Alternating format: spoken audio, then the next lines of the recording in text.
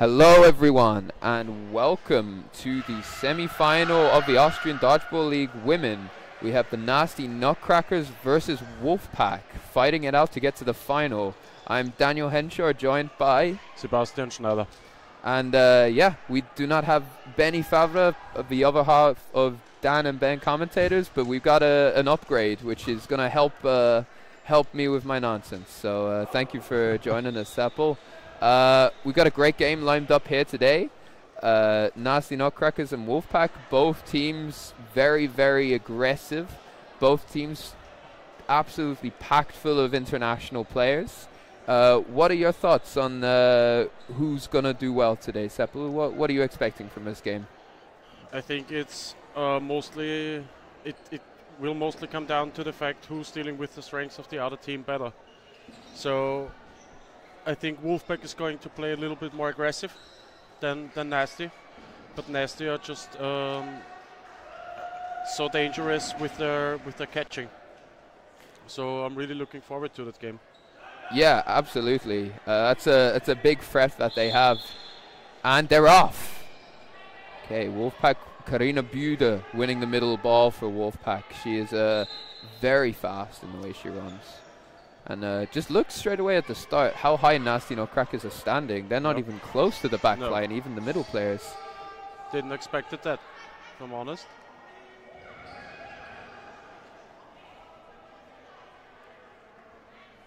Wolfpack go forward with three.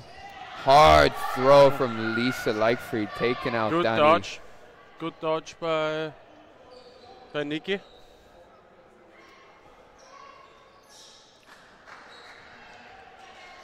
And a powerful throw from number 19.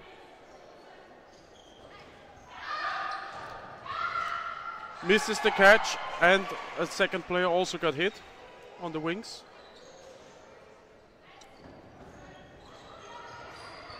Lovely dodging there. 5 Wolfpack girls versus the 3 Nasties. And a comfortable Nice block block there from Lisa.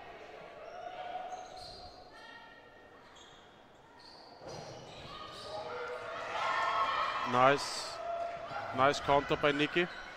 Very aggressive from Nasties there, but they have given away 4 balls and they'll get punished maybe for that. No. Nice dodge. Polani gets out of the way of 2 of them. Great job there. Really saving her team in this set.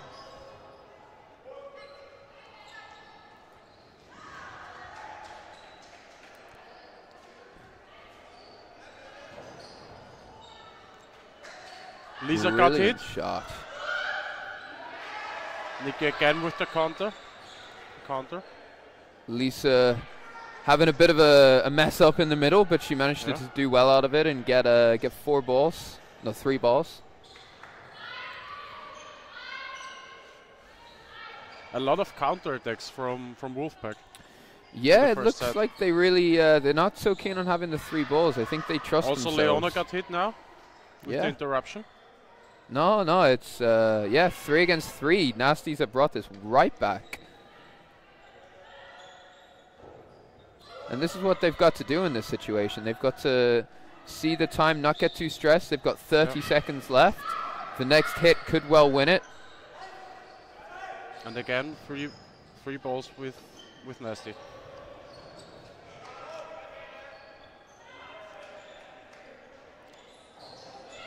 Oh, what a shot. And that could very well have won it from Lisa hitting Hofer there. And I think it was a headshot there. 7 seconds remaining. They need a hit from Wolfpack.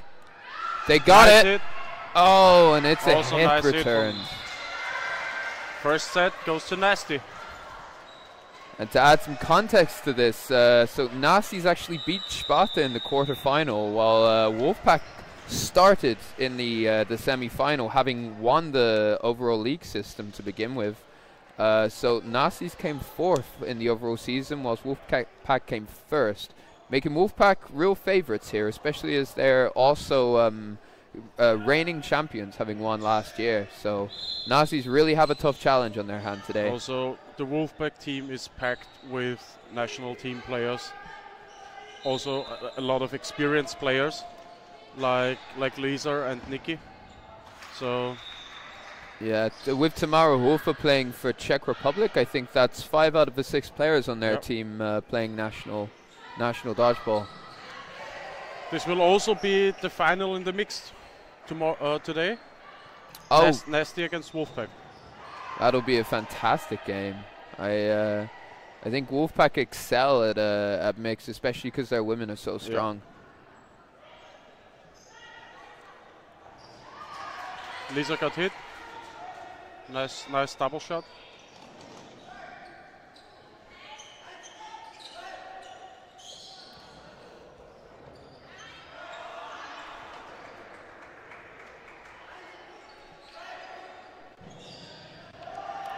Well, fair by Hofer. She was definitely looking for that catch, and we know that she's capable of making them, but Danny gets out of the way of 2 there. Oh, no, it's called a hit.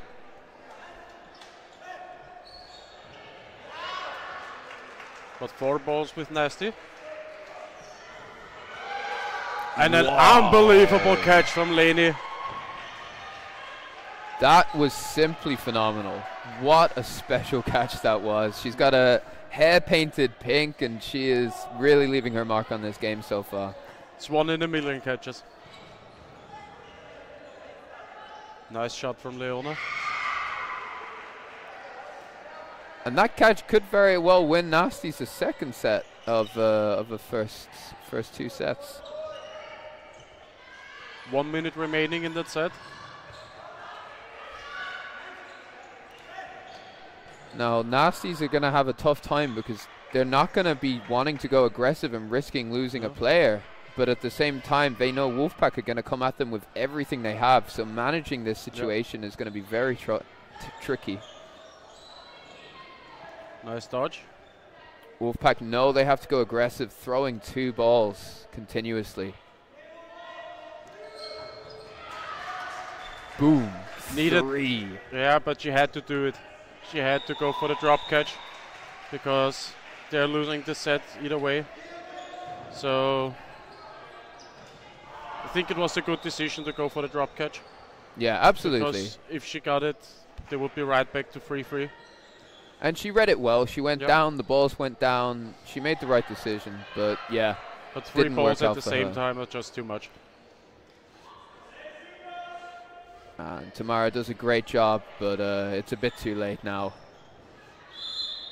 And here's the second set to the Nasty Nutcrackers. Brilliant game so far. And just so that you know, on the other live streams, we have the other semi-final. Dodgeball Ninjas won against Thunderstorm 1. Dodgeball Ninjas winning 4-0. And in the men's category, you've got the semi-final of Vienna Spartans versus Nasty Nutcrackers, 2 each there. So all great games happening right now. If you got 3 screens, that's how you get it all in one day.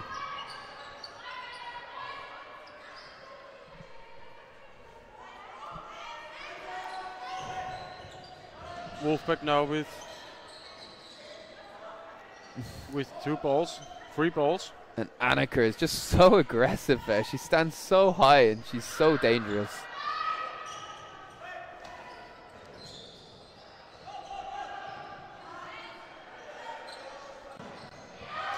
Nice catch. Was good hit from Lisa. Danny taken out there. I think she bashed her elbow a little bit on the floor. Nice 1-for-1. Annika taking out Kremser, or Kremser taking out Annika, depending on how you want to spin it.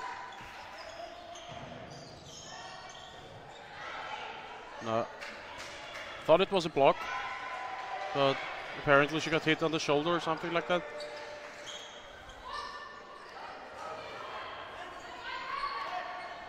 The Nasties are dodging so well right now. Yeah, if they have the space, Wolfpack can't get a hit on them. It's really impressive how they're handling the threat from Wolfpack. Yep. They're surviving everything that Wolfpack throw at them right now. Except for that. Especially at the start of the sets when Wolfpack is playing on the wings with Lisa and Nikki. I think two of the best women in Austrian dodgeball. Yeah, absolutely. Very experienced player, also on the international level. Has won. They both won everything. Nice catch by Hofer. And Wolfpack turned the set around. Yeah, it was a very key and very good catch from Tamara there. Just 45 seconds left remaining of this set.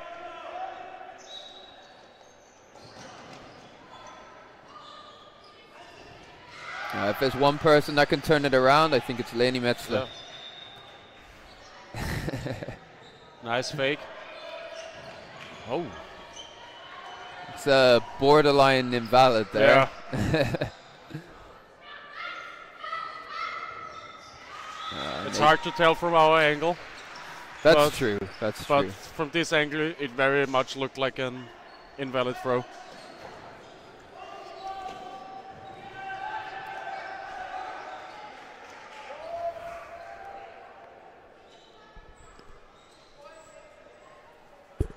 But the hottest referee alive, Bruno, will have a better look at it. Yeah, he's really the best referee going. Many would agree. Again, 3 balls with Wolfpack. Yeah, Buder is just so fast. It's really she wins the balls and mix mostly as well. No, I bounced catch. first. No, it looked like it could have been a catch, but I think it hit the floor first.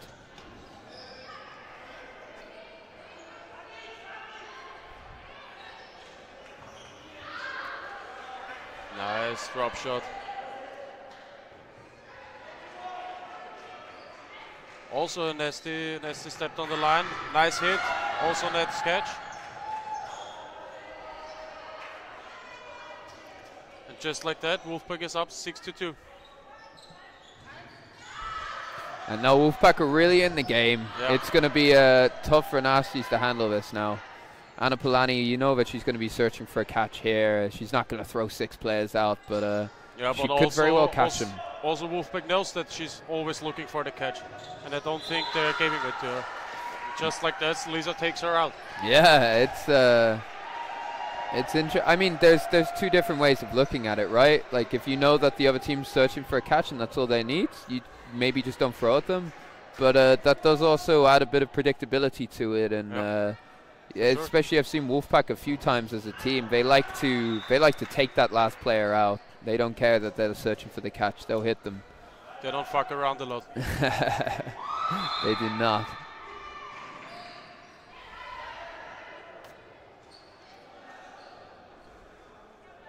Oh, 3 balls, 1 for Nasties this time. Nice catch from Leni again in the middle. That's the second one she's done like that with the ball in her hand. But I think a catch was thrown at the same time, which is very unfortunate. Bringing another Wolfpack girl in and taking out a Nasties player. Just for your interest, the women from Ninja 1 are up 6-0 against Thunderstorm in the other semi-final. And in the men's semi-final, the Nasty Nutcrackers are leading with 6-2 against the Vienna Spartans.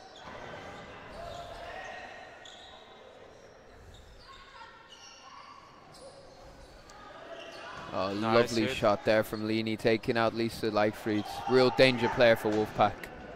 Key player for them to take out. Nice catch. And just like that, she's brought right back into the game.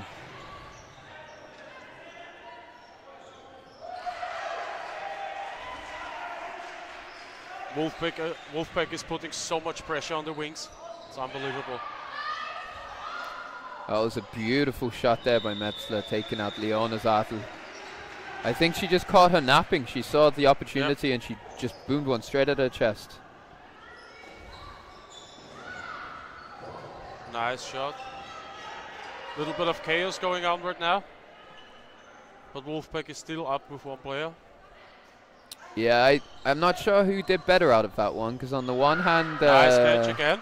On the one hand, Nasties and Wolfpack both lost a player, and Wolfpack had more, but that player was Lisa. However, with the catch taken by Wolfpack now, it doesn't seem to matter too much. In this set, it appears a bit like that it doesn't matter what how many people Nasties are hitting, because every time that they do a hit, they are also caught immediately. Yeah, it's. I think it's a third catch in this set. It's such a problem because they, Wolfpack have great throws, but they can also catch extremely well. So you just have to go aggressive because they're going to hit you. But at the same time, if you do that, you're throwing at their chest, you're throwing at their body, they will take those catches.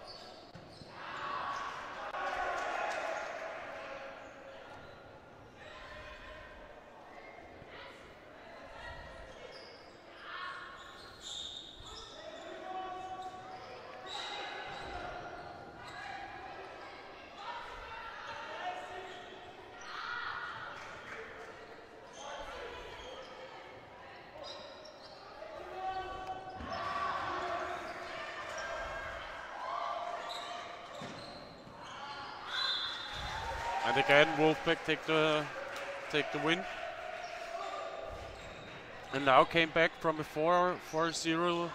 They were 4-0 down, and now 6-4 up. So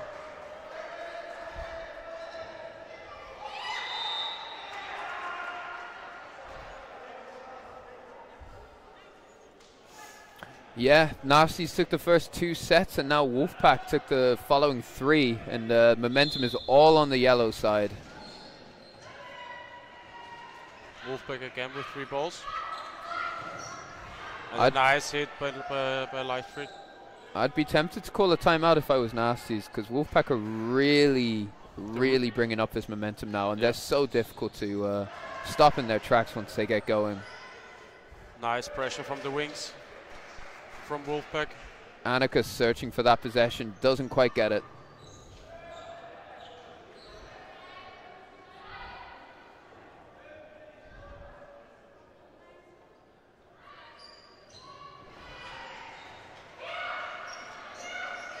And Wolfpack with 4 balls now. Always dangerous. But nice block from Dani.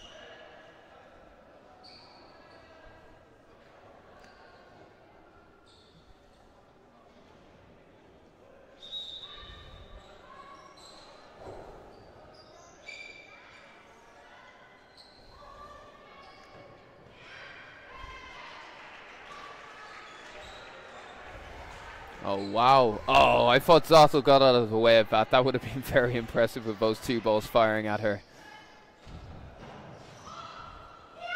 Nice hit again from Lisa. She's making a lot of those hits. Dani's got a really tough job opposite her. Yeah, for sure. Nice double throw. And immediately with the counter attack from Nasty. After coming to an end from the first half, who do you think is going to win? I mean, you have to give Wolfpack the best probability or the best odds right now. I mean, they started slow, but now they're just absolutely phenomenal. They're pure danger. They're real aggression. I think they have all the momentum on their side, and Nasties need to change something or call a timeout or something, because if they win this, then it'll have been three sets in a row. Oh! Nice catch attempt. But it's a 1v1. We got Polani versus Buda. I think both will be trying to look to take a catch. Buda's definitely got the pace on Polani, but Polani is fast as well, and both have really good catches.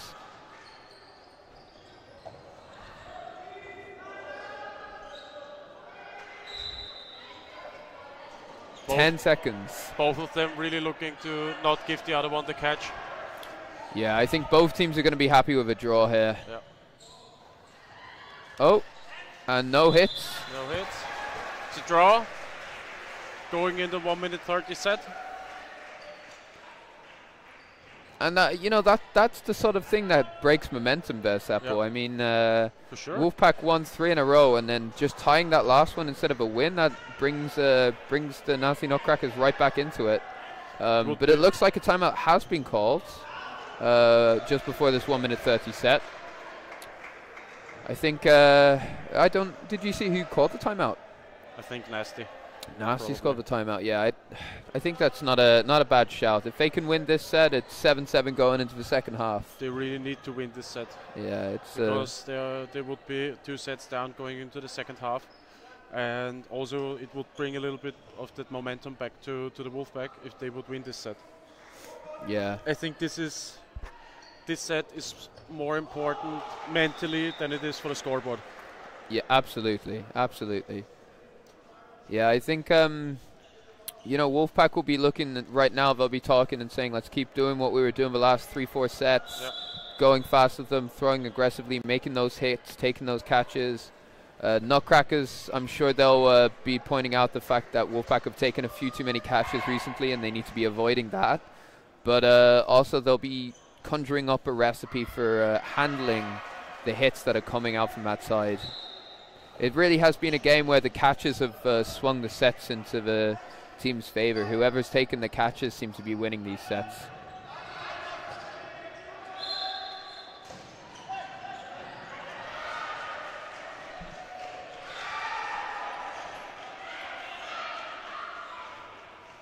I think it would be really important for Nasty to get Lisa Leichtfried a little bit under control, because she's just doing hit after hit after hit. Yeah, and that's Polani caught up by Hofer there. That's a big loss for Nasties. Oh, and also again a nice hit, double hit. There's miscommunication from Kremser and Lisa giving away 4 balls, but it does take Danny out. So, and they're now 2 up. And also with the counter throw, with the interruption, take another player out and we're able to dodge. And now Wolfpack has 4 balls.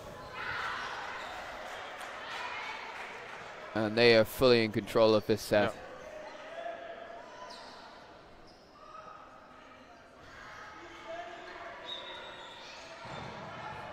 Nice trade. Very, very clever one for one from Lisa Leichtfried there. And now 5 against 1. 30 seconds to go.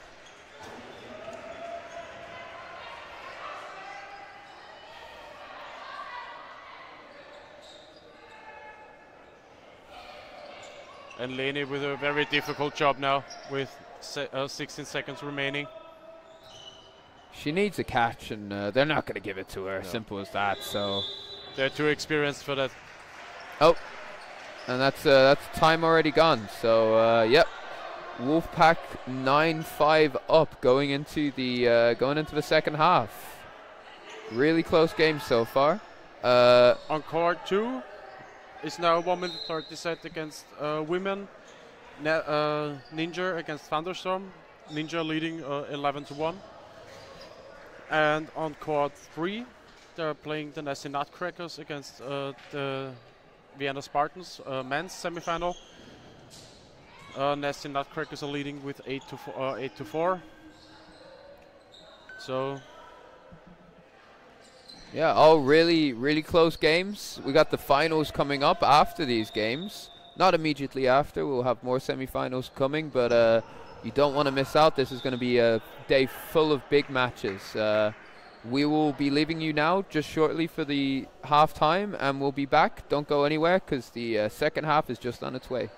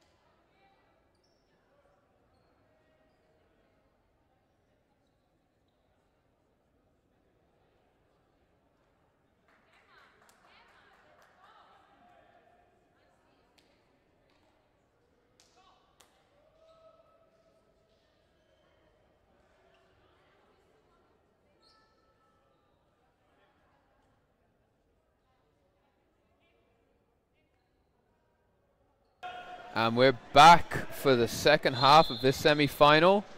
Wolfpack versus Nasty Nutcrackers, 9-5 to Wolfpack.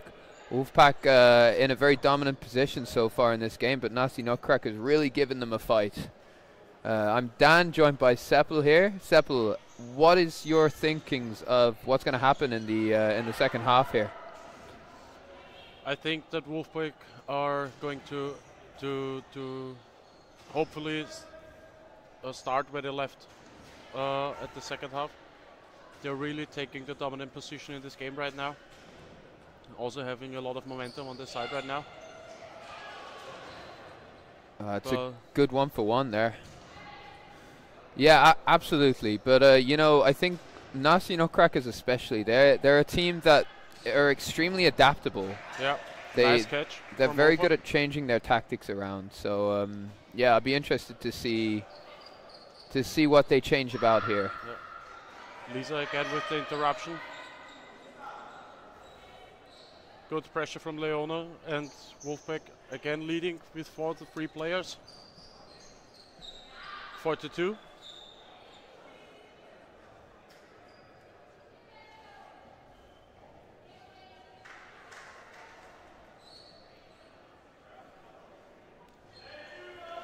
Let's see what Nasty can do. Nice hit.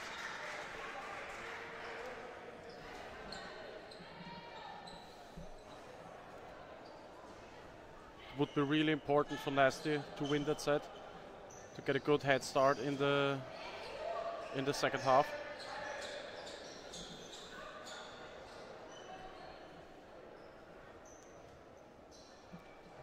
Yeah, 2v2 here. This is really anyone's set. Oh, nice Wolfpack taking another fantastic catch and winning 4 balls over the Wolfpack. Now they're probably going to do a 3-ball attack. Yeah. Time pause quickly for Leni to do her laces up. Important for health and safety there. With Lisa and Karina on the pitch. Lovely dodge from Leni. She's very disappointed she didn't make that hit, but she did get out of the way of Lisa's shot very well. Leni always dangerous with the catches. Can catch from every angle and position and everywhere, as we have already seen 2 times in this game. But Wolfpack are taking the set and now up with 6 points. Yeah, 17 minutes left, so either team could fight back, but yeah, so far it hasn't looked that way. I mean, Nasty Nutcrackers, they won the first 2 sets, but after that they haven't won a set.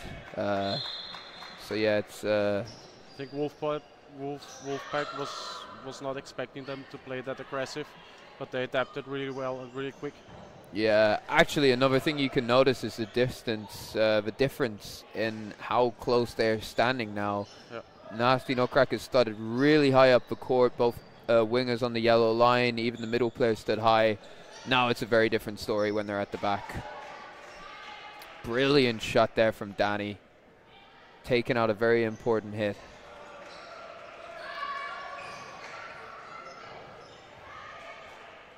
Oh, that's very unfortunate for the Nasties. The ball goes high, trying to catch out Lisa Leichfried, and 3 players hit out in the process. But that's the thing with this reflection catches. Everybody's looking up. Nobody's looking at the other side. So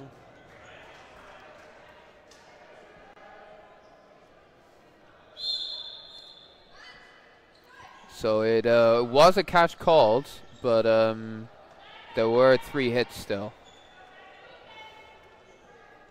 Karina was absolutely ready for the catch, but Nasty didn't give it to her. Also a nice trade again.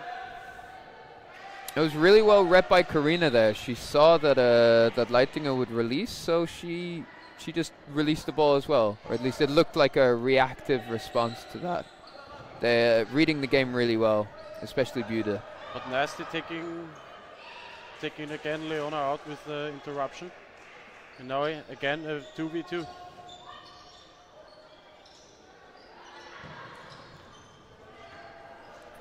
And Polanyi isn't going to give the catch away that easy to Buda.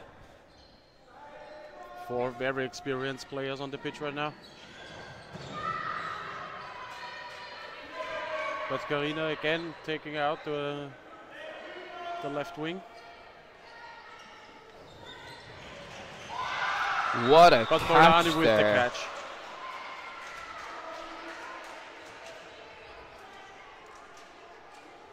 One minute left on the clock. And they're definitely not going to give Karina the catch or the opportunity for a catch.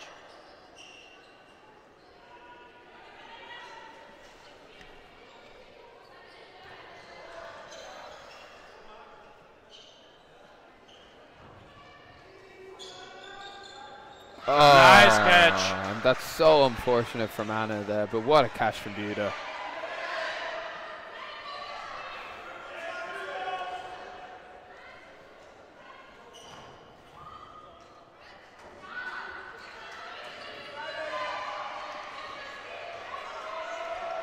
I think this set the tables turned like 3 times now. And this is really a crucial set for Nazis to try and take. But 1 second done, and it's a brilliant, brilliant set from Buda, giving Wolfpack yet another set. Timeout called from the Nasty Nutcrackers.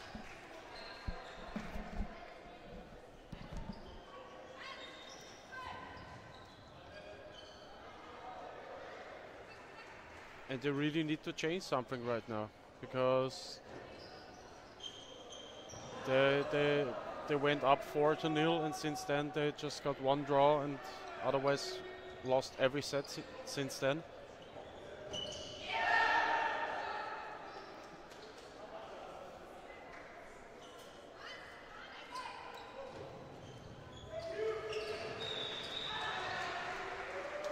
So they really have to change something with the tactics or how they play. I think they have to play a little bit more aggressive, because the first few sets they were playing really aggressive and really worked out for them. But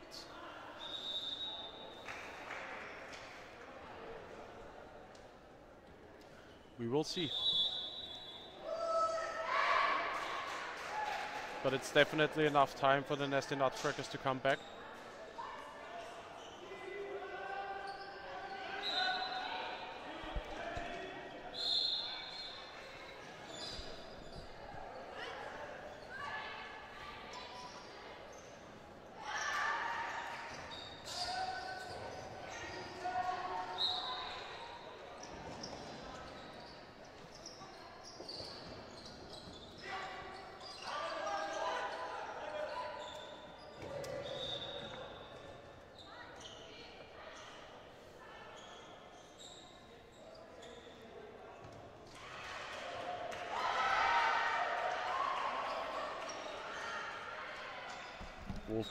Wolfpack is just having so much momentum on their side right now. Yeah, and these are one of the sets that is really crucial. Some are more important than others, some would say, because if Nasty Nutcrackers can win this set, they are just 3 sets behind. But if they lose it all of a sudden, they're 5 sets behind. It's a big difference. 3 is more than attainable. 5 starts to look like the game is really getting away from them.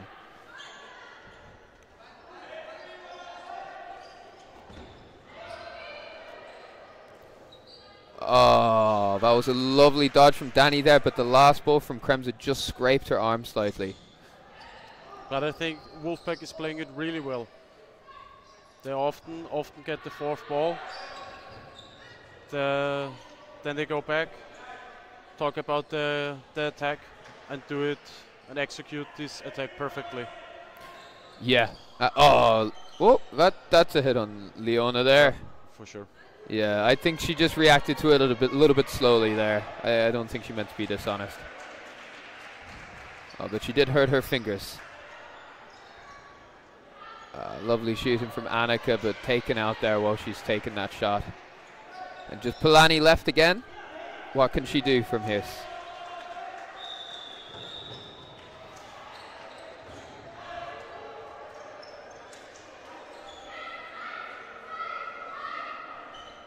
Oh, wow.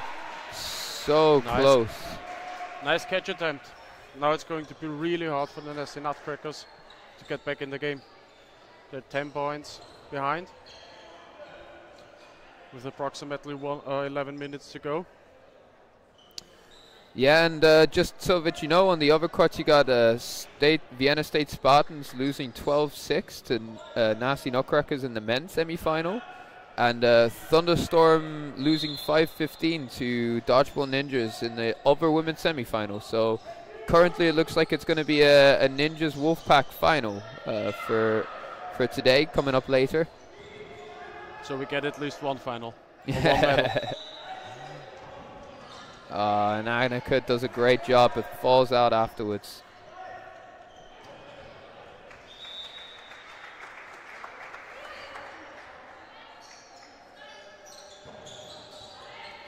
Wonderful shot from Leonie on Kremser there.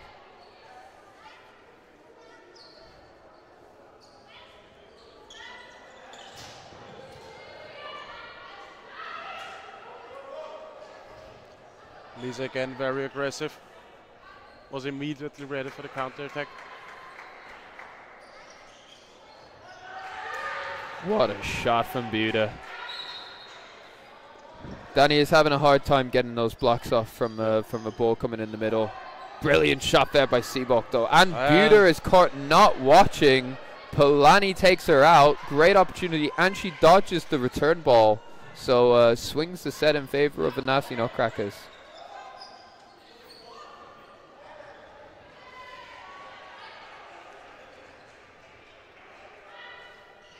But Wolfpack are having the time advantage, so I think they're going to play this set as long as they possibly can. Great block there from Leitinger. 3 balls on the Nasty side. I have a feeling Hof is going to search for a catch here. She is. She's made quite a few in this situation already, so you know that she has it in her.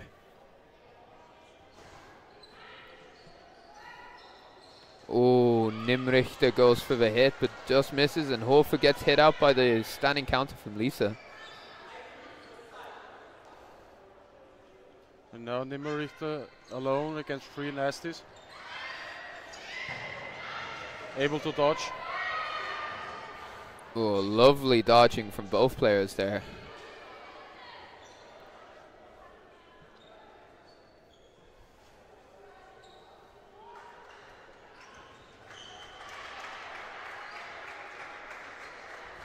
.25 seconds remaining in that set. Seems to be going to the Nasty Nutcrackers.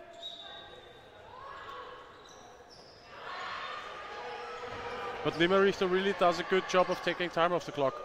Yeah, so absolutely. She's wound this set down. That's her main job here. The time by the end of this set will be 8 minutes, and Nasties will still have to be fighting up 4 sets. An 8-point deficit. So yeah, four sets in total. But that is also great from the Nasty Nutcrackers, because they've brought the first win of the second half in. It looks like there is still a glimmer of hope there for them.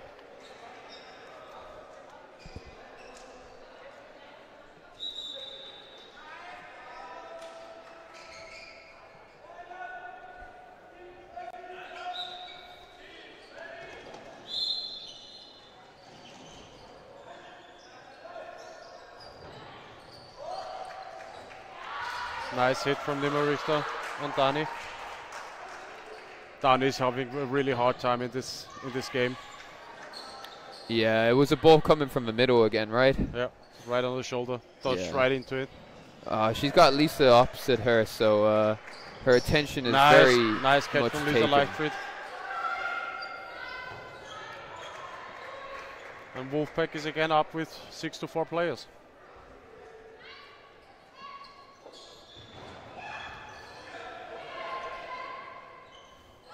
And now again with 4 balls.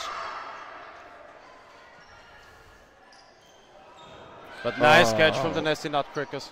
Great catch from Leitinger there, making it 4-4 in this set as well. What a shot there from Danny, and that shows what she can do. Danny and Annika working together there to take Kremser out.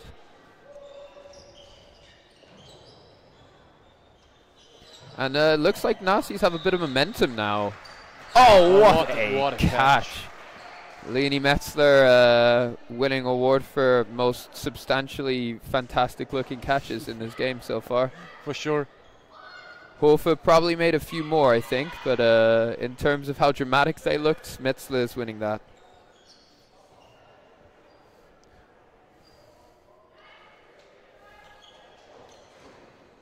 But Nastia really have to go aggressive right now.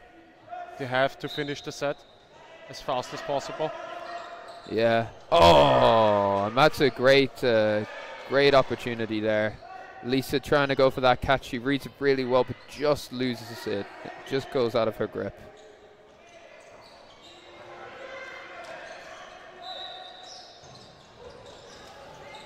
And the Nasties are going very aggressive. They're a great team for it, but Buder and Nimrich are doing a great job by staying alive in these situations. I mean, the aggression is so hard coming from the Nasties. But the Nasty Nutcrackers really have to go that aggressive, otherwise there won't be any chance of winning. Yeah, absolutely.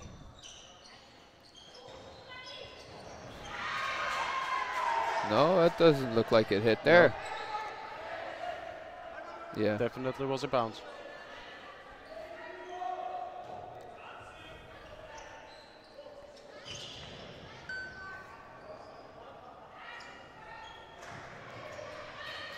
Oh, and the thing is, Nasties needs to be careful now because there's 7 seconds left and they've already won the set.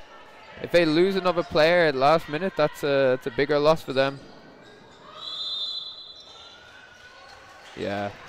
Wouldn't have made a difference there, but they did win the set. But Nimrichter and Buda, what a great shift they did staying alive in that. Yeah.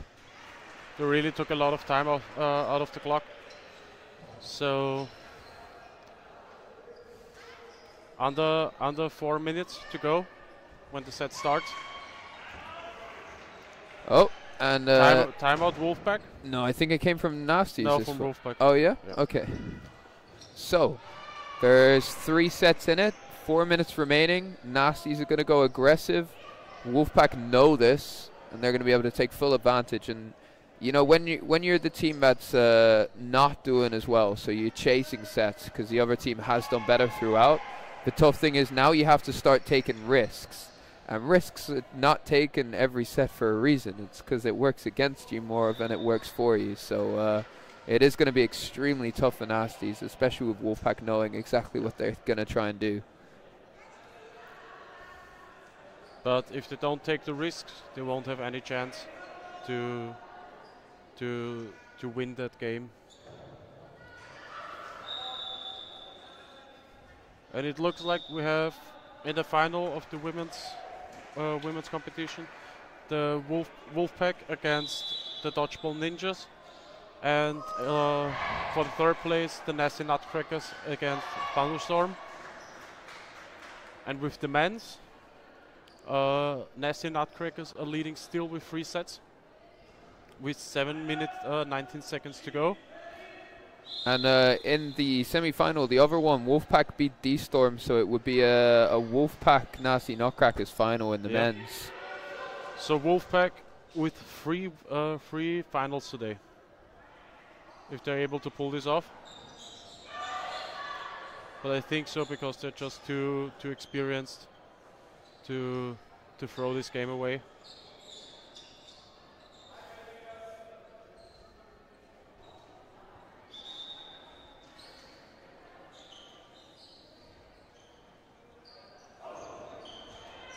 Lovely shooting from Annika there.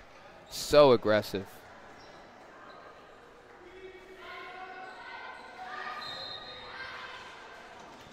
Nasties are doing an incredible job here. Looks like they should take this set as well. The Wolfpack are going to play it safe. Oh, and she takes a catch there. So Polani will be disappointed with that one, but she had to go for it.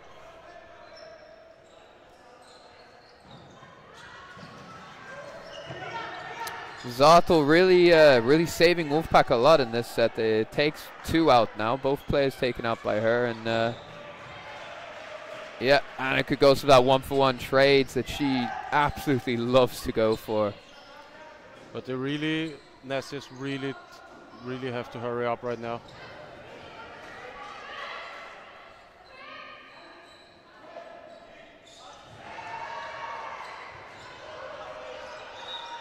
And Nikki is taking her time.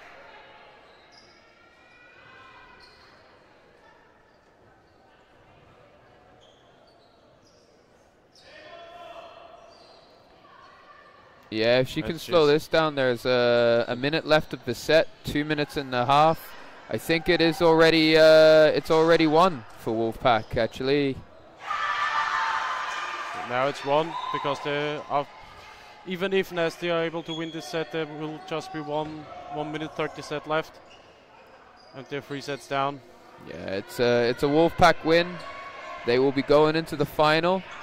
And it will be against Ninjas women, who are also confirmed to be in the final.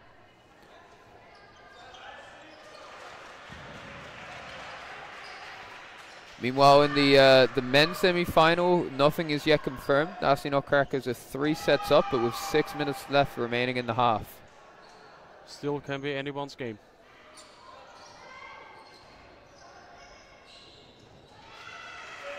Great dodging and survivability there from Leitinger.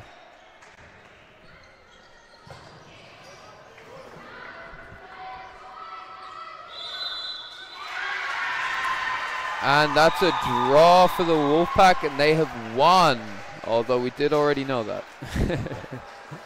Congratulations to the Wolfpack on the third final in the first division of the Austrian Dodgeball League. Yeah, well deserved. They have been formidable. Really, just impossible to play against. And Ninjas, we're gonna have a tough time beating them in the final. It's gonna be extremely tough. Nasty Nutcrackers have done a great job, though. You have to say. I mean, it's only 3 sets in it, and realistically, if they didn't have to go so fast and risky in that last set, they would have won it, and it would have been a lot closer in result. But yeah, the control and composure shown from the Wolfpack was just. They really lost the game at the second half. Yeah. At the first half, because they just lost and lost nearly every set.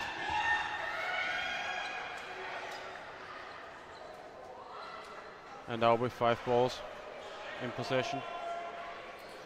I'm very disappointed that we're not seeing a suicide there. Yeah. It's poor decision making, in my opinion. A quintuple suicide. Well, it's just lazy, Seppo, and it's really disrespectful. You know, like, we're here to watch them play some great dodgeball, and they won't even do a suicide when they got 5 balls. You mean it's disrespectful to us? Yeah, absolutely. And to anyone watching.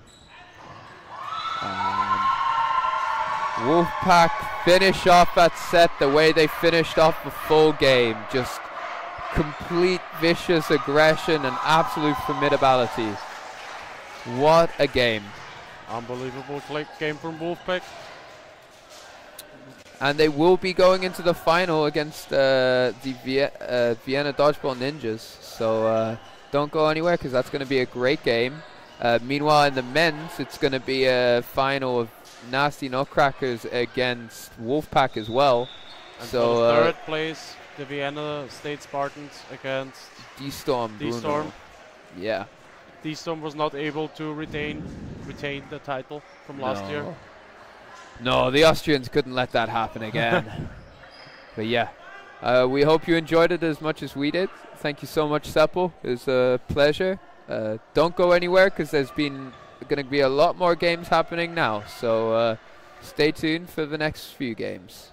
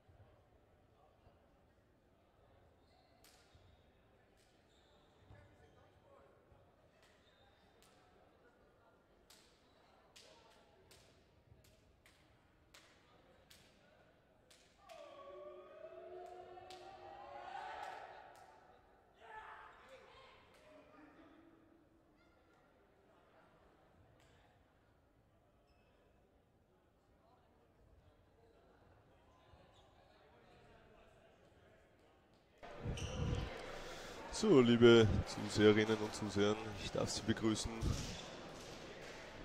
aus Alt-Erla hier zum Livestream. Es geht um den 3. Platz der Herren Liga 1. Wir sehen hier in Rot-Schwarz mit dem Helm am Trikot Sparta und ihnen gegenüber stehen unsere Freunde aus Tschechien, die Storm.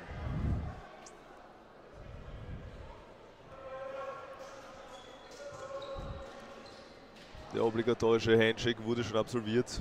Die Bälle liegen noch nicht alle bereit, aber es wird in wenigen Momenten losgehen. Sie dürfen sich auf ein spannendes Spiel freuen, denn beide Mannschaften sind heiß, hier noch einen Stockerplatz zu ergattern.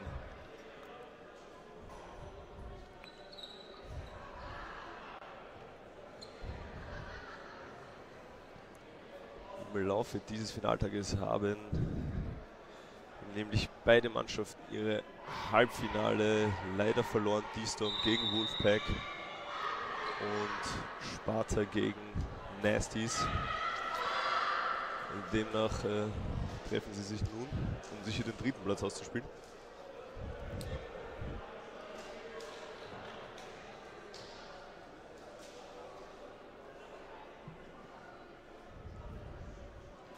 Der Schiedsrichter, der die Partie leiten wird, Bruno, ein Veteran.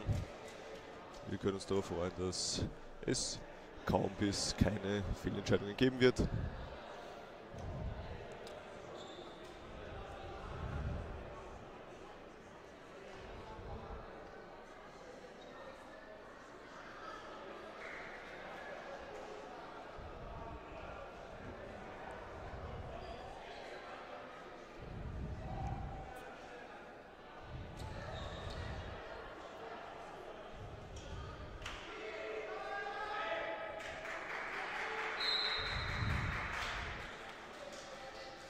So, letzte Absprachen zwischen den Schiedsrichtern werden noch getätigt.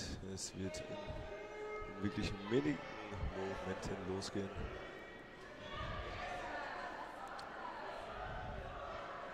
Wir sehen Sparta heute in einer guten Besetzung, allerdings ohne Wechselspieler, was sich nun am 2. Spieltag dieser Austrian Dodgeball League Finals schon bemerkbar macht. Und mit diesem Pfiff geht es los.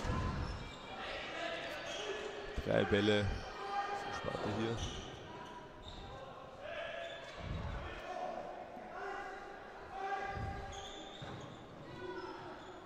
Der erste Hit, hier geht es schnell. In den ersten Momenten dieses Spiels hat Sparta das Momentum für sich entscheiden.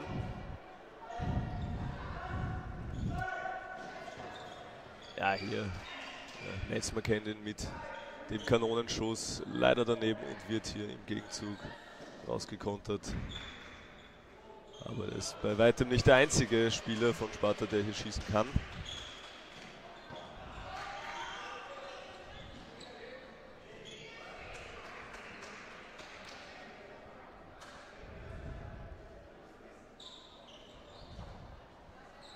Ein guter Block hier vom Laser, Wurf auf Ball. Allerdings der andere Flügel hier auch rausgenommen in einem Konter.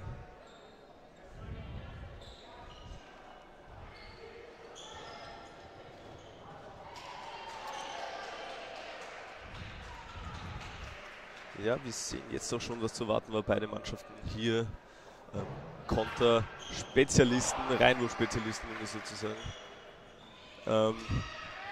Da kann es sehr oft sehr schnell gehen und wir sehen hier ein offensiv bestimmtes Spiel bis jetzt in diesem ersten Satz.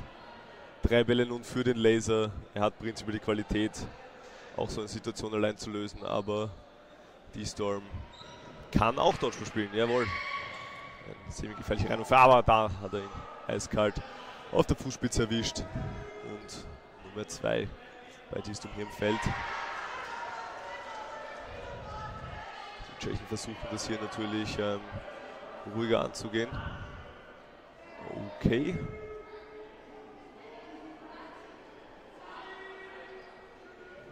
Ich muss ehrlich sagen, ich habe jetzt nicht mitbekommen, was jetzt passiert ist, aber alle Bälle zu den Tschechen und Die Pirouette, wie man sie kennt, von Hausi aka The Laser. Mit Lichtgeschwindigkeit dreht er sich hier weg von den Würfen. Wird hier allerdings vom Cross-Counter getroffen. Die Schiedsrichter sind sich nicht sicher. Es wird Bounce gecallt. Ja, und es sieht so aus, als würde es den Bounce geben. Damit dieser Satz noch nicht entschieden. Es gibt allerdings noch Diskussionsbedarf. Na, das scheint geklärt zu sein. Ja, dieser Cross-Reinwurf war ein Bounce. Ich muss sagen, ich habe es nicht gut genug sehen zu können, aber selbstverständlich vertrauen wir auf die Schiedsrichter. Der Laser hier weiterhin in Unterzahl.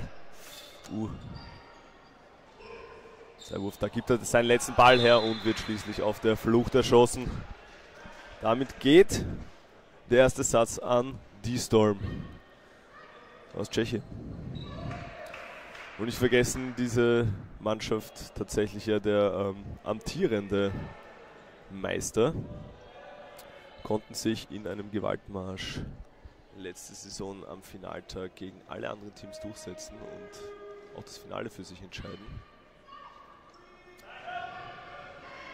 Demnach auf keinen Fall zu unterschätzen. Hier, man kennt den schnellen Opener, diesmal aber ausgeführt vom Laser aus der zweiten Reihe. Ungewohnt sehen wir hier Grilli rechts außen.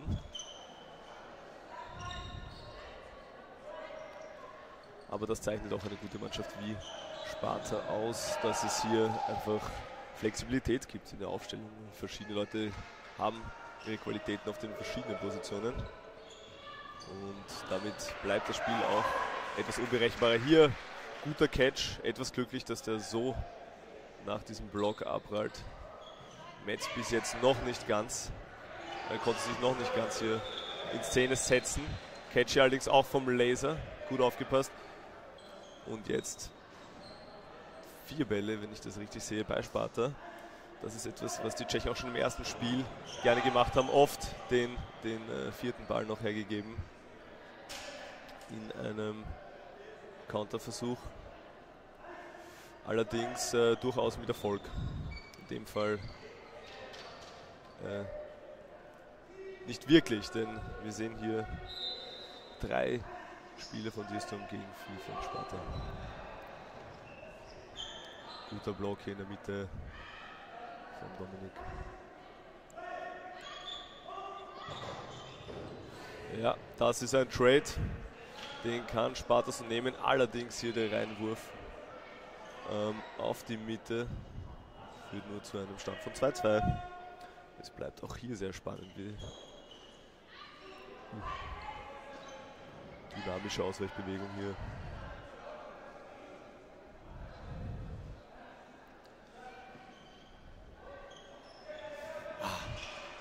Der Wurf allerdings geblockt. Hier schafft es nicht, Laser auszuwerfen. Allerdings setzt hier volles Risiko ein Suicide. Damit klingt der Ausgleich zum 1:1. Jetzt allerdings hier in suboptimaler Position und der Tscheche spekuliert richtig auf die Ausweichbewegung nach unten und es wird ein Headshot serviert.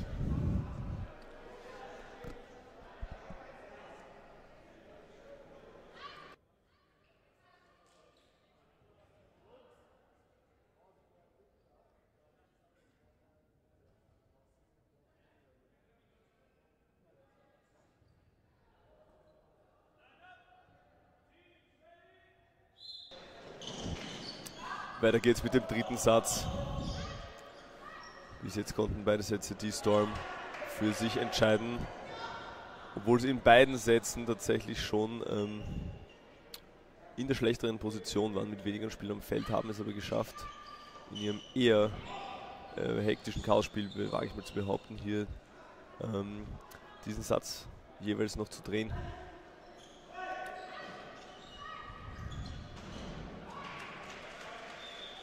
Ja, Maxi angesagt, die Würfe kommen schon näher, aber sind noch nicht ganz on target. Ja, Tschech macht auch gut Druck.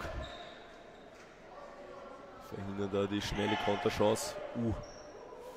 Sneaky Wurf hier von der 5 der Tschechen. Also Position 5, ich kann hier leider nicht die Nummer erkennen. Verzögerter Wurf, es gibt den Trade auf den Außen.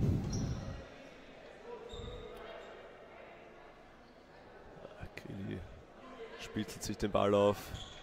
Eine Augenweide. Guter Block hier jetzt aus nächster Nähe, muss ein sicherer Hit sein. Und den holt er sich. Allerdings jetzt vielleicht zu lang gewartet. Muss nämlich hier den Trade in Kauf nehmen, schlussendlich. Krili macht Druck, war aber auch selber unter Druck, deswegen hier vielleicht nicht der allerbestmöglichste Ausgang dieser Situation. Jetzt guter Reinwurf von den Tschechen, die können das wirklich gut, das hatten wir jetzt schon öfters gesehen.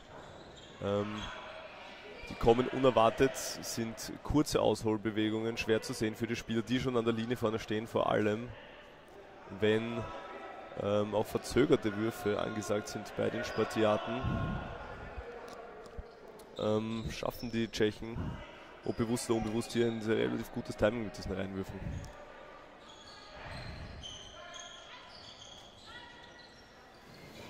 Dürfte hier ein Bounce gewesen sein. 2 Bälle bei Sparta, es steht weiterhin 2:1.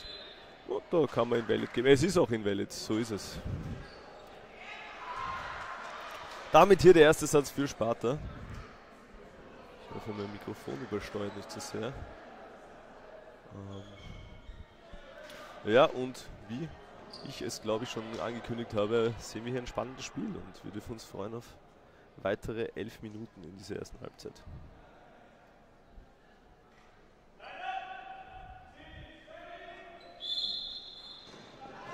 Ja, hier sehen wir in gewohnter Schnelligkeit Krili. Es wird ein Frühstart gecallt. Wenn wir jetzt interessiert, wer der Linienrichter ist, ich werde es kurz beobachten. Okay. Ja, ich hätte auf Runner getippt, aber tatsächlich ist es nicht. Dementsprechend beginnt dieser Satz nun mit allen Bällen auf Seiten von D-Storm.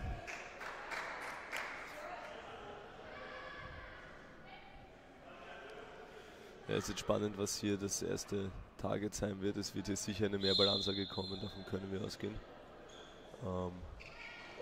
Ich schätze, jawohl, sie versuchen den Shooter.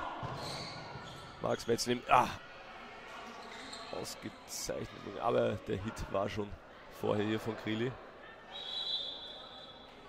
Ja, der Bruno zeigt hier Bounce an, dann würde allerdings auch der Hit zählen.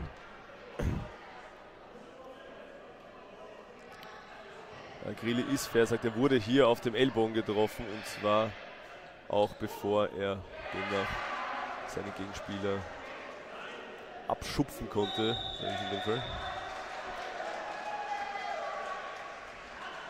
Also zum zweiten Mal schon eine Unterbrechung früh in diesem Satz. Die Spieler müssen wieder mit einem Bein auf der Linie stehen. 3 Bälle jetzt bei Sparta. 4 Bälle, verzeihen Sie, das habe ich nicht schnell genug gesehen. Hier ein Ziel aus der Mitte gewählt diesmal. Vermutlich den besten Spieler der Tschechen ist der Kopf. Unglücklich erwischt hier in der Ausweichbewegung noch auf der Schuhspitze.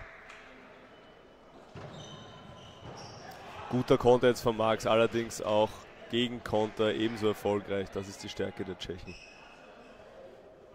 Und da stellt sich die Frage, ob diese Trades tatsächlich in favor of Sparta sind, muss man sagen. Denn Max Metz ist hier schon ein außergewöhnlich starker Spieler. Und das geht da teilweise zu leicht. Es kommt auch zu wenig Druck hier dann aus der Mitte vom dritten Ball, der den Tschechen oft diese Konterwürfe relativ safe ermöglicht. Guter Wurf vom Laser, so kennen wir das. Mit dem Drall von außen rechts auf den Ellbogen, wenn ich das richtig gesehen habe. Doppelter Ausweichmove. Und dann der Catch, das ging schnell.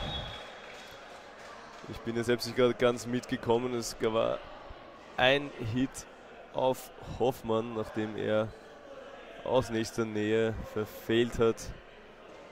Auf der anderen Seite ein Catch. Und den dritten Hit habe ich gar nicht wirklich erkennen können, aber es ist doch völlig egal, es steht 6:2 für D-Storm.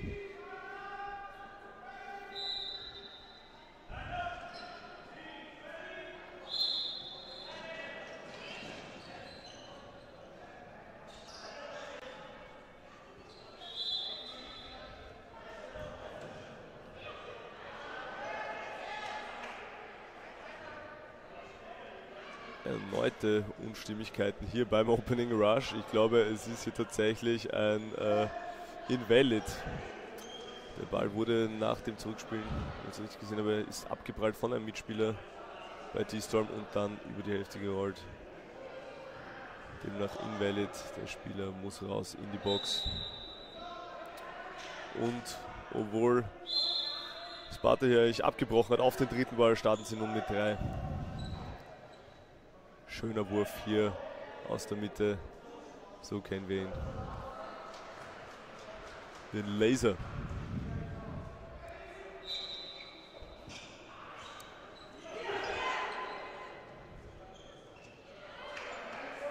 Die Bälle wieder der Reimhof. Es ist wirklich beachtlich. Die kommen eigentlich mit einer Häufigkeit von fast 80% auf alle Angriffe, würde ich behaupten. Jetzt hier Laser in der Mitte. Ja. Aber das ist auch Spartas Spiel, diese Gegenkonter und Reinwürfe.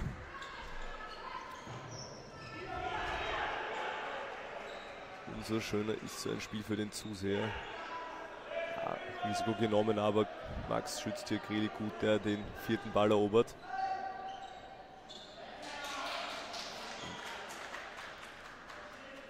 Und in einem Dreiballangriff wird hier D-Storm um einen weiteren Spieler eliminiert. Da kommt das Playball, selten gehört bis jetzt. Guter Block von Krilis. Wurde kein Spartaner getroffen.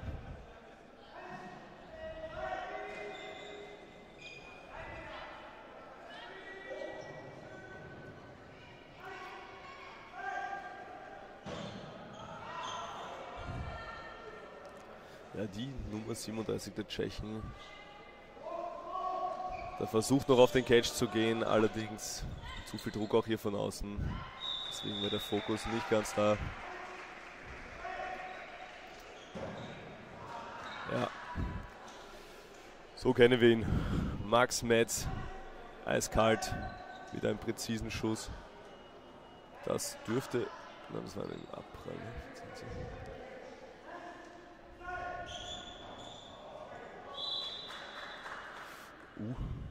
Ein Gesichtstreffer, hier natürlich Fair Play. Es wird sofort sich entschuldigt, aber das kommt vor. Das ist meistens nach einer ersten Regenerationsphase wieder in Ordnung.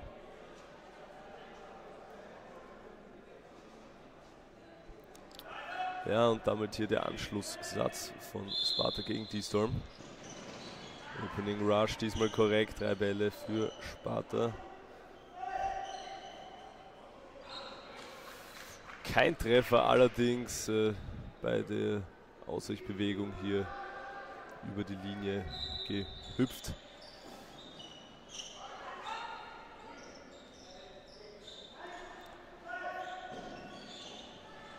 Zu 6, da ist schon wieder der Konter und der Gegenkonter und der Gegenkonter. Es ist zum Zuschauen sehr spannend, teilweise schwierig hier mitzukommen für mich auch, aber Sie sehen, es ist ein schnelles Spiel. Und die Mannschaften dezimieren sich auf diese Art relativ rasch.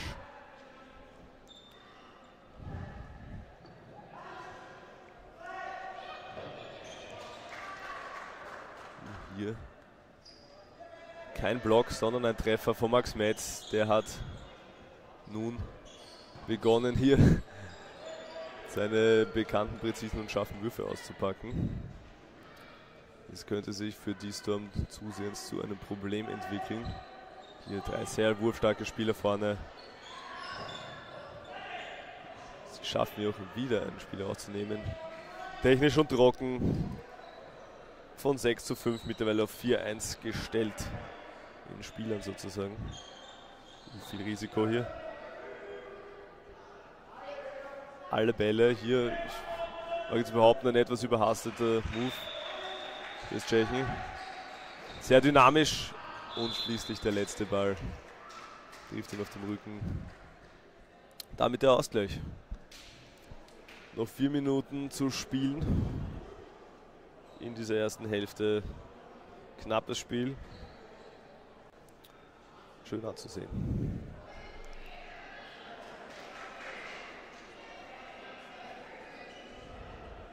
Man sieht, die Tschechen wollen sich auch noch einmal motivieren. Man merkt, die sind hier nicht gefahren. Nicht nach Wien gefahren, um sich aus der Halle schießen zu lassen. Das wäre auch absolut fälschlich behauptet. Denn es geht hier noch um einen Stockerplatz. Auch das erste Spiel von D-Storm gegen Wolfpack war durchaus knapp.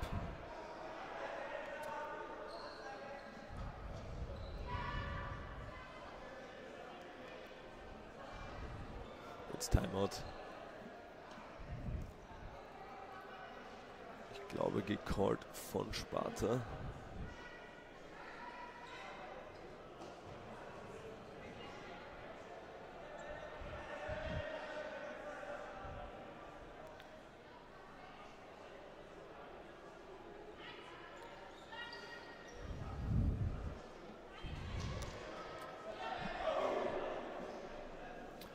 Ich kann Ihnen jetzt auch nicht sagen, mit meinem begrenzten taktischen Verständnis, diese Sportart, was hier genau besprochen wurde.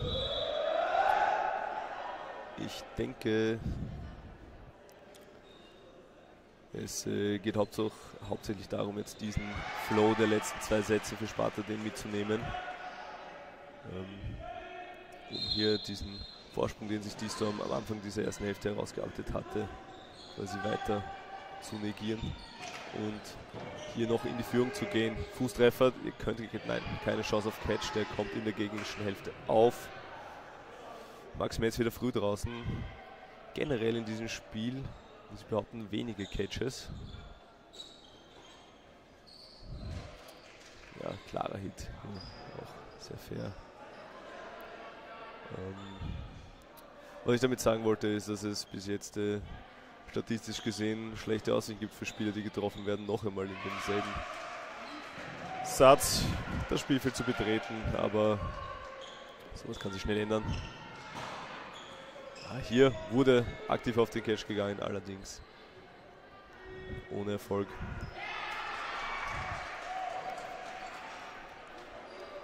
Hit auf der Gegenseite. Da ständig auch noch der Konter kommt, wir kennen es von D-Storm. Wieder 3 Bälle für Sparta.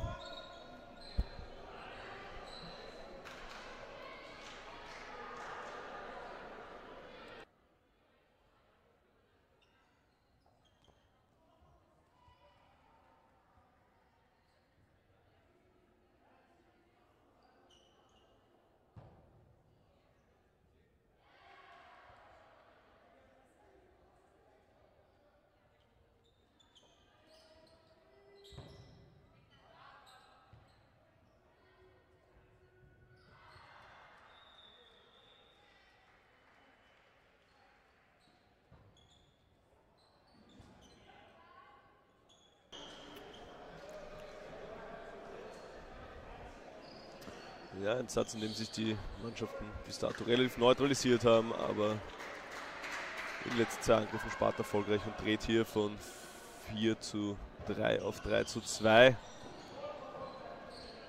Der Block hier von Grilli auf Außen. Catch allerdings zu riskant von diesem Blockball. 4 Bälle jetzt, wie so oft, bei Sparta. Es wird hier der Angriff auf den Ball kommen, Einzelwurf. Da hat die Abstimmung, glaube ich, nicht ganz gepasst.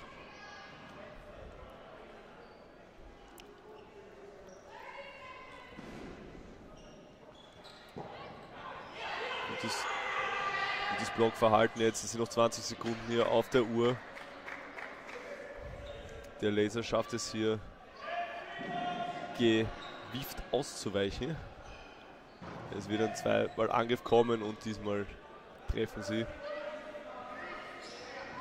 Also ein dreimal Angriff. Ja, jetzt natürlich hier 2 Sekunden. Dieser Satz ist gelaufen, kann man sagen. Der Schiedsrichter pfeift den hier auch ab. Und Sparta geht zum ersten Mal in diesem Spiel um den 3. Platz der Austrian Dodgeball Finals in Führung. Es wird jetzt den 1:30 Satz geben.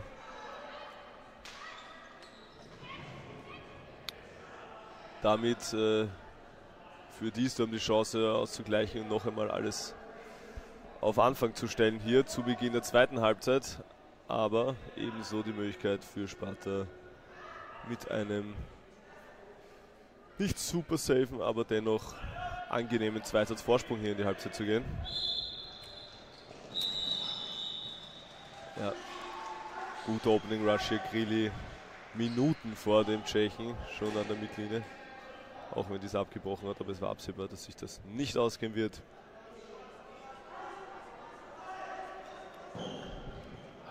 Max Metz weiterhin auf der 1.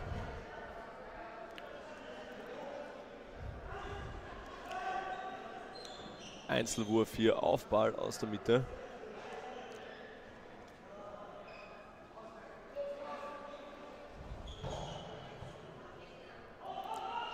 Bounce hier, deswegen, guter Druck von Max Metz, aber er ist oft alleine. Es kommt zu wenig von außen. Gut, die Mitte hatte in dem Fall noch nicht rechtzeitig den 3. Ball in der Hand, aber ich behaupte, dass Grill hier etwas zu langsam zu lange gewartet hat. Erneut der Trade, nein, kein Trade, ausschließlich der Konter. Ja, Max Metz hier schon leicht entnervt. Ich wage weiter zu behaupten, dass hier ein bisschen der Druck aus der Mitte fehlt. Und hier dieses Reinwürfe und Konter etwas zu unterbinden. Laser jetzt auf der 1. Wir werden hier, glaube ich, den Wurf aus der Mitte sehen. Zweimal Angriff. Hier Treffer auf den Schiemann. 3. Ball auch noch. Ja. Hier war die Zeit schon aus. Ich muss sagen, ich habe selber etwas verpasst.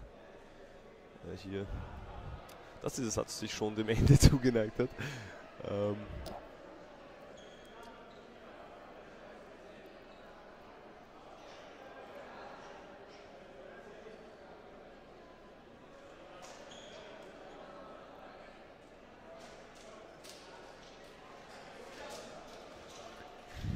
Auch hier Fairplay beim Dodgeball, ganz wichtig.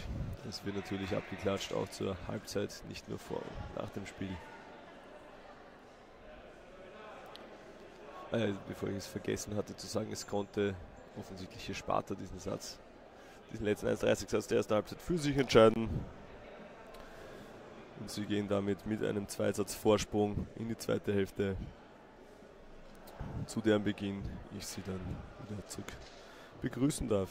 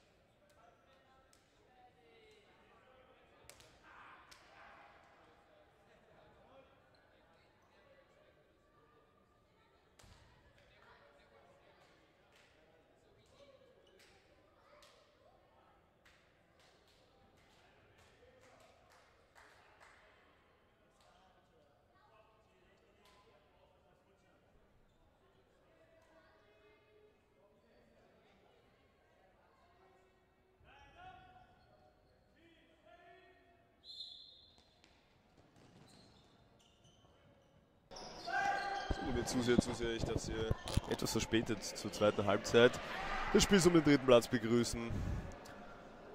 Weiterhin sehen wir die Storm aus der Tschechei gegen die Spartiaten aus Wien. Ich hatte hier die Möglichkeit, etwas in der Halbzeit hier der Besprechung der Tschechen zusehen zu können. Ich habe zwar kein Wort verstanden, selbstverständlich, allerdings hier wurde, um quasi sich aufzuwecken, gegenseitig auf die Brust und ins Gesicht geklatscht, um sich hier nochmal heiß zu machen für diese zweite Halbzeit, und dementsprechend können wir uns alle, glaube ich, hier auf eine sehr spannende und intensive zweite Halbzeit freuen. Denn auch Sparta will auf jeden Fall diese Stockerl. Ein Leser mit dem Kühlschrank in der Drehung. Aber sehr effektive Aussichtsbewegung hier und wieder der Konter. Sehr spät sogar, allerdings darf ich sagen, vielleicht eine etwas langsame Rückwärtsbewegung hier. Guter Treffer hier von Max Metz, der ist mittlerweile sehr effektiv und präzise, wenn er am Feld ist. Allerdings gerät er sehr oft in das Visier der Tschechen schon sehr früh in den Sätzen. Jetzt aber Sparta mit klarem Vorteil, 4:2, es kommt das Reinwurf, es wird ein Trade. Hier geht Grilli raus, ich sage es, nicht die schlechteste mögliche Option hier aus Sicht der Tschechen. Der Spieler mit der Nummer 94 hier bei den Tschechen, eine große Variable, nicht wirklich berechenbar. Einer dieser Spieler, der oft in der Millisekunde der Aktion entscheidet, was die Aktion eigentlich wird. Und demnach durchaus teilweise effektiv mit diesem Chaos-Play. Hier Max präzise getroffen und davor auch den anderen Hit. Playball kommt jetzt, allerdings auf ihn. Wurf nicht ganz optimal. Er wirft hier auf Ball.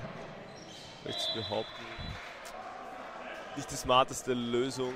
Es wären noch 30 Sekunden auf der Uhr gewesen, aber hier vielleicht das jetzt etwas defensiver anzugehen und den so oft praktizierten Reinwurf oder Counter hier zu nehmen.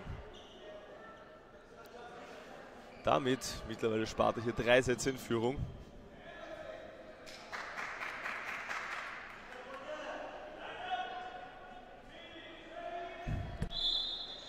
Es geht hier erneut los mit dem Opening Rush hier, schnelles Opening.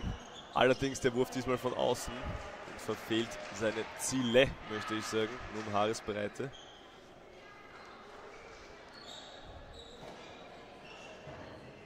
Und es geht schon wieder ab.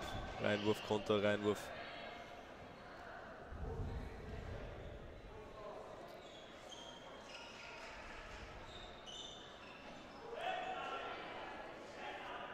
Hier mit Elan über den Ball gesprungen. 3-Ball-Angriff, es kommt ein Einball-Ansage vom Laser, der jetzt wieder außen spielt. Hat sich hier mit Grilli abgewechselt. Max Metz, zu harter Wurf, da kann kein Block passieren. 3-Ball-Angriff hier von den Tschechen.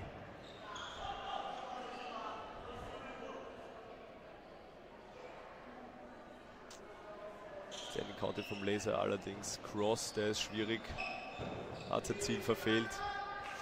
Diesmal tatsächlich der Block gelungen gegen Max Metz. Wurf aus der Mitte. Interessanterweise hier kein Konter auf Seiten D-Storms. Vorhin noch mit dem Sprung ausgewichen, diesmal sitzt der Treffer der Nummer 13 von D-Storm. Und Catch, einer der seltenen Momente, und tatsächlich Max Metz. Was geht hier ab? Auf die 91. Meiner Meinung nach vielleicht nicht das beste Target, vor allem wenn es noch viele weitere Spieler gibt. Hier erneut der 4. Ball hergeben von den Tschechen. Von dem Routinier, sage ich mal, der Nummer 13 hier, der glaube ich nicht überrissen hat, das 17. kann seinen eigenen Hit in dieser Aktion nicht mehr catchen, verlässt auch das Spielfeld.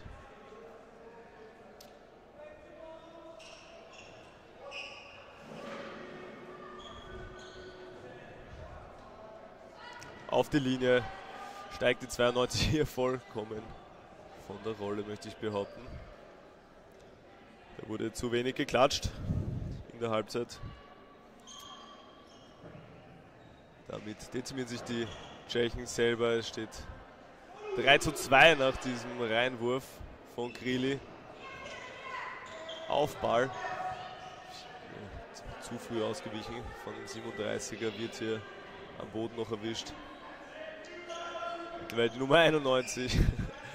Letzter Mann auf dem Platz. Schafft hier alle Würfe zu dodgen. Holt sich den Counter. Aber die Zeit ist abgelaufen und Sparta setzt ihren Run fort. Mittlerweile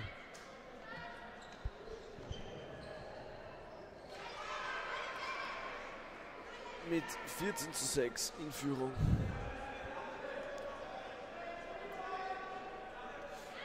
Aber es sind noch 13 Minuten 30 zu spielen. Ich behaupte, dass dieser nächste Satz, sollte er für Sparta ausgehen, eine Vorentscheidung ist. Ja, hier das Gleichgewicht dieser Hund. Nummer 74 schafft es hier nicht, innerhalb des Feldes zu bleiben.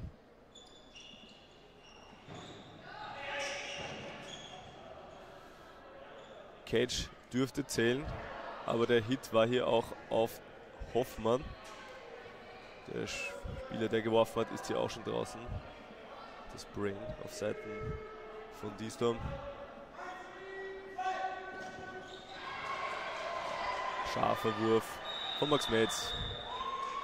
50 schafft sich mit einem Sprung zu retten.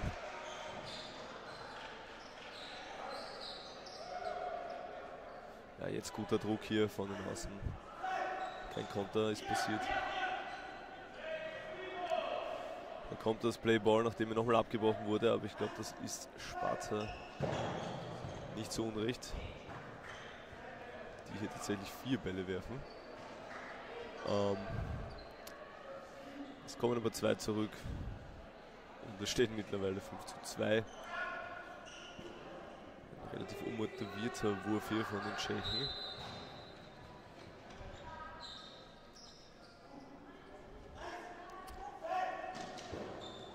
Es scheint, die verlassen sich schon fast auf die Konter, wollen den normal gar nicht mehr spielen. Hier aktiv auf den Catch gegangen, der auch gelingt, auch wenn Hit und Hinaussteigen die Folge sind. Der Spagat von Grili, Wahnsinn.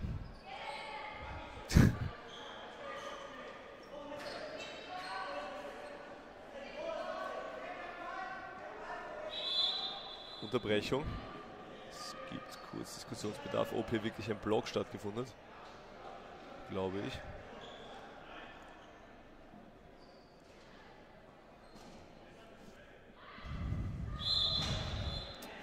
Der Schiedsrichter pfeift das Spiel wieder an. Es geht weiter. Tschechen hier aus klar unterlegener Situation noch einmal in eine möglicherweise erfolgreiche gebracht.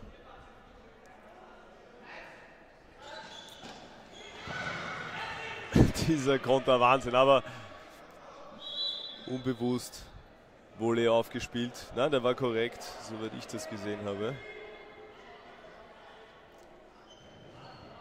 Hier diskutiert, das war sogar ein ziemlich epischer Catch, möchte ich behaupten. Der Reinwurf der Nummer 74 allerdings wieder gut getimt an sich und auch präzise.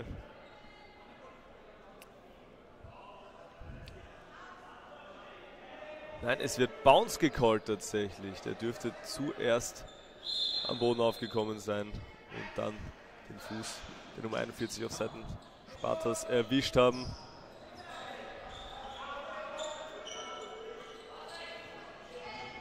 Zum Glück für Diestorm.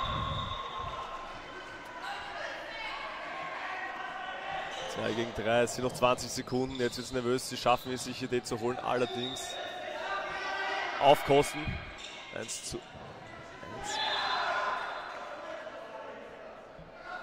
Das ging sehr schnell, ich bin hier nicht ganz mitgekommen, um ehrlich zu sein. Ich denke, dieser Satz ist nun 1:0 für Diestorm ausgegangen, da der Suset erfolgreich war und der Hit zuvor auf die Nummer 74 nicht gezählt hatte. Da der Spieler von Sparta, ich glaube es hat Dominik schon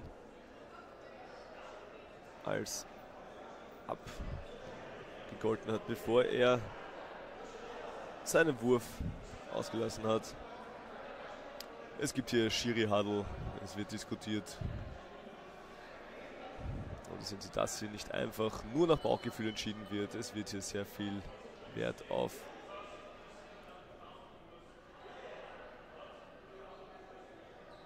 gelegt, dass jede Entscheidung auch hier korrekt getroffen wird. Der Schiedsrichter erklärt hier, was passiert ist. Es dürfte der Hit gezählt haben. Das ist jetzt aber interessant, denn demnach müsste der Suicide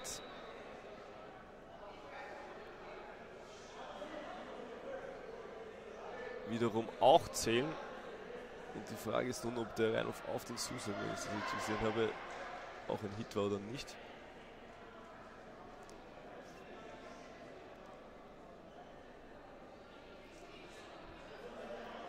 Ja, Verwirrung, es wird vor allem noch sehr stressig. Wir sehen hier noch 6 Sekunden auf der Uhr. Wenn es jetzt nun wirklich hier 1:1 weitergehen sollte, sehen wir das erste Unentschieden in diesem Spiel. Aber eine endgültige Entscheidung ist hier noch nicht gefallen. Die Schiedsrichter besprechen sich erneut oder noch immer.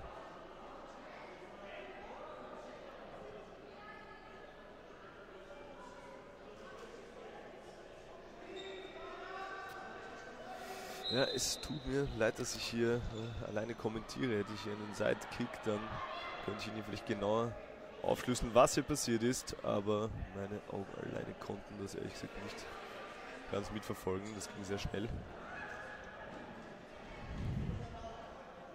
Aber es sieht so aus, als würde es hier 1:1 angepfiffen werden wieder.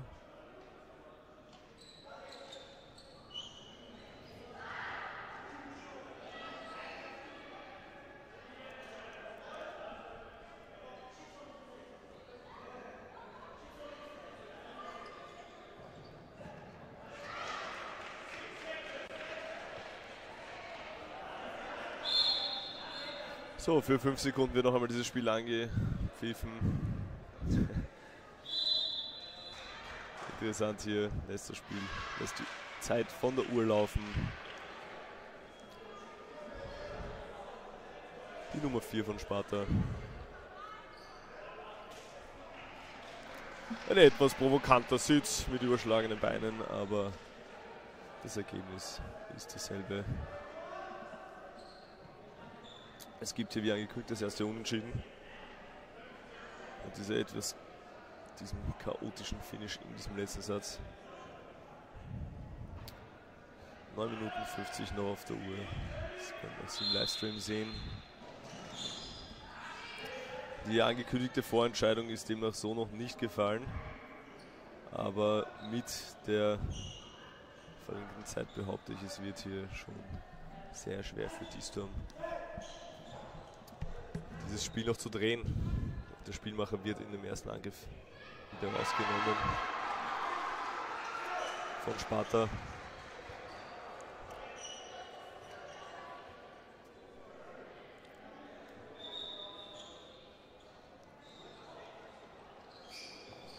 Hier ein Einzelwurf-Hit mal aus einem normalen Angriff. Das gibt es auch bei Diestorm. Erneut 3 Bälle. Sparta hat sich mittlerweile bei diesen Kontern wahrscheinlich auch angesichts des Spielstandes zurückgenommen.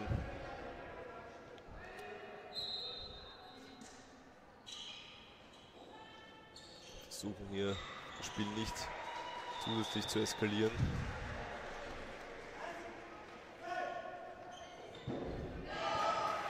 Hier ein Catch, der Laser wird gecatcht, das sieht man selten von der Nummer 91. Der hat zuvor auch schon Max Metz gecatcht.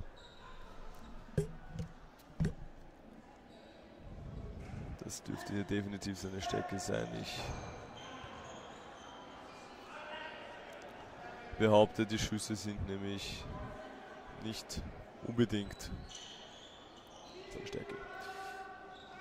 Wurde jetzt hier allerdings im Gegenzug auch rausgenommen. Sparta hier mit einem Spiel weniger am Feld. Bounce Block. Und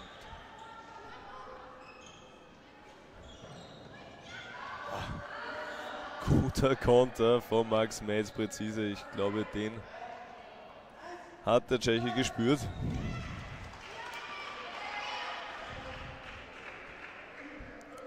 Und damit wieder Ausgleich hier, was die Anzahl der Spiele betrifft, auf dem Feld. 2 Reinwürfe, beide nicht erfolgreich. Oder Nachwürfe, Einzelwürfe besser gesagt. Das war die Linie. Den Ref hat es nicht gesehen, ich bin mir hier relativ sicher, dass die Nummer 74 auf der Linie gelegen ist, sei es drum. Es ist erneut ein Catch passiert vom selbigen Spieler. Max Metz hier solide mit einer mittlerweile Trefferquote von weit über 50%.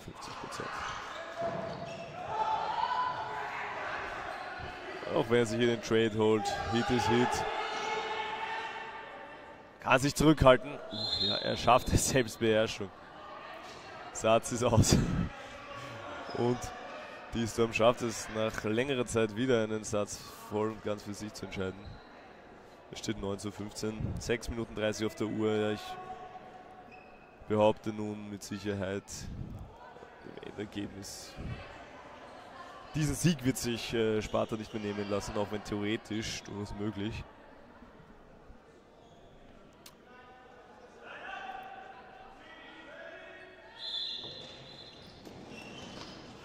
Aber ich glaube, gerade in so einer Situation halte ich die nun sichtlich ruhigere und weniger chaotische Spielweise der Spartiaten hier wesentlich vorteilhafter. Aber die Tschechen hier präziser mit ihren Angriffen. Ein Seiltänzer hier, Nummer 13, schafft es gekonnt, das Gleichgewicht zu halten, bleibt im Feld. Dreiballangriff. Ballwurf.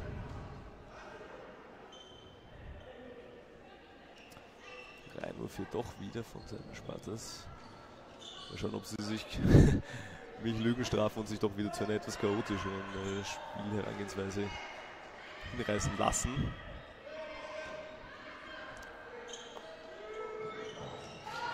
Diestorm hier Nummer 92 nimmt im dritten Versuch nun den Spartiat mit Nummer 4 raus.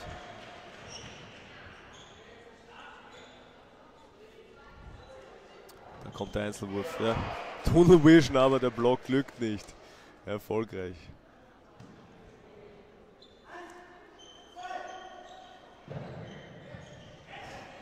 Catch und Hit und Hit. Demnach hier nun 3 Spartiaten stehen 5 Tschechen gegenüber. Erneut ein Catch. Ich glaube, Hoffmann wurde hier gecatcht von der Nummer 13. Ich wage zu behaupten, die Intensität des letzten und heutigen Tages macht sich hier auch schon in der Schulter bei dem einen oder anderen Spieler bemerkbar. Catch und Hit. Der Satz ist noch nicht aus und die Zeit läuft hier für Sparta. 50 Sekunden noch in dem Satz auf der Uhr. Und der dritte Catch. Dafür, dass wir das ganze Spiel über recht wenige bestaunen durften, waren in diesem Satz eine ganze Reihe von Catches nun vorhanden. Damit konnte Diestorm Sparta ziemlich den Zahn ziehen. Bleibt abzuwarten, wie Sparta nun darauf reagiert. Ich glaube, es wird Timeout gecallt. Jawohl, Martin callt hier das Timeout. Der Schiedsrichter verständigt auch die Spieler von Diestorm.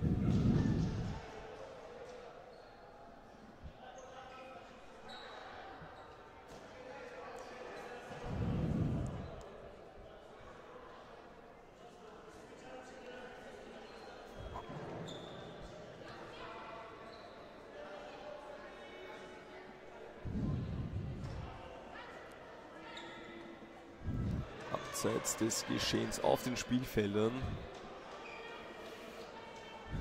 Ist mir aufgefallen, dass bei den diesjährigen Dodgeball Finals hier in der Rundhalle Alt-Erla abgesehen von den Spielern weniger Leute den Weg hergefunden haben als noch letztes Jahr im 13. Bezirk.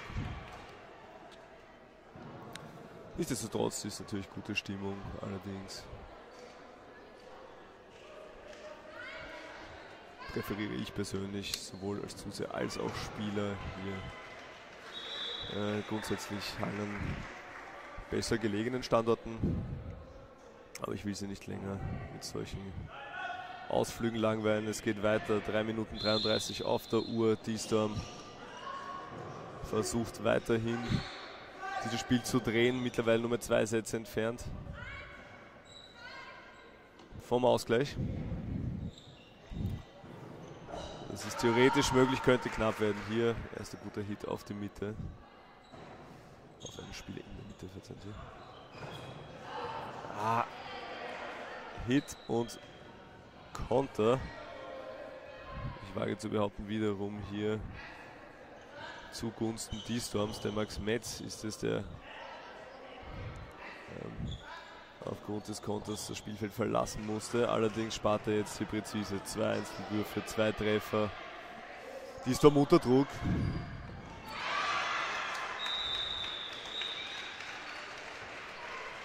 Ja, aber der Laser ist hier mit so viel Platz schwer zu treffen. Diese Rotation muss man einmal vorhersehen und in seinen Wurf mit einberechnen. Ja, schwierige Target Selection, muss man ja sagen, mit 2 Spielen mit Ball auf den Außen und dem Laser hier in der Mitte.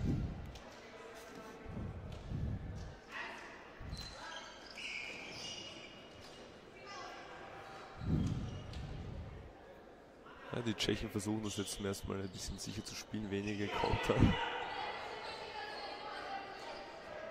Flügelansage, jeweils Einzelwurf auf Ball, wenn ich das gerade richtig gesehen habe. Interessante Ansagenwahl. Cross-Counter, Reinwurf, verzeihen Sie. Catch vor Hit. Demnach dreht hier D-Storm in der Defense dieses Spiel. 1 Minute noch zu spielen in diesem Satz, 1 Minute 40 noch überhaupt auf der Uhr. Es wird einen 1:30 Satz geben.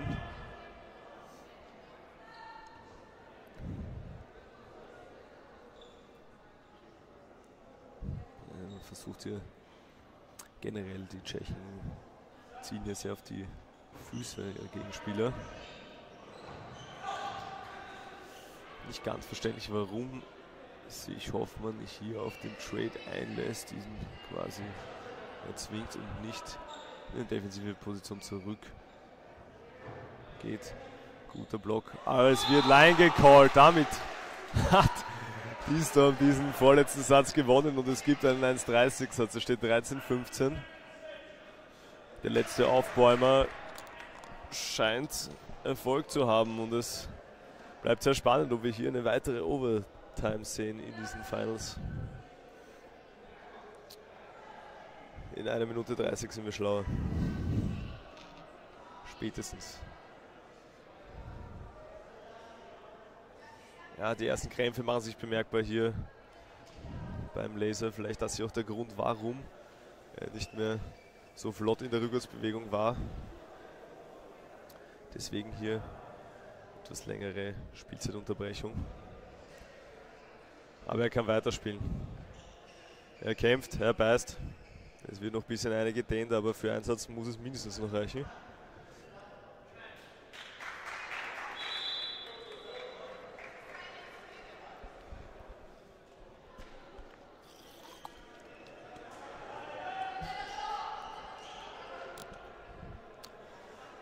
Bruno ruft zum letzten Line-Up hier auf. Oder vielleicht vorletzten. Zumindest in der optimal regulären Spielzeile. Es wird noch kurz gestrippt. Martin betritt das Feld. Hoffmann kann nicht weitermachen. Das ist ein schwerer Schlag für Sparta.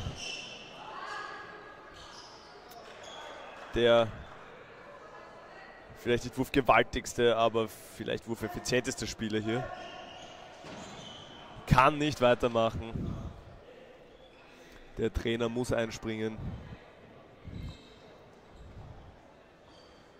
Vielleicht nicht der dynamischste Spieler, allerdings auf jeden Fall Erfahrung und taktisches Verständnis, wie es vermutlich sonst selten vorhanden ist.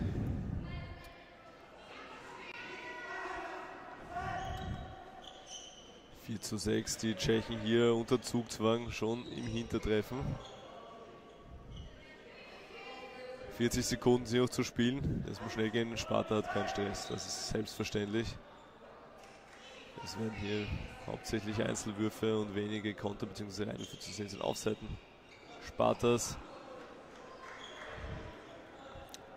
Ja, das sieht so aus, als würde es knapp werden für die Tschechen. 20 Sekunden. Konter, Reinwurf, der hat nicht getroffen. Nummer 3 Tschechen. 14 Sekunden, hier wird der Suicide, schlägt fehl. 2 Tschechen machen Stress. Martin wird tatsächlich noch getroffen in diesem Einsatz. Und hier ein interessanter Hit noch auf Max Metz, aber das Spiel ist entschieden. Damit steht es fest, die Spartiaten holen sich den 3. Platz der Liga dieses Jahr in einem spannenden Spiel gegen die Storm, die hier nach anfänglichem Rückstand noch einmal zurückgekommen sind und uns ein sehr spannendes Finish beschert haben. Es gibt das Fairplay-Abklatschen ein letztes Mal zwischen diesen zwei Mannschaften für diese Saison. Und damit darf auch ich mich verabschieden. Ich hoffe, es wird ein Spaß und ich wünsche Ihnen auf jeden Fall noch viel Spaß bei den weiteren Spielen, die auf diesem Court, wenn ich richtig liege, nun ausschließlich Finale sind. Es geht hier weiter mit dem Finale der Herren 2. Es spielt Nasties gegen, weiß ich nicht. Danach dürfen sie das Mix 2 Finale von zwischen Wolfpack und ebenfalls Nasties begutachten. So, ich habe hier mittlerweile die Infos, ja, das Herren 2 Finale wird entschieden zwischen Ninjas und Nasties. Vielen Dank hier an die Assistenz. Quad 3 ist schon beendet, oder? Und nach Mix 2 geht es weiter mit dem Finale von Frauen 1. Hier sehen wir erneut Wolfpack gegen Ninjas 1. Dann geht es weiter mit dem Herren 1 Finale. Wieder Wolfpack, die mittlerweile mit 4 Teams in den Finalspiel stehen, gegen Nasties 1. Hier können wir uns auf ein hochkarätiges, spannendes Spiel einstellen und den Abschluss dieser Liga Finals macht Wolfpack 1 gegen Nasties 1.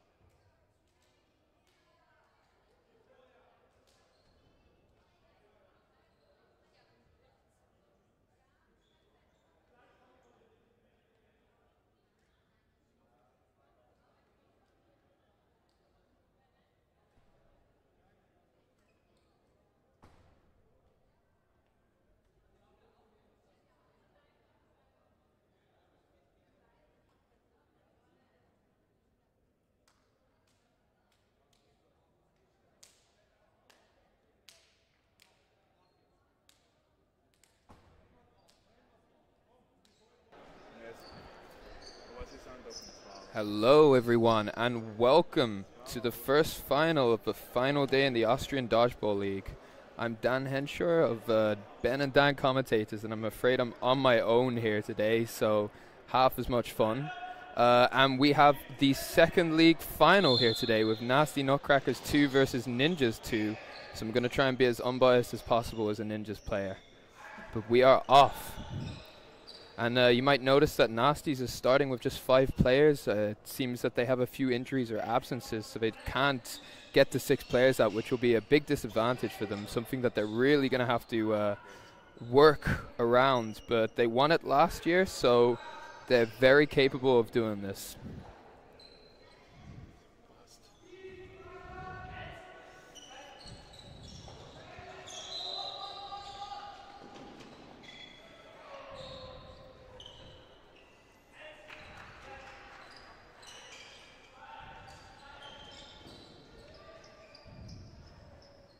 Actually, it looks like both sides started with 5. I guess that Ninjas have decided that they would do the honorable thing and also have 1 man less to make it a fair final. So it's very noble if that's what's happened. Lovely shot. Ooh, Dodgeball looks very hurt by that throw there. It looks like it caught his finger, but it was a great shot from Herman. Lovely block and duck under by Felix Lexi.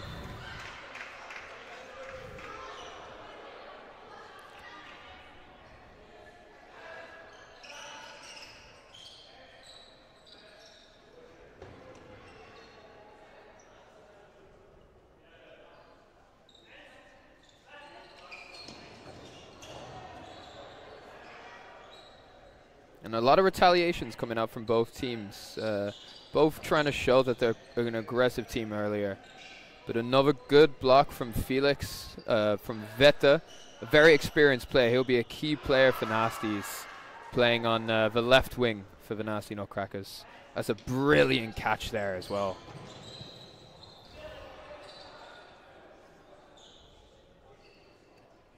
And the Nutcrackers a player up.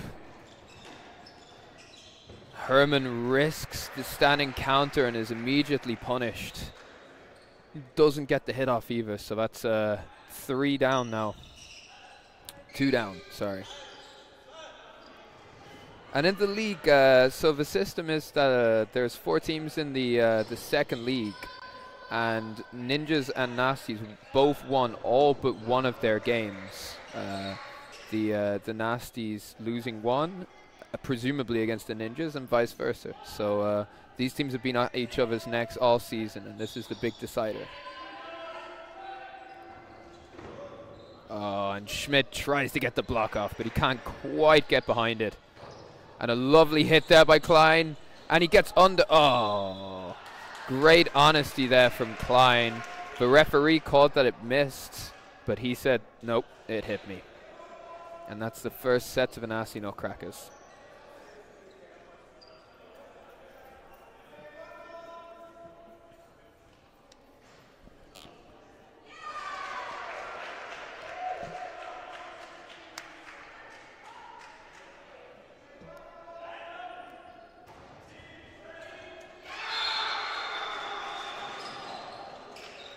Ninjas winning the center ball again. Lindebauer has certainly got a bit of pace on him.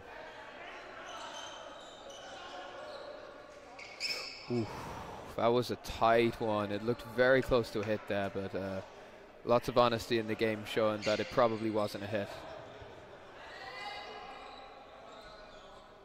You got a lot of experience on both sides here from the Ninjas and the Nasties. You got players who've played a lot of first league dodgeball before.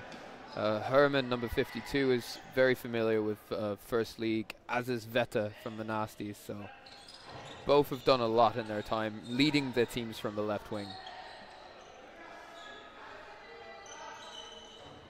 Oh, and that's a lovely catch there from number 24 for the Nasties. And a very aggressive return taking Veta out from Felix Bloodhorn.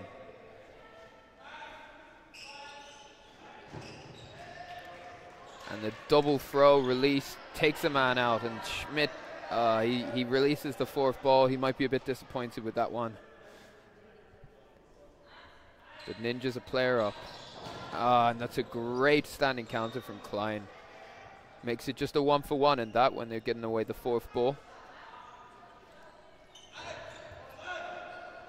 Comfortable block. And you got some real youngsters on the Nasties team. I'm not too sure how old they are, but they must be about 15, 16. They're very talented individuals. They're going to be absolute weapons later in life.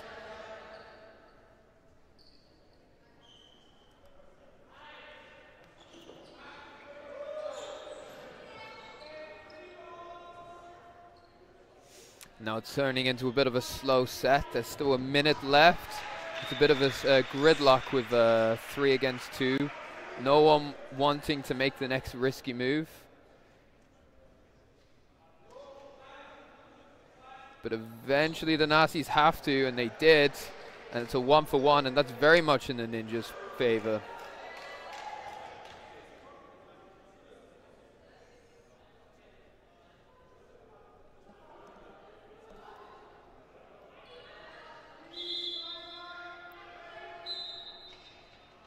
And the clock's been stopped. They had to wait for another ball to come, so now it's back.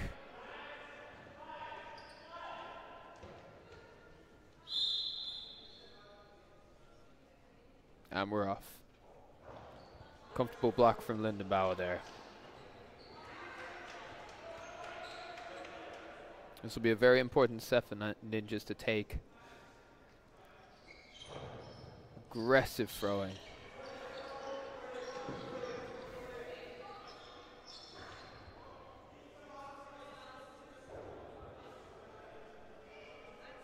Four balls for the Ninjas now. And it is too late. Tisland, number 69, tries what he can, but he can't quite get the hits away, and now it's 2-all for the Ninjas and the Nasties.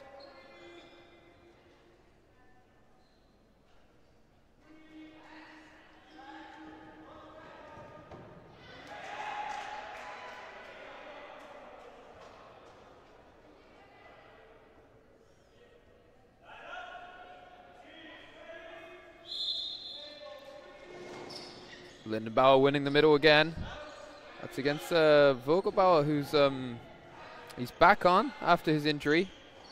Another very experienced player, also played a lot of first league dodgeball.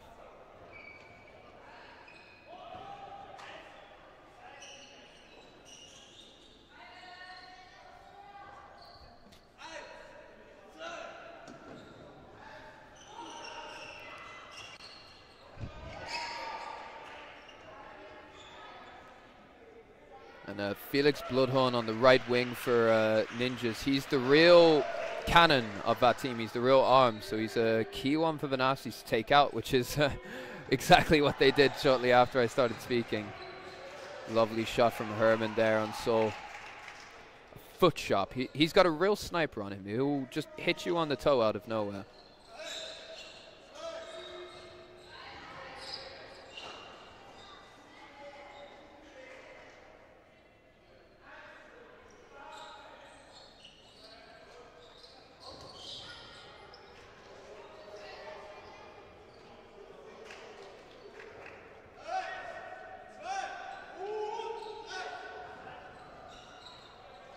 Very well played there from Lindenbauer. Vetta, very aggressive on the releasing. Think he can take out the player with the ball in hand.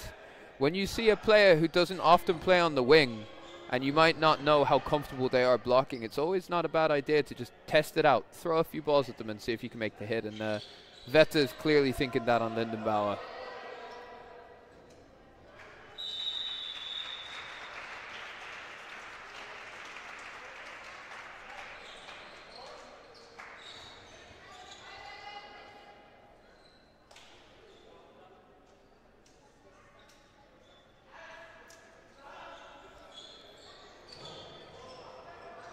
That's a wonderful throw there from Vogelbauer, getting out of the way of a retaliation from Herman, taking Schmidt out. 4-3 to the Nasty Nutcrackers. And Herman with a very athletic jump over the ball, staying alive. 2 released on him, and they survive for 4 balls.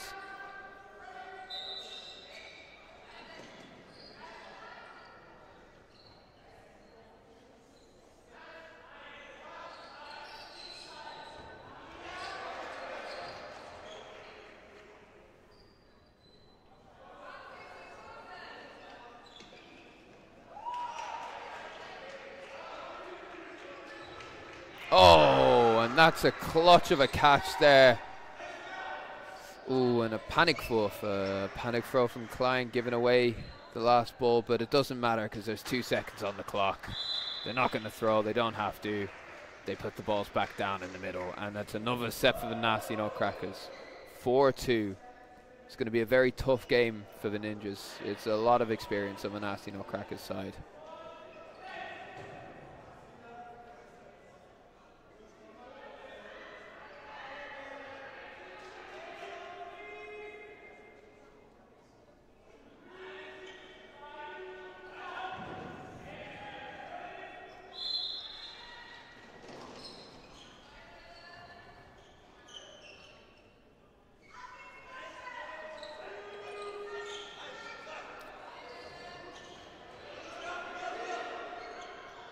Now into the fourth set.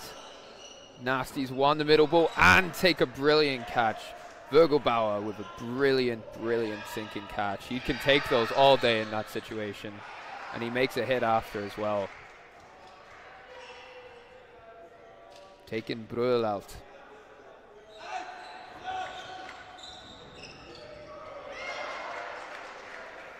And here the Nasties, you know, they're very much in control. I think Ninjas are going to have to start adjusting how they play a little bit. They're being a bit lax with possession, giving away 4 balls quite a lot. They're not really being aggressive on the counter, which is allowing the Nasties to release a lot on them. And you can see how comfortable the Nasties are comparatively. I mean, you see the aggression here from the Nasty Nutcrackers on their counters. There's speed, there's aggression, there's retaliation.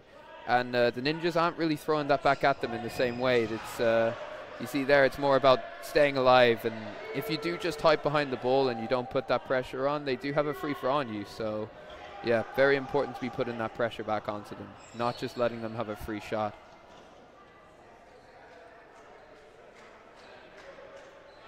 Klein on his own against 4 Nasties. I think he'll definitely be hoping to go for a catch here, but I'm not sure the Nasties will give him that opportunity. Nope, that's a safe throw down to his side. He's going to have to do something very special if he wants to draw anything out of this set, because they will not throw a catch. There is 1 minute left of the set. Yeah, and they will do that the whole rest of the set, so it's up to Klein to create something out of this.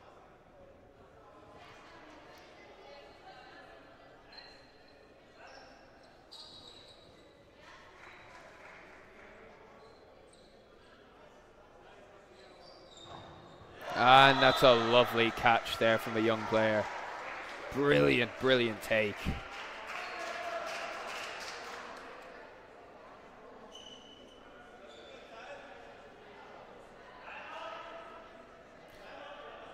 And a timeout call by the Ninjas. Max Gold, the head coach. He'll be wanting to have a few words with the team, trying to align with them.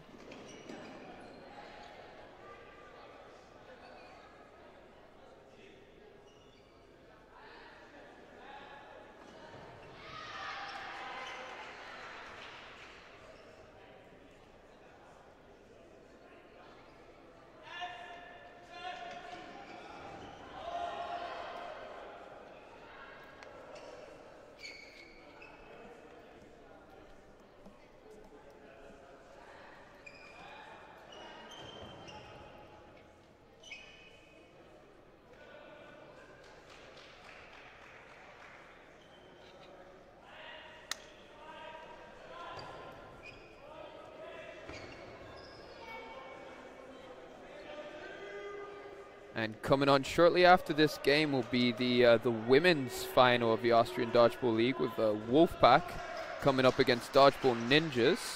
Meanwhile, in the men's, you'll have Wolfpack against Nasties 1. Oh, and excuse me, there'll actually be the mixed 2 final next, with Wolfpack 2 against Nasties 2. Following this, you'll have Wolfpack women versus Ninjas women in their women's final, followed by the men's final of Wolfpack against Nasty Nutcrackers. And finally, to top off the whole day, will be the mixed final of Wolfpack versus Nasty Nutcrackers.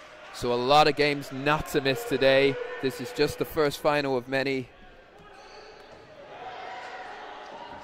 You got to get a few coffees in, sit there with a beer, and make sure that you're ready for a full evening of dodgeball.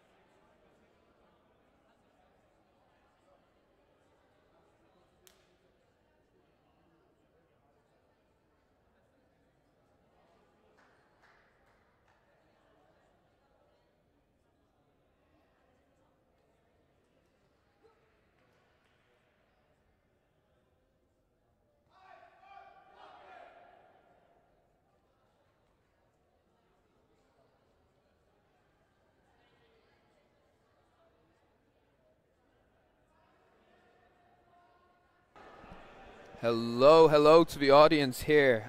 We are back in the final of the men's second league, Nasties versus Ninjas. Now, for anyone who's been watching for the last 10 minutes and wondering what the hell is happening, essentially one of the players on the Nasty Nutcrackers team is not eligible to play in the second league, and therefore the match has been completely restarted.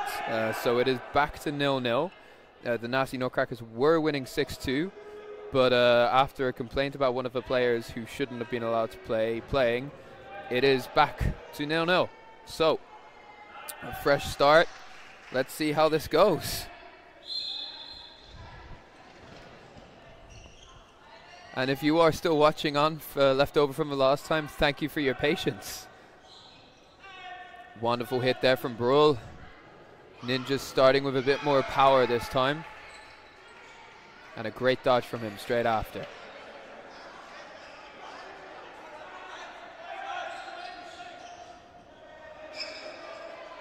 And that's a standing counter from Vette, taking Brule out, giving away 3 balls over to the Ninjas.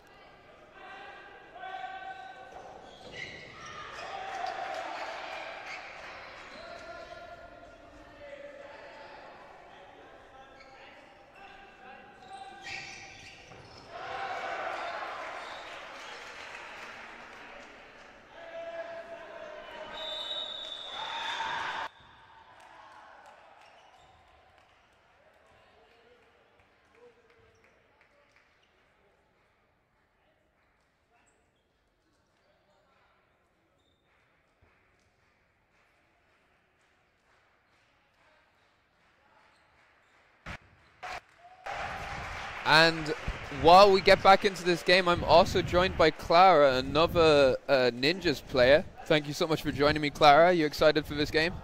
Hello.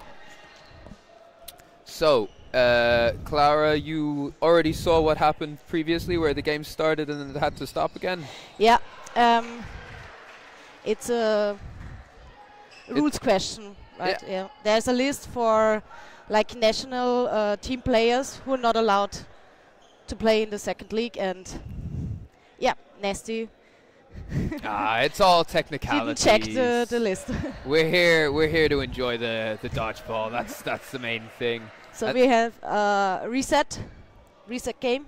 Yep, and we're start. off with Flo just got taken out by the 2 Nasties there, but leaving just Roman left in the first set against Vette, and one of the younger lads playing.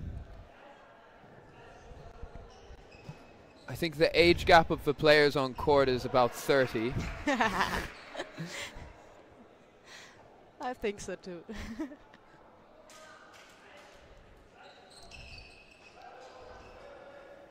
But Roman, he's in training, we've seen he's gotten a lot better as a player. He's become a lot more aggressive, a lot more accurate with his throws, so you don't want to overlook him just because he's a bit older than the other players.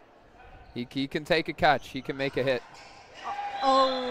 Hit first. Yes. Set. So the ball popped up. Roman knows it's his best opportunity, so he goes for the catch. But Vette and School from the Nasties, they threw 2 balls straight at him, and they took the hit before the catch was made. So no catch there. He tried it.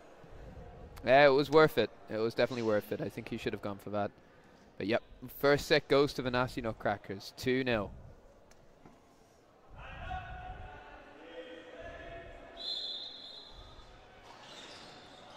Ooh,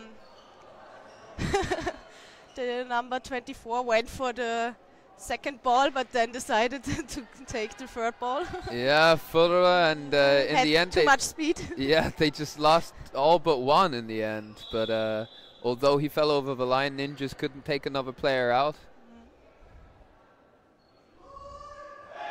Okay, and Next Annika, discussion. the referee, she's complaining about one of the balls being taken from the Nasty's side. So there is a rule that says that you can't take the ball from the other team's running balls until all of the other balls have come behind the retrieved ball line. However, they were all retrieved, so I don't think there is really a problem there. So we're off. 3 balls on the Nasty side. And a double hit. Wow. Beautiful double hit. That was a double hit headshot, and it's a push hit on him. Oh, he's not going to be happy with that one, but the young lad is going to be very proud of himself. Yeah. The luck changed sides. Ooh, 3 ball attack. Very accurate shots on Vette. Smart decision to throw all 3 when they had 4 there. Now +3 for the Ninjas. Let's see what's possible. And Herman, an experienced player, putting plenty of pressure on. Now we saw in the game that is now invalidated, the Nasties were doing really well in taking control and putting the pressure on. Oh. Line fault, I think. Line fault from the Nasties, and that is 2-all, a set each. Now what I was going to say is that what we saw before the game, the last game, which was called invalidated, the Nasties were very much in control, and you could see that the Ninjas, they weren't really putting any pressure on the counters, and it was giving the Nasties a lot of free shots. So I'm hoping this will be something that they've resolved for the next part of this game. But something to keep an eye out for is looking at how aggressive the Nasties are in their running pressure attacks, counter-attacks, compared to the Ninjas, because I think that will be quite a key factor. Lovely dodge from Fullera.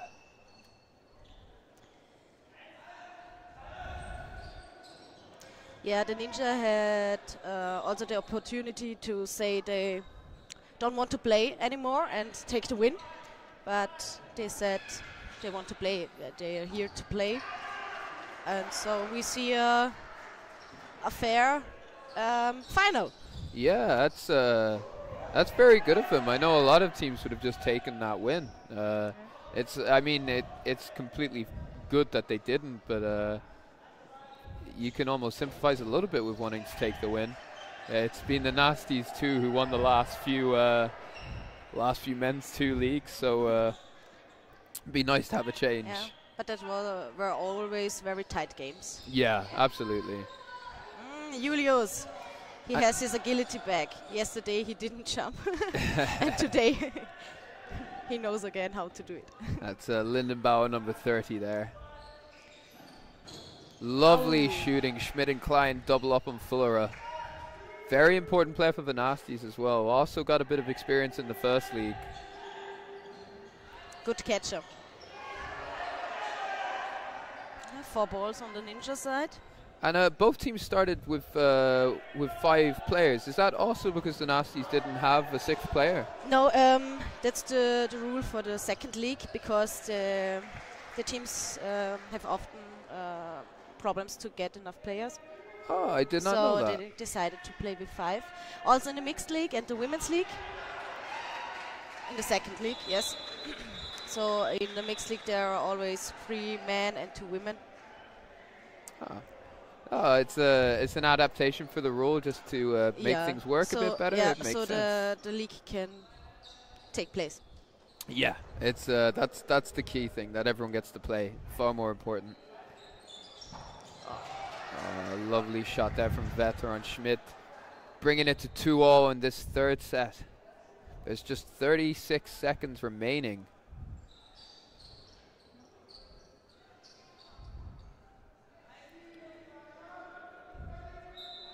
Now neither team's going to want to make a mistake here.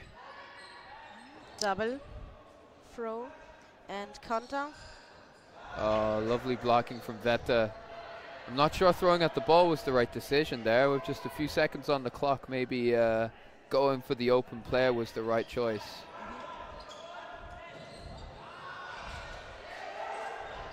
Oh, and that's a lovely hit from Lindenbauer after Klein's out. And that's the time. 1-all. That last set is a tie. I think there's a timeout.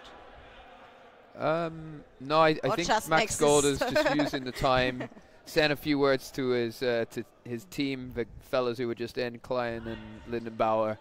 He loves to use this 20-second, 30-second reset in order to share some knowledge, share some wisdom.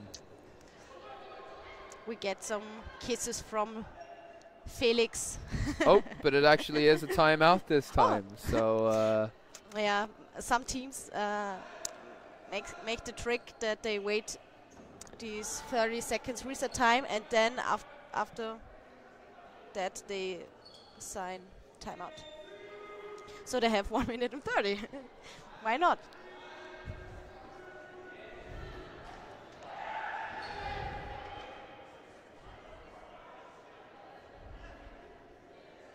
So in the back we see a nested player lying on the floor. Maybe some medical issues. I believe that's Vetta there. I can't tell. He has been out for a very long time. Yeah, he's checking his pulse. Yeah, I have no idea why, but he is checking his pulse. He's he was playing a lot in the first league last season, and this season we haven't seen so much of him. But he's a very strong, talented player. He's been probably out of practice a little bit as he hasn't been around so much. I don't know if he's on the list too, like Heinrich. I think he hasn't played national before. No, he was not in the Kader, in the practice squad. So. There was that's a middle line fault from the runner for and a Ninjas. hit, so down to tough 3 game. straight away. Yeah, I mean it's a very strong second team from both the Nazis and the Ninjas.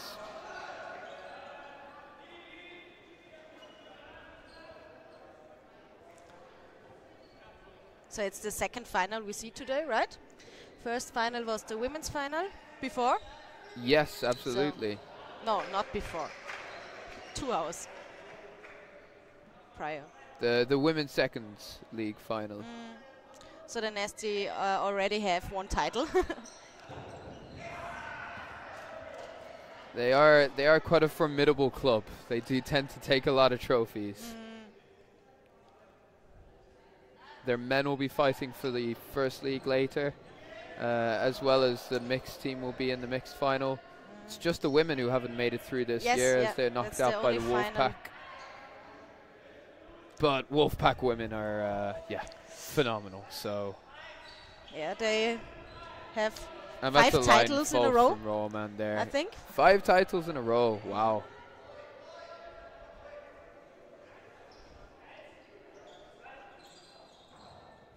Klein needs to search for a catch here. Oh, brilliant hit. Free to go. He's got 1 minute 15 left to do it. Yeah, but the young Nasty also know how to throw. Yeah, they're very sensible. They throw around the players quite a lot. Even though they're young, they still know they don't want to be throwing catches. They practice a lot. Ah, catchable. That could have definitely been a catch. That should have been a catch. Oh. But Klein's done very well so far, taking 2 out.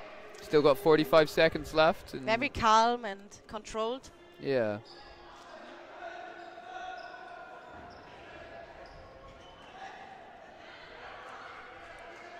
He'll be looking for another standing counter then. I need to change something. 25 seconds left. And he drops the ball, and that's such a shame to end it that way, because up until that point, he was doing exceptionally well in the situation. Gets a break, I think. Yeah, that's Max is definitely, he likes to pause players after they've been left on their own in a set, because yeah, it's as good a time as any to rotate a player.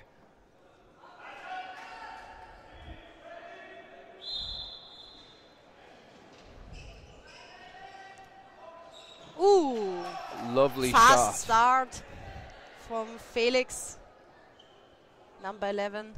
Taking Vetta out, who was just not paying attention.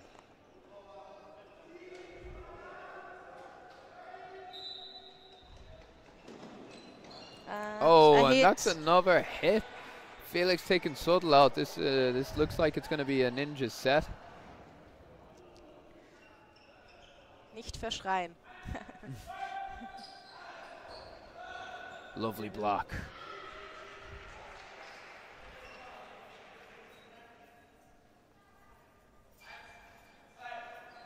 Ooh. Bounce.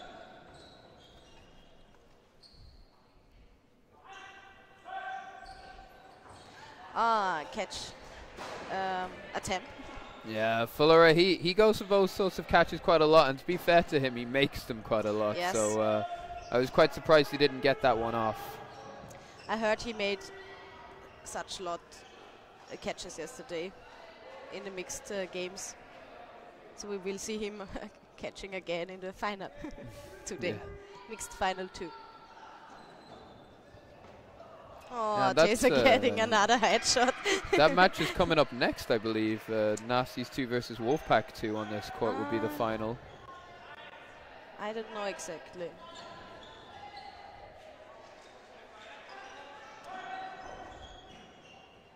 Ooh, very close call there. Schmidt releasing the ball on him. Nasty's younger player, he's definitely looking for a catch. He knows what he needs. Right. And there it is. That's a wonderful catch. It's good hits, but the catch is what they needed, bringing Veta back in, and that's not a player you want coming back in. 1 minute left. He can do a lot of damage.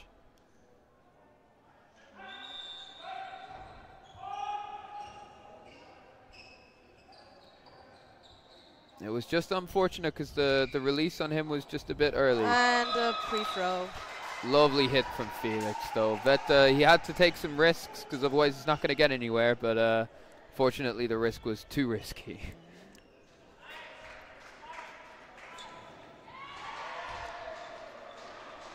I think it's 5-5 in the score. Yes. 5-5. Yeah, and still 5 minutes 30 left remaining of this half. It's very close to a false start there on this side. Yeah, it was a false start. From Ninja Lindenbauer, side. yeah. So for anyone watching at home, when the player false starts, the other team gets all 5 balls. So it's something. But he has to cross the first yellow line. Yes, exactly. It's not just he starts running too early. It's if he contests the ball by running past the retrieve a ball line that it is considered. And Nasty's strike by taking 2 players out from the Ninjas. Well really played. taking the full advantage of this false start. But now 4 balls for Ninjas. And a hit. Nearly a double hit. Very close. And a good target as well. Fuller has been a dangerous player. Pre-throw.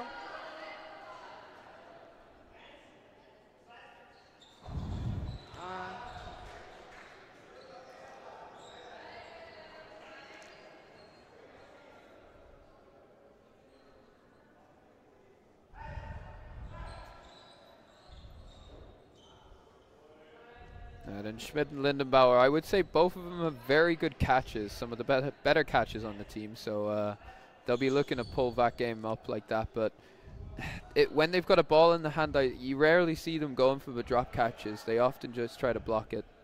Oh, Yeah, Schmidt I called think out there. hit on the per arm.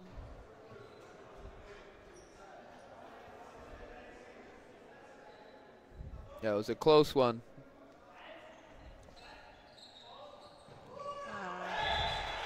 Subtle, the young lad makes the hit on Lindenbauer, and 7-5 to the Nasty Nutcrackers. They take the next set.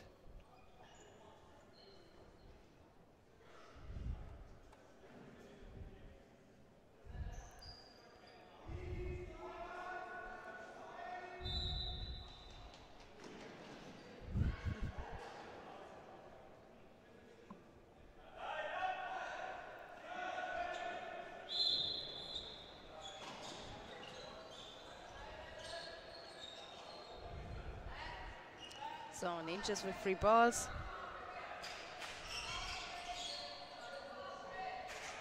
Cross throw.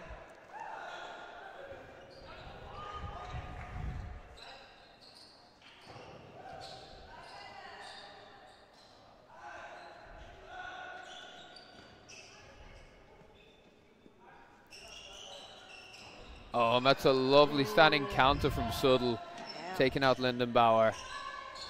Oh, and chaos. Chaotic. Klein throws a catch. as they have all 5 balls. That was a very good catch, you have to say. And Bloodhound gets under the way of all Felix 3. is still alive. Somehow. He's a big lad, so getting under all of those balls is impressive.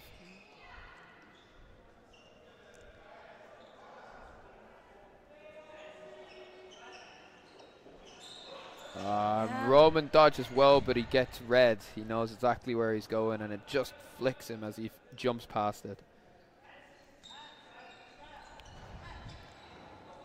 Sadly, the ninja seem to be a little bit tired.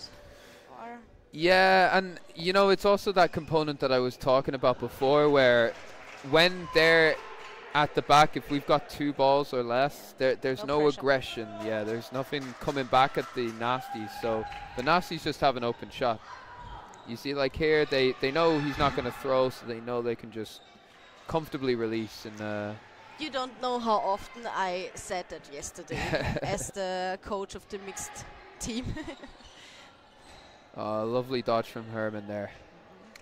Former goalkeeper. Former goalkeeper, handball goalkeeper, right? Soccer, football. But also handball, no? I don't think so. Yeah, he jumps around a lot.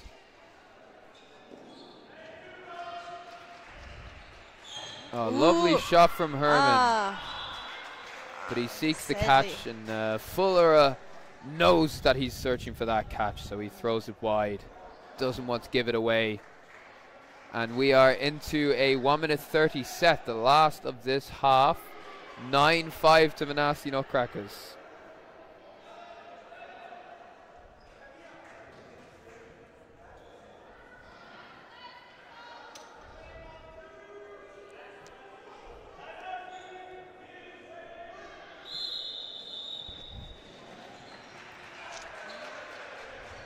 Three balls to the Nasty Nutcrackers.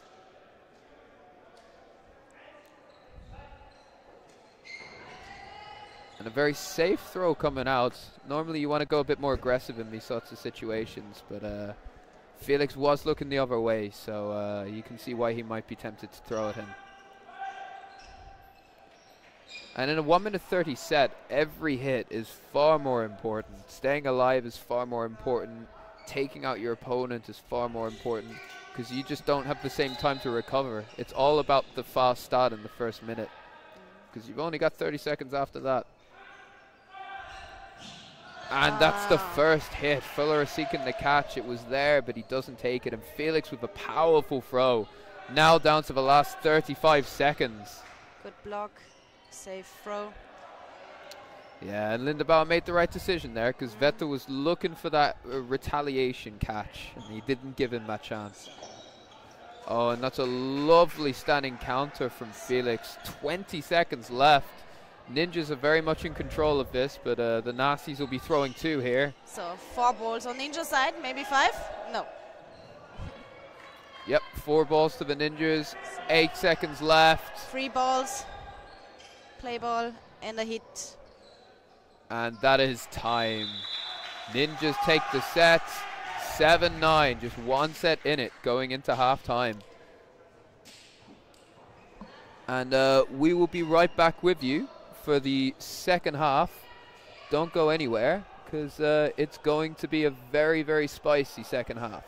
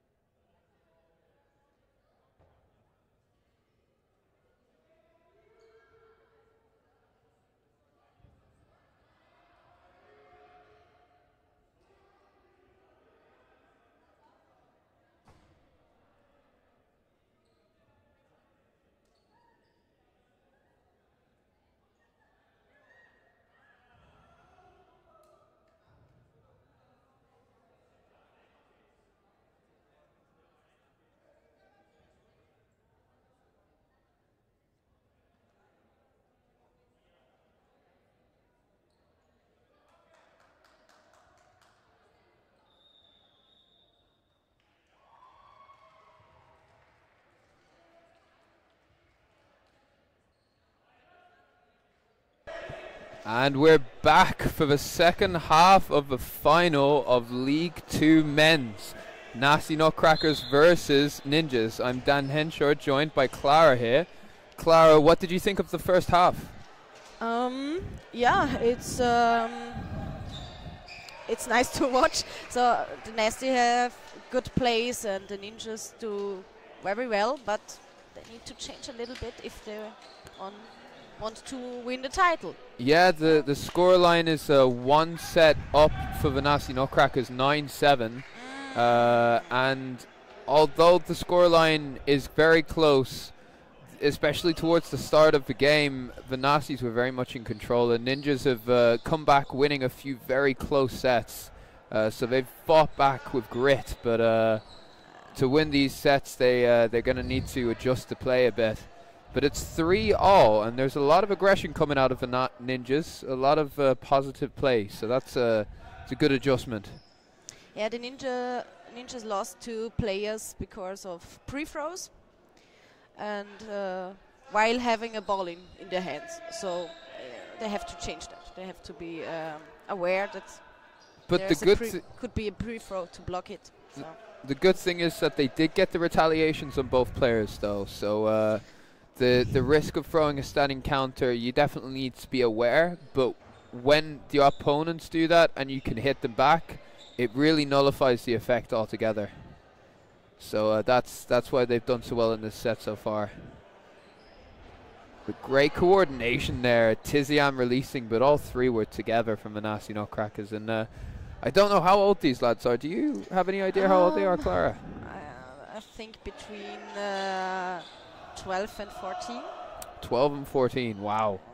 Very young. And they're doing extremely well. They're so composed and well disciplined in the way that they play, and of course on a technical level they're fast, they can catch, they can throw.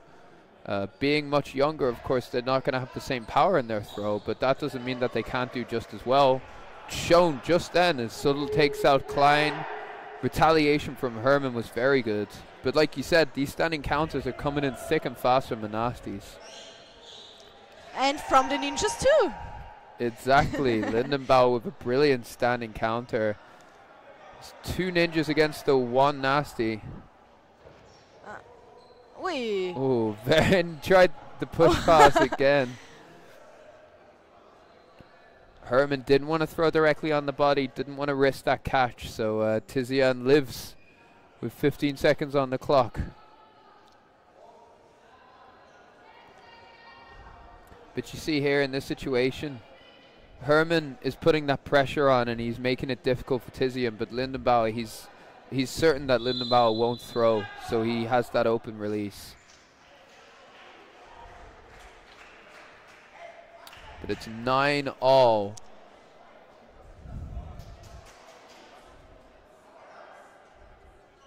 Was heißt Ausgleich auf Englisch? Ausgleich. So they're now 9-9. Ausgleich, like tying. Ausgleich. Okay. Yeah. Aus is out and gleich is similar. But is like there a noun? Yeah, it's a draw. It's draw. Yeah. Or a tie.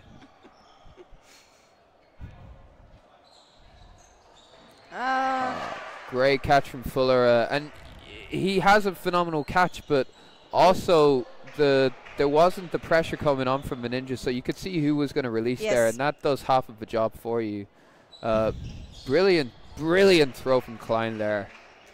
Yeah, the fakes are not together, so. And that's something that you can really give to the Nasty Nutcrackers, especially the younger lads, how together their fakes are.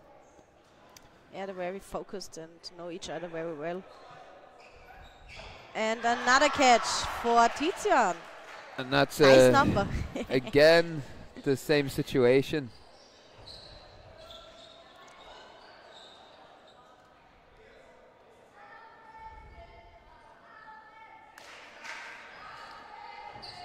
Lindenbaugh does very well to get out of the way of those 2. And 4 balls now. Who are they going to pick out as their target? 3 different targets. I didn't think that was the No, call. that was almost certainly not what they intended with that. But lovely dodge from Klein, managing to stay on as well. He was very close to the line there. But Anna has an eye on it. And a hit. I heard it. That's a double hit, actually. A double hit? Yeah, Wow. So Lee and it's Fuller a three clash. versus three. And a catch and a hit. Oh, and another hit. Vetter seeks that catch but doesn't take it.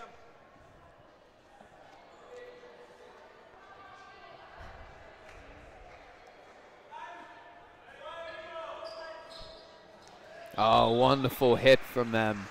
And it just a set where it looked like the Nazis were surely going to win it. They swing it back around and it's 11-9. And you saw that aggression there. You know, when the Ninjas are up, when they've got the momentum, when they feel good about themselves, that's exactly what they can do. But they don't do it on a consistent basis. And that's something that they need to try and bring into this game as much as possible. The Nasties, on the other hand, I think now they've started searching a little bit too much for those catches and those standing throws because they've seen that it's working on the Ninjas. But these are both very risky moves, giving away the fourth ball and getting hit by the catch. So, yeah, you can see there again. It's something that maybe they need to remedy and slow it down a little bit because the Ninjas are now in control, you could say.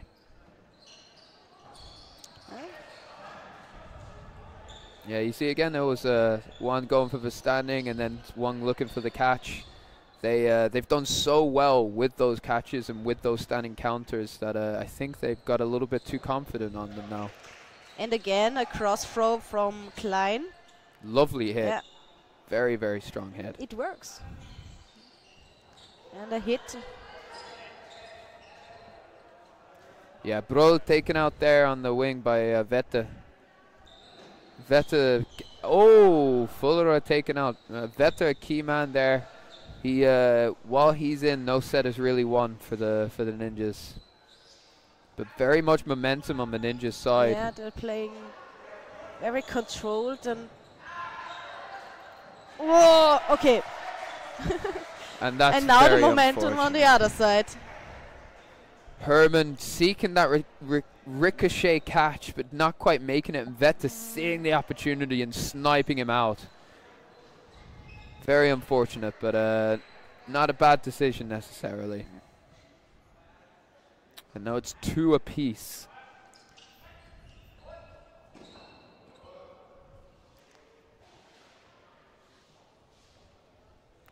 Still 1 minute 15 remaining in this set.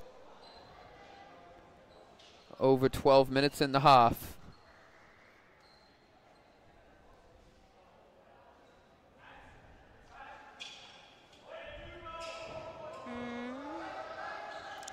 Counter Roman.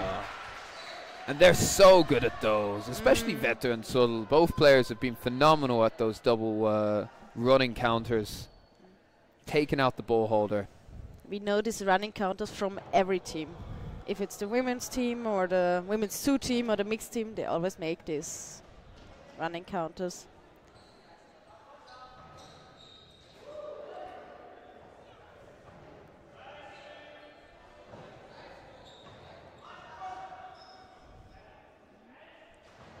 It's 24 seconds. Oh! And Lindenbauer can't quite get his arms around it. He does have a very good catch, but he tends to prefer to catch on his chest rather than his stomach.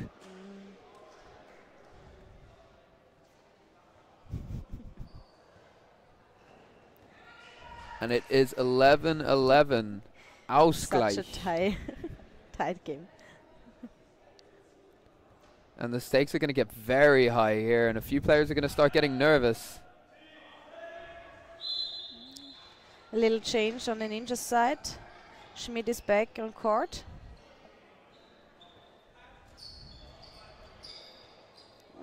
Tries again. The cross throw. Ooh, wonderful jump from 75.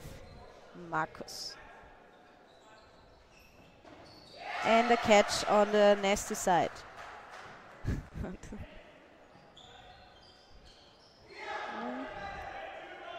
The pre-throw was a lot too early. And the triple hit.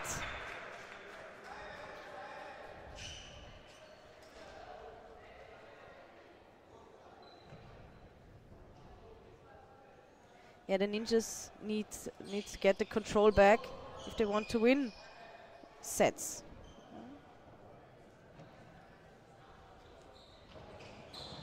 And the hit.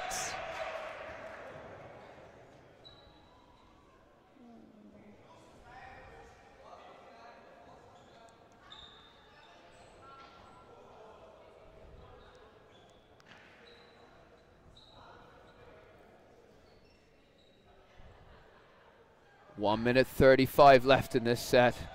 Great pressure from the Nasties, making the Ninjas very uncomfortable releasing. Making them waste their throw there a little bit. That's the purpose of that pressure. And Klein taking a risk there with his standing counter, not quite hitting Tizian, but doing very well to get out of the way of the ball from Suttle.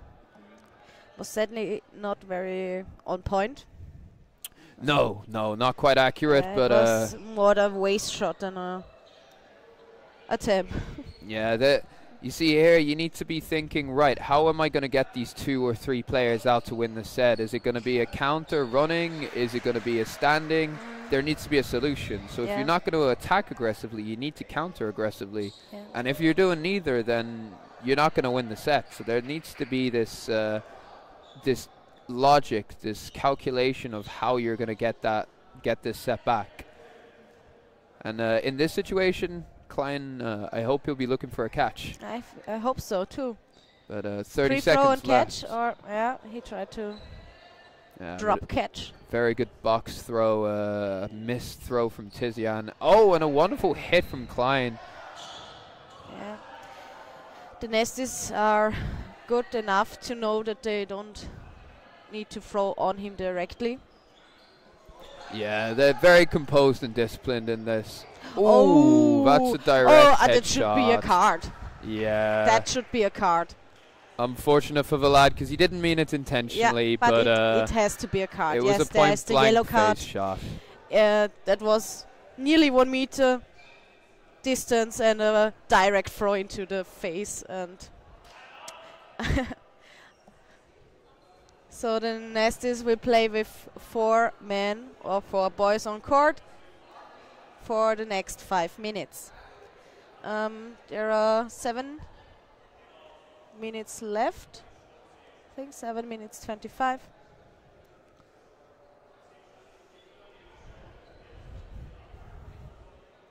And they have to hold the lead if they have to, if they want to win this final men's second league game. Yeah, and I mean, this is going to be a massive advantage now for Ninjas. Really a great opportunity for them. It's, yeah, Tizian, everyone knows he didn't do it deliberately. He's a young player, very unintentional. But it is a point-blank range face shot. It's a dangerous play. You can do a lot of damage.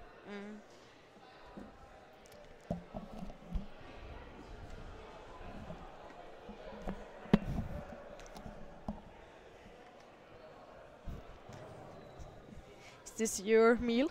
Yes, yes, I got my snacks next to me.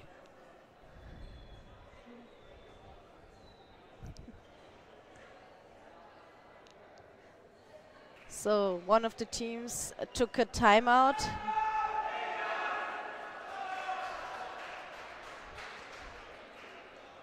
To talk about the upcoming 5 minutes. Yeah, we will see what's possible. There will be a change of the leading team.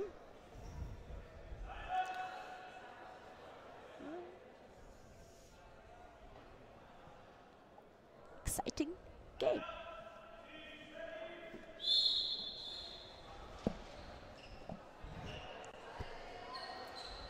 Felix looking to be aggressive there, but he is on his own.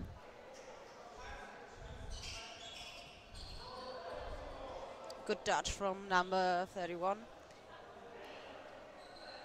And 4 players on the court is, it's just, when you look at it, it's so few players to be starting with. It's, you know, you can lose 3 players in a single move. Yeah.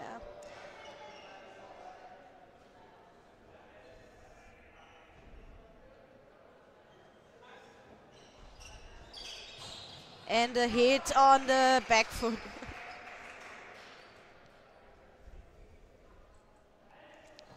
So 2 players advantage for the ninjas.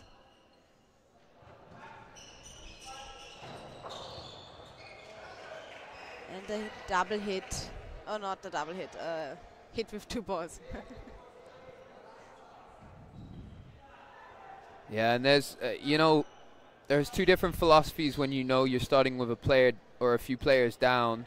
You can either try and get that player back as quickly as possible by hitting one of them, or you have to think about staying alive in a much more important manner. Yeah. Looks like Nasties are looking to try and get those hits, but yeah, problematically then they lose players more easily. And a catch, wonderful! Phenomenal catch there by Felix Bloodhorn. Really, really vital for morale. He has to try it. Yeah, and another hit. So the difference between the blue and the yellow card is that the blue card is for 3 minutes and the yellow card for 5 minutes. Exactly, yeah. So they will be down to 4 players up until probably the last set of a match. Yeah, now 2 minutes were played, so there are still 3 minutes left for the sin bin. Yes, exactly. And we got 5 minutes 20 on the clock.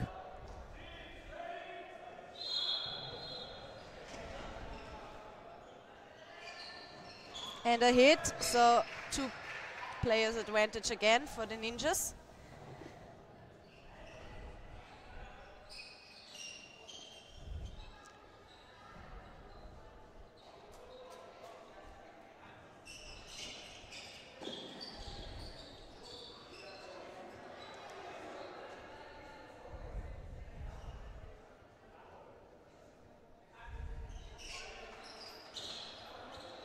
Good block.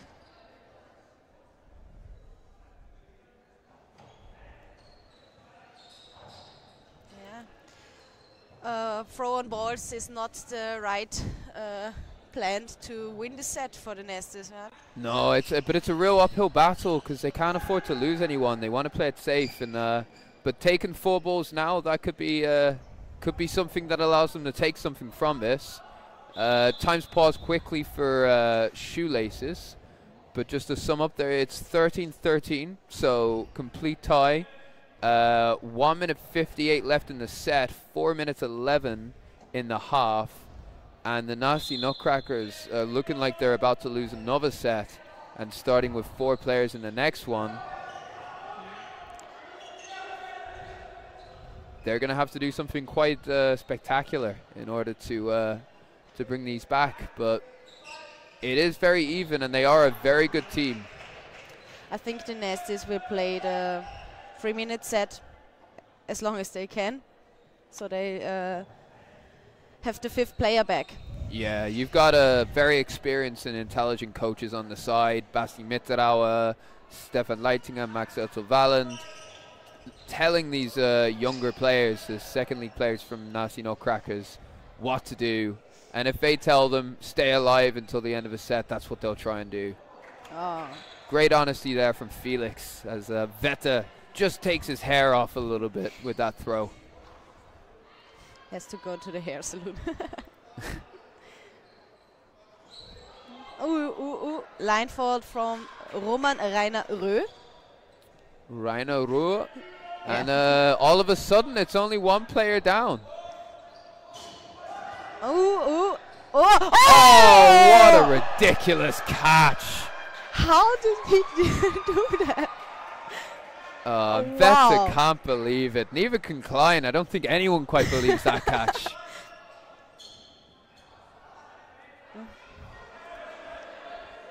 We also had a wonderful double catch lately this day in the women's final from Yasmin. Yes. Oh, lovely. Drop double catch. 10 seconds left of the set.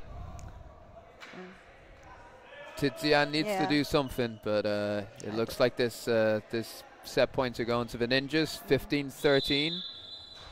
And there is 2 minutes left on the clock. So I think the Penalty time is over. And a timeout has been called by the Nasties? Ninjas. No, Nasties. Huh? No. It's not important, it's a Yeah. timeout. So, 2 minutes 6 on the clock. If the Ninjas win this next set, it should, in theory, be over with 13-15. The Nasties need to tie or win this set, or end it before 1 minute 30. Yeah. So for the Ninjas, it's important. If they gonna lose the next set, they have to step off court before the time ends. So they have another 1:30 set to try to equalize the score.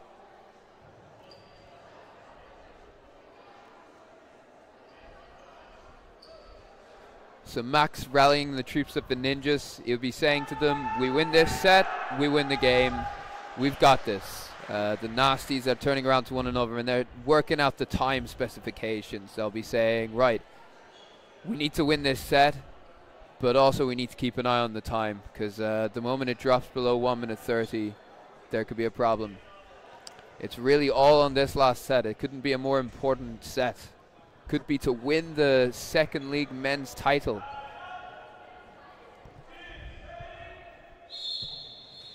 So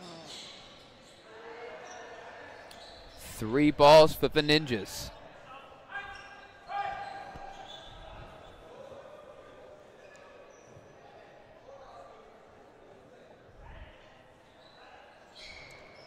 good dodge on the Ninja side.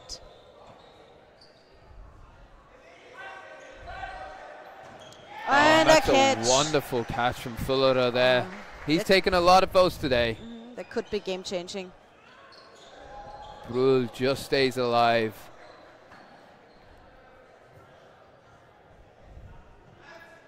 One minute 20 on the clock. And a hit on the nasty side. Lee is taken out by Klein. So 4-4. Ooh. Brule is hit Ooh. out. Oh, that could be. Lindenbauer makes the block. Oh. And that's a controversial call.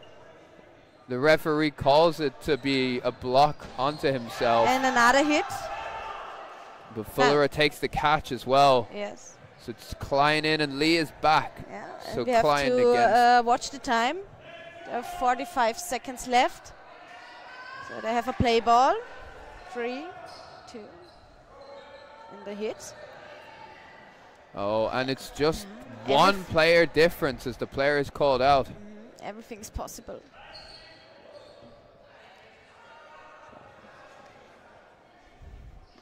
Jakob will have one chance left to catch or do something.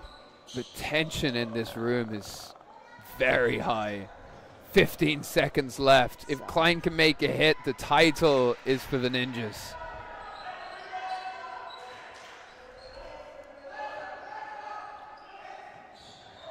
Oh, line And fault. he line fault. fault. And it is going to an overtime set, 15-15. Overtime set, not 1:30 set. I think there were some seconds left. Oh, I'm not too sure then. We will see. I think Annika isn't quite sure. 3 minutes set. Oh, yep.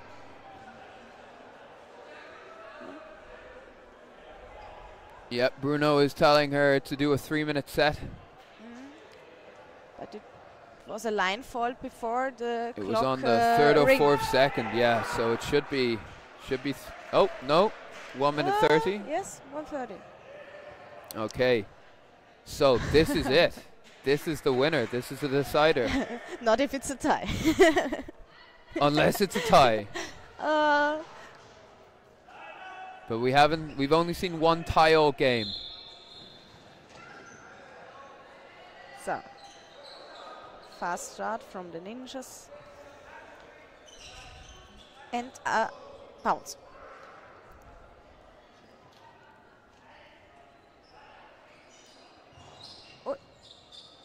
Well, Brule losing his footing a bit there.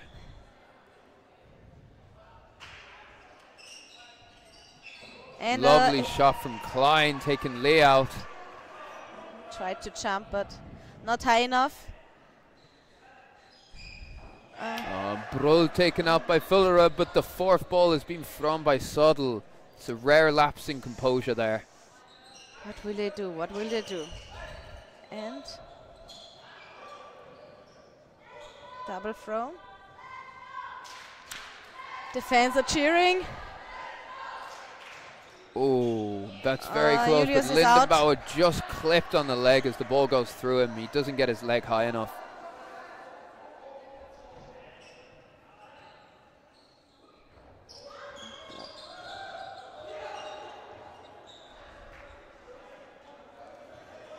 Stay 3-4. focused. 12 seconds left. 10 seconds. Ninjas need a hit. Oh, nearly a catch. Slow goes. And they try to. And the Nasties take the League 2 title. It was inches in it there. Congratulations. Unbelievable performance. What a game. And the Ninjas, well played to them. It was so tight. It was that last catch that could have changed everything. But well deserved and well played from the Nasties. I hope you enjoyed this as much as we did. I did. We certainly especially need a break with you. after that. So we will leave you until the next final that'll be happening here, which will be the mixed final, I believe. Yeah, maybe you can hear us again. You can see us. And I'm very lucky about it.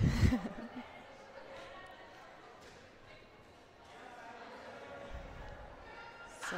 Yep, the next final coming onto this court will be the mixed final second league, where Wolfpack 2 will be playing against Nasties 2. So you have that to look forward to next. Yeah, Dan, if you want to have me here.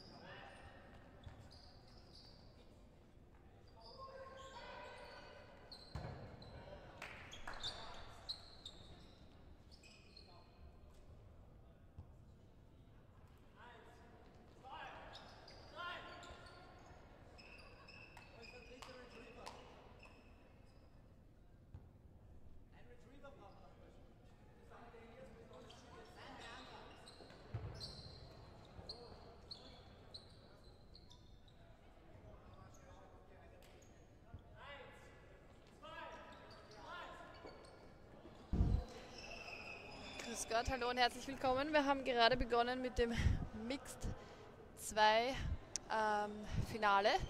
Wir sehen hier The Nasty Nutcrackers gegen Wolfpack. Es ist noch nicht sonderlich viel passiert. 4 gegen 3. Oh. Ein nicer Hit, ein guter Revenge von Christian Füllerer. Und jetzt drei Bälle auf Seiten der Nasties. Ja, ein schöner Hit. 3 gegen 1. Falls ich ein bisschen parteiisch werde, ich bin auch ein Nasty. Tut mir leid, aber das kann ich nicht ganz abstellen.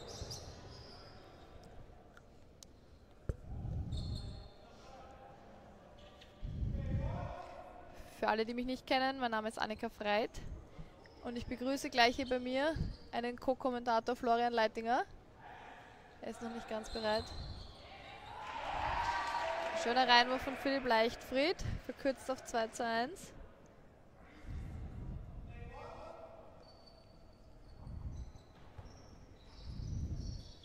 Gut, und da haben wir ihn. Berühmt, berüchtigt. Well, hello. Von seinen Mitspielern geliebt, von seinen Gegenspielern gefürchtet.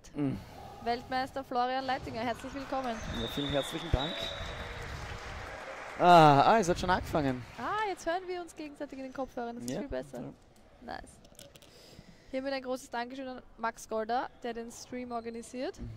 Und die ganze Liga. Und die ganze nebenbei. Liga, aber in dem Fall den Stream an unsere Zuseher und Zuseherinnen zu Hause. Wie viele haben wir denn? 9 Stück. Wunderbar. Wunderbärchen. Da ist sicher die Leni dabei. Shoutout. An Frau Metzler. Okay, es steht 2:0 für die Nasty Nutcrackers. Nach einem soliden Herrenfinale werden wir jetzt sehen, also Damen- und Herrenfinale, Ja. werden wir jetzt schauen, was der Mischmasch so anrichten kann. Gut, Ich auf der glaube recht anderen viel. Seite sehen wir aus unserer Perspektive aus links außen Gregor Pamlitschka. Daneben, ich glaube Sabrina. Ich sehe das so schlecht von hier. Ja, Sabrina. Dann Philipp Leichtfried. Und Daneben Rosa. Rosa, genau. Voll. Und ganz rechts. Das sollten wir wissen und das wusste ich auch schon mal. Ja. Tut mir leid hier an der Stelle. Gut, dass du das angefangen hast. Ja, unangenehm. Ja. Ich dachte, ich bin confident und kenne alle Namen. Vielleicht fällt es mir noch ein. Wir sehen auf jeden Fall wieder einen guten zweiten Start von den Nasties. Wir sind natürlich ein bisschen parteiisch. Ja, habe ich schon angekündigt. Ja, Das können wir nicht abstellen. Ja. Wollen wir nicht abstellen. niemals. Einmal pink, immer pink. Ja, ich habe dem Christian gesagt, er muss seine Würfe ein bisschen mehr genießen, weil sie im letzten Moment davon schlüpfen. Aber Johann recht, in alles gut. Ja, er genießt sie noch nicht genug. Genießen bedeutet übrigens, den Wurf leicht zu verzögern, dass man dem Gegenspieler schon eine Ausweichbewegung ablesen kann und dann erst durchzuziehen. Es ist sehr viel schwerer, den Ball zu dodgen. Der Wurf wird dadurch vielleicht ein bisschen langsamer, aber dafür umso präziser. Hast du unsere Seite auch schon vorgestellt? Nein, tatsächlich noch nicht. Wir sehen auf der linken Seite Johann Eigner mit stolzen 17 Jahren. Ein Spieler, den man, glaube ich, noch lange sehen wird auf großer Bühne. In der Mitte sehen wir meine Valerie liebe Schwester Fleidinger mit einem V. Walczyka Bumczyk wird sie auch genannt. Die wird uns jetzt zeigen, was sie für Catches gerne macht, nachdem der Johann draußen ist. Und auf der rechten Seite Alex Rockers, die Kampfmaschine. Patrick heißt er, glaube ich. Ja, das ist gut möglich. Das ist gut möglich. Na gut, die Nasties haben sich ein bisschen ausgedünnt nach einer eigentlichen Führung. Schauen wir mal, ob sie das wieder drehen können. Ein schöner Konter vom Alex. Ja, der hat wirklich eine feste Krachen mittlerweile. Und catcht auch wie ein Er Wahnsinniger. ist auch noch jung. Ich weiß nicht, Ja, der ist 21 oder Ja? so. Ja. nicht so Also alt er wie ist wir. nicht so alt wie wir.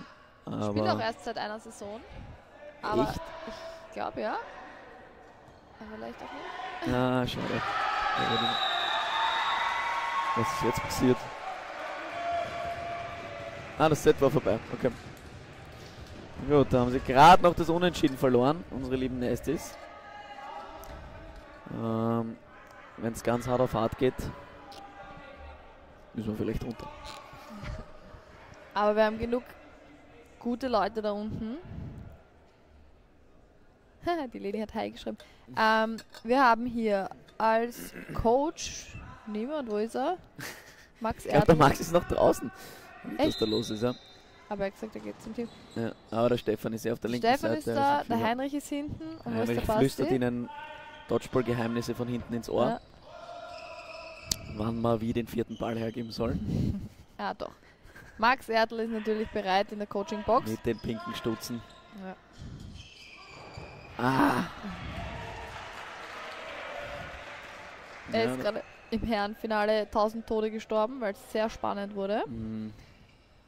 Eine ganz enge Kiste. Und bekanntlich, wenn man coacht, ist es noch wesentlich schlimmer, als wenn man spielt. Aber es ist aufgegangen. Ja, es ist aufgegangen. Es ist aufgegangen, es war Das gut. war ein Team-Effort. Und da haben wieder alle abgeliefert, das war ein Wahnsinn. Also das ist Ja. echt arg in den Finalspielen, wie einfach die Spieler noch einmal viel mehr zeigen, was sie eigentlich können, was der Armer da vorher gemacht hat.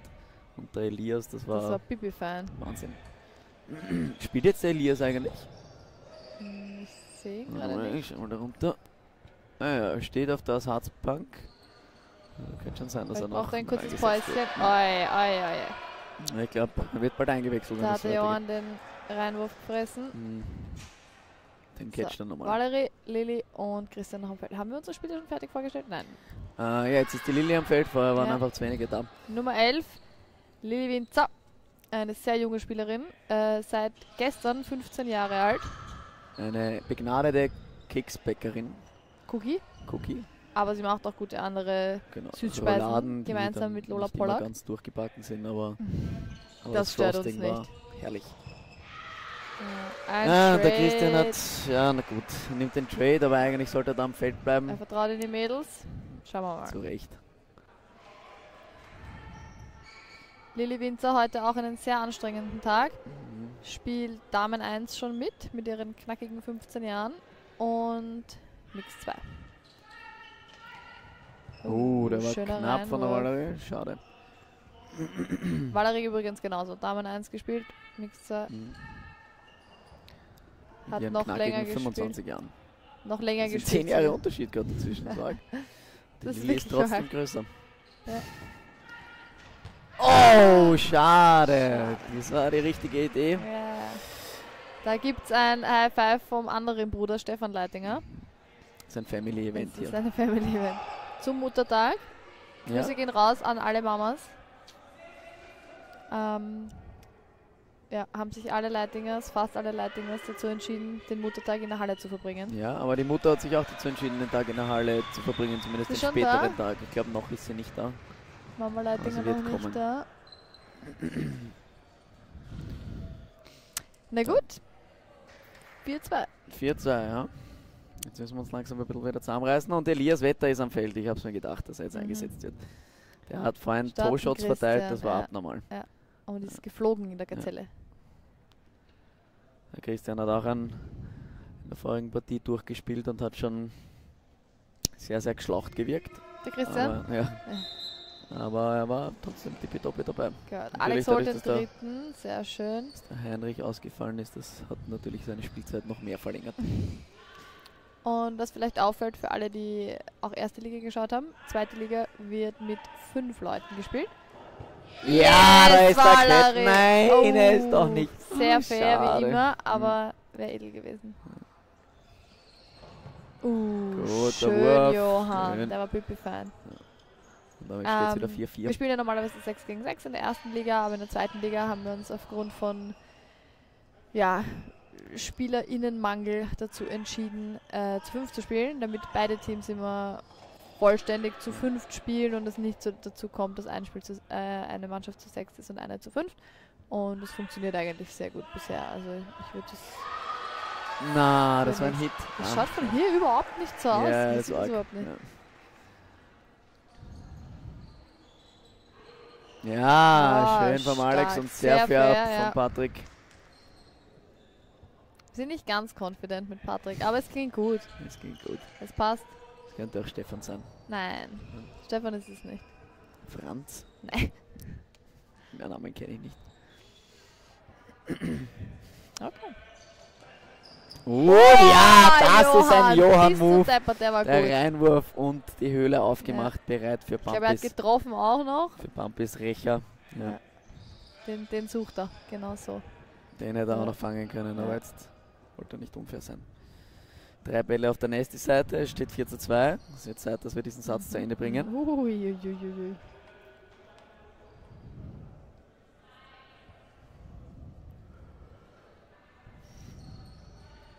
Habt ihr irgendwelche Fragen, Ja. liebe Zuschauer und Ihnen? Stark, Alex. Ja, gerne Also- in den Chat. Ja. Wir Wünsche, Anregungen, Beschwerden, Fragen, was auch immer euch am Herzen liegt. Wir Falls sind ihr hier, euch um zu fragt, helfen. wer das vorher ausgelöst hat mit der Disqualifizierung vom Heinrich und dem Neustart vom Spiel, es war Katrin Huber, die den Stein ins Rollen gebracht hat. No hate. Wow, und da klettern wir auf 15 Zuschauerinnen Ja, hoch, zu Recht, wenn jetzt der Gossip. wenn der Komm. Gossip on ist. Ja.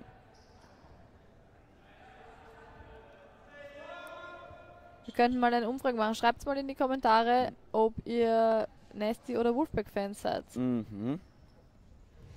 Und Sidebets werden auch angenommen, Ja, sehr gerne. wie es ausgeht. Wir haben 15 stolze Zuschauerinnen. Mhm. Oh, stark. Jawohl. 4-4, Ausgleich. Der Fotograf, ist dir das Elias sucht ein aufgefallen? High Five und findet es bei der Lili.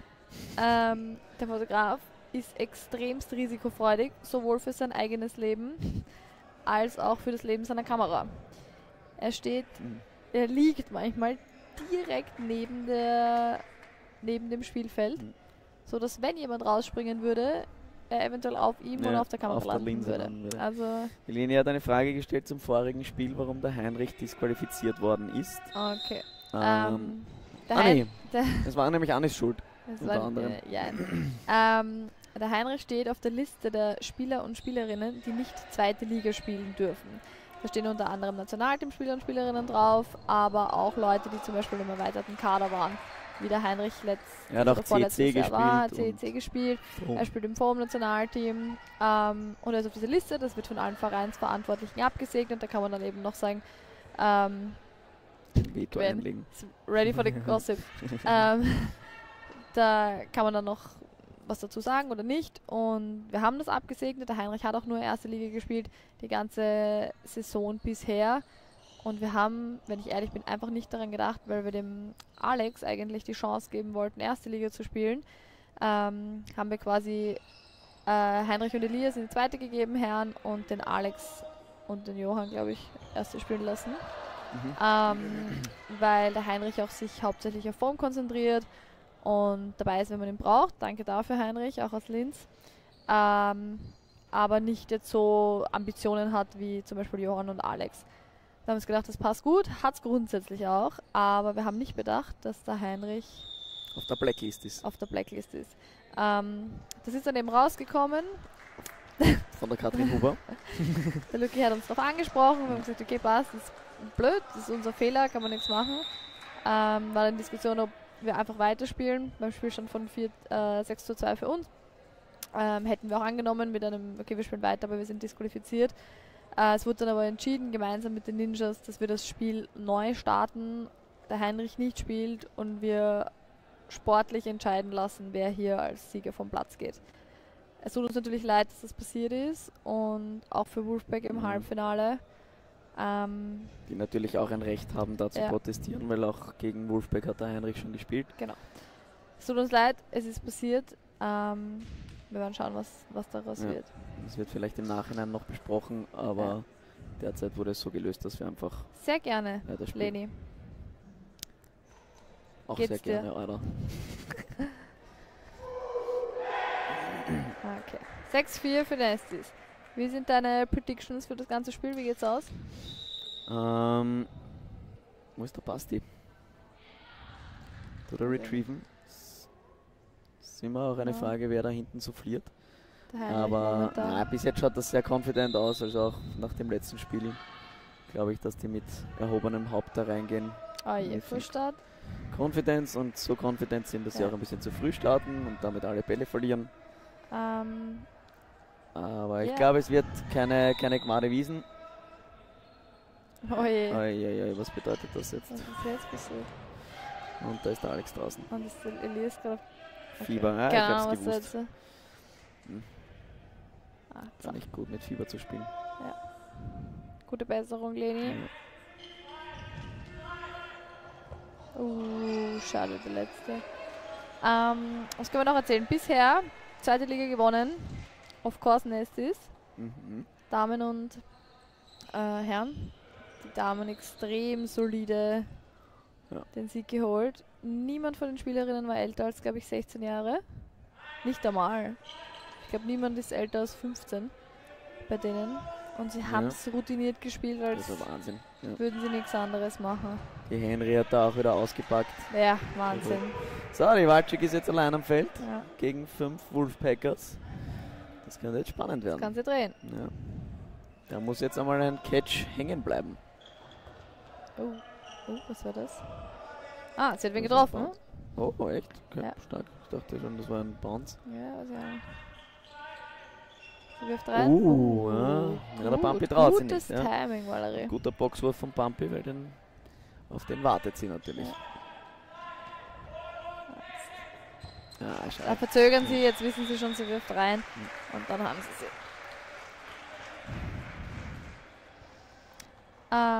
Und auch zweite Liga Herren, wie schon besprochen, haben unsere Nesties Gott sei Dank geholt. In einem sehr knappen Spiel gegen die Ninjas. Und unsere Damen haben leider nach einem harten Kampf gegen Wolfpack im Halbfinale gegen den All-Time-Favorite, 5-fachen Ligameister Wolfpack im Halbfinale verloren. Und dann aber ein top-solides kleines Finale gegen Thunderstorm gewonnen.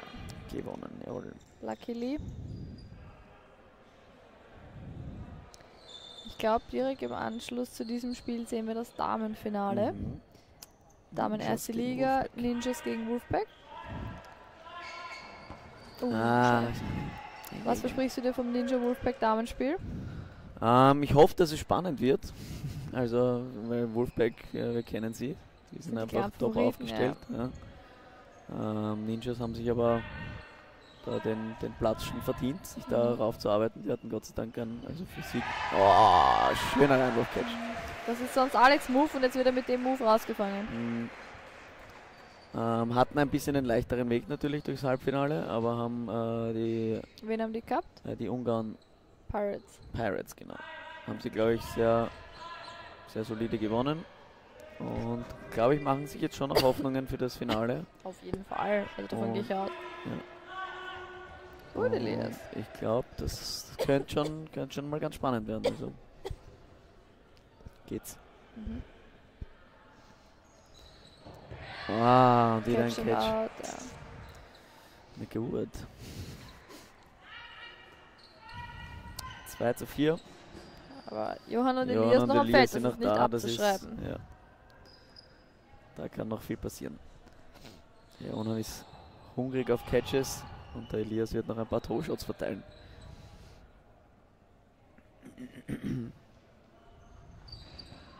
Schade. Auch den Catch konnte er leider nicht securen. Da ärgert er sich. Und Elias heute schwer treffbar. Ich meine, sieht man von der Perspektive nicht gut, aber hätte auch ein Retriever Fault sein können. Retriever wieder sein können jetzt, ja.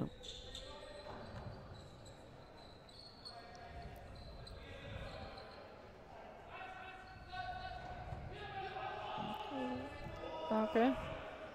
Ich gesehen habe, bis am... Jetzt holen die ja. Sie haben leider immer schnell den Ball. Ja, das machen sie gut. Sie retrieven gut, sie sind sofort wieder ready. Ja. Oh, schön. Was, das war kein Hit?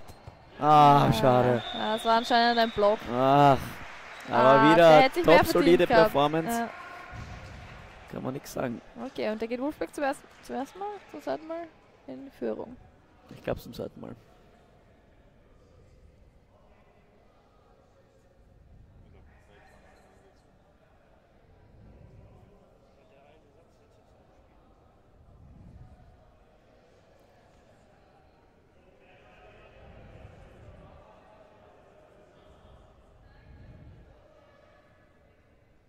Was sind das für Kommentare eigentlich da oben? Was ist da abgegangen?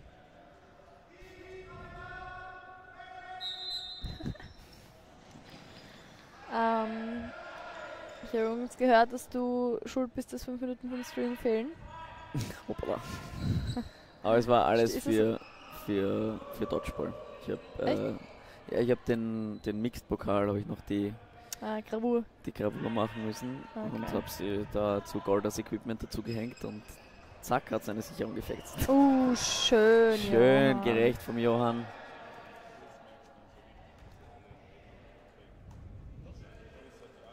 Ich muss mir dann auch noch eigentlich Auswahl holen. Ja, gut bestraft, Johann. Das macht er echt gut. Oi. War Catch oder was? Ja, also die Valerie wurde getroffen und der Abpraller wurde gecatcht. Ach, Also das ist so bitter, würde Robin Freit sagen. Ist er eigentlich noch da? Nein, oder? Er holt Essen und kommt wieder. Okay. Brav. Oh! Der war nicht komplett, glaube ich. Hausi gibt No Catch. Ja. Ja, wenn der Ball nicht komplett unter Kontrolle gebracht wird, bevor er raussteigt, das ist kein Catch. Und damit steht es jetzt 3:3. Was der Alex ab. Hit auf den Alex. Ja, und noch ein Hit. Da wird gerecht und Wie lange Ich ist glaube, noch? es ist 6 Sekunden. 6 Sekunden ist noch Zeit.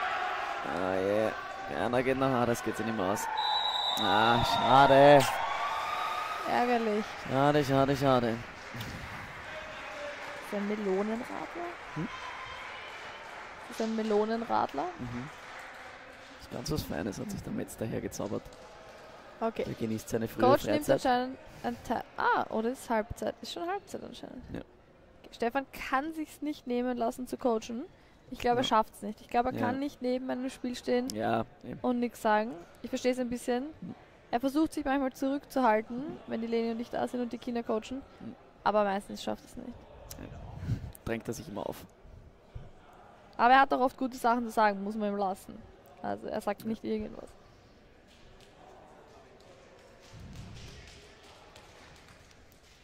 So, Halbzeit. 10:6, da ist alles drinnen. Ich glaube, ich werde dann runtergehen. Da habe ich dir... Metzinger! Metz! Magst du kommentieren? Wer ist noch? Er hat noch den Mund voll, aber dann wird Max Metz für mich übernehmen. Ich werde dann vielleicht ein bisschen runterschauen.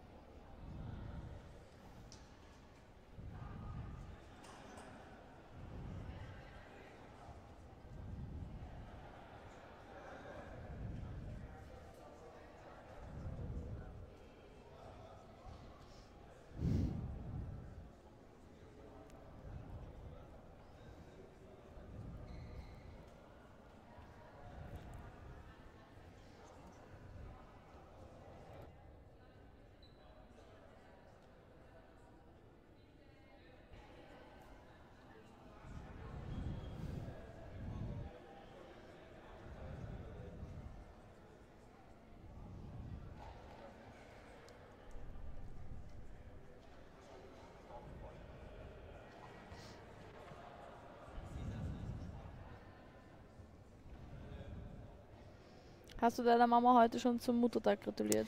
Nein, aber sie kommt ja eh her. Sie kommt eh her, okay. Ich habe meine auch noch nicht gratuliert, weil ich glaube auch, dass meine herkommt, aber ich bin nicht ganz sicher. Die soll sich die Gratulation gefälligst abholen. Vor allem, wenn 3 ihrer 4 Kinder hier sind, Eben. wäre das schon top. Also das kann man schon mal machen. Gut. Ist deine Prediction immer noch, dass wir das glatt gewinnen? Ich werde da mal runter ein bisschen retrieven und soufflieren gehen. Okay. Und Und dann werden wir bist schauen. du confident, dass Dann, es du wirst sehen, funktioniert. der Flügeldruck wird Okay, sich passt. vervielfachen. Okay. Die Catches werden innen einfach leicht von der, wie sagt man, An der Brust bleiben. sagen wir so. Leicht von der Sagen wir Hand so. gehen, sagt man Die eigentlich, Wallere aber wird in keinen Catch mehr fallen lassen. dem Fall ist es schlecht. Leicht von der Hand gehen, das war's genau. Ja, das ist blöd. Ja. Leicht in die An der Hand Brust gehen. bleiben. Ja, in der Höhle. An der Höhle bleiben. Gut, wen Ah, sehen wir das werden sonst wir- noch hier unten? Äh, Christopher Kirk als Hauptschiri. Neben Hausinho. Im weißen Shirt schon umgezogen, weil fertig. Entschuldigt meine Schadenfreude. Und Jakob Klein steht da dabei, der gerade das knappe Herrenfinale verloren hat. Auf der rechten Seite liegt die Freundin vom Alex, Paulina.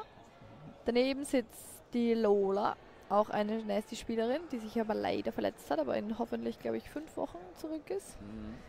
Rechtzeitig 3 Wochen, für die glaube ich, darf Jugendliche. sie schon spielen. Echt? Seit einer Stefan hat ein Veto eingelegt. Ah, okay.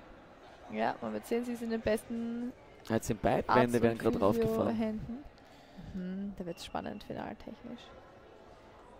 Wen sehen wir dann auch?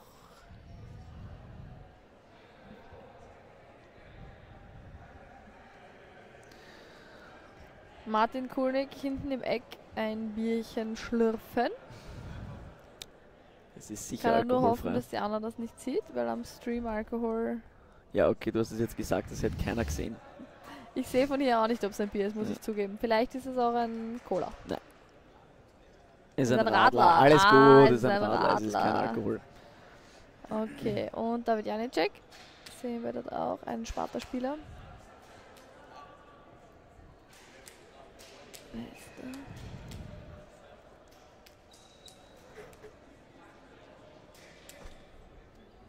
Gut, ich glaube, da starten wir gleich in die zweite Halbzeit. Mhm.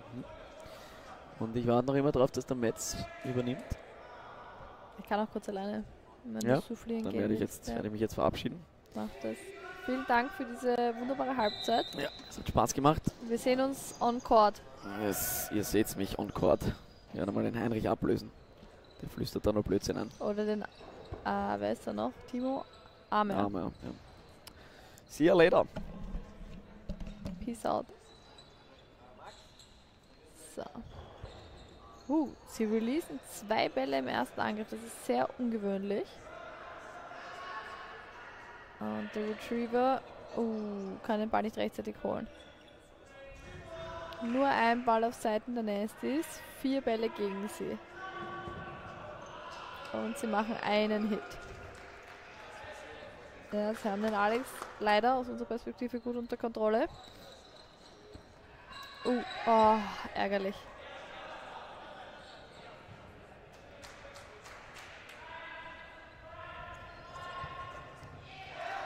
Aber der Johann catcht natürlich den Alex wieder rein. Er macht das, was er gut... und ich glaube, er hat den Reinwurf auch getroffen. Und da steht es gleich wieder 4:3. So schnell kann es gehen.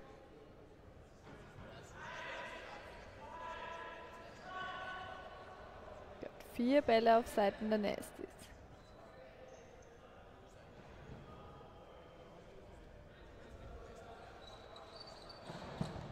Und sie machen den Hit nicht, aber releasen nur 2 Bälle. Das heißt, sie haben noch immer 2 Bälle in der Verteidigung. Das ist gut. Ein Bounce.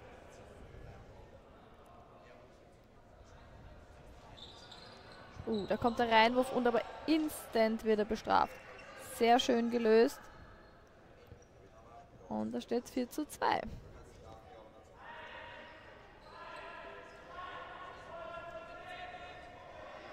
Sie entscheiden sich dazu, 2 Bälle auf Johann zu werfen, aber der springt drüber und hat das komplett unter Kontrolle.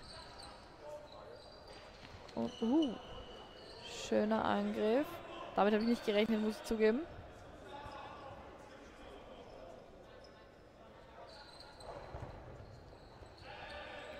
Nichts passiert.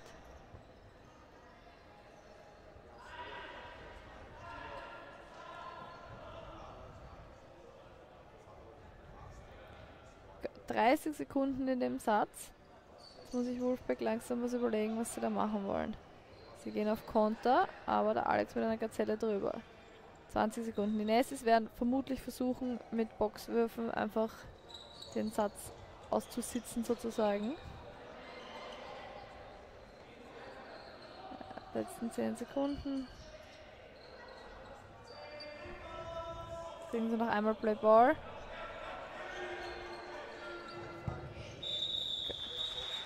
Und der Satz geht an die Nestis. Es steht 10:8. Das haben sie schön fertig gespielt, kann man nichts sagen. Auf Court 3, 7 von hier nicht, am Stream, doch ein bisschen, wärmen sich schon die Damen auf für das nächste Spiel.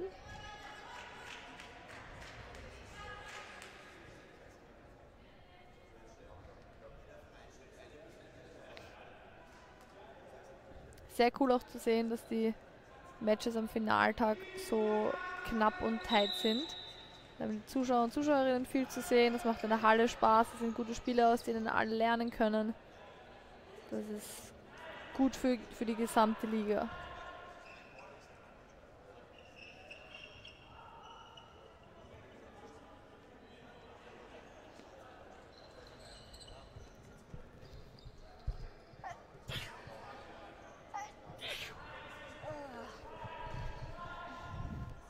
Entschuldigung, ich musste kurz niesen.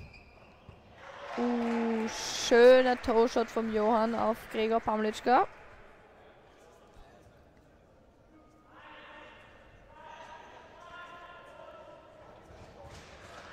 Und da treffen sie aber auch den Alt. Gesundheit, danke Leni.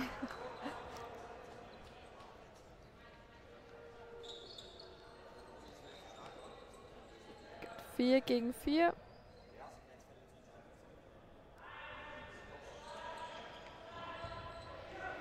Vier Bälle auf Seite Nestis. Sie brechen den Konter ab, muss man nicht machen, wird aber oft gemacht bei 4 Bällen. Und ich begrüße hier neben mir Maximilian Metz. Du bist schon online und live. Hallo. Einen Sparta-Spieler. Grüß dich. Servus. Auf wessen Seite bist du in diesem Spiel? Ich bin auf Oder keiner ist dir Seite, egal? ich sitze am Kommentatorensessel.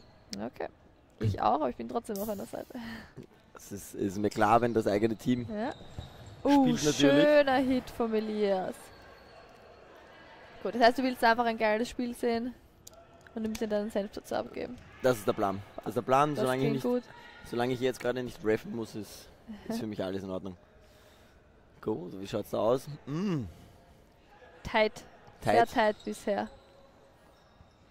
Müssen wir auch ein bisschen genießen, ein bisschen zuschauen. Dazu kommen wir Spieler und Spielerinnen, nämlich muss man sagen, relativ wenig. Es ist ein extrem intensives Liga-Finalwochenende. Und für mich gefühlt habe ich jeden Slot irgendwas zu tun. Pfeifen, coachen, selber spielen, aufwärmen, versuchen irgendwie runterzukommen nach einem Spiel, Ja. ein bisschen frische Luft zu tanken, weil die Luft in dieser Halle ist mehr als grenzwertig. Nein, also es ist wirklich wenig Zeit, die wir wirklich damit verbringen dürfen, ein Spiel zu sehen. Und dann machen wir Und das jetzt hier. gönnen wir uns das jetzt einfach auch mal. Also jetzt haben wir da einen wunderschönen Catch auf der Wolfpack-Seite gesehen, zwar auch getroffen worden, aber es Der war echt schön. Von der Rosa. bringt sozusagen Wolfpack wieder ein bisschen in 10 Greifnähe. Sekunden sind es noch.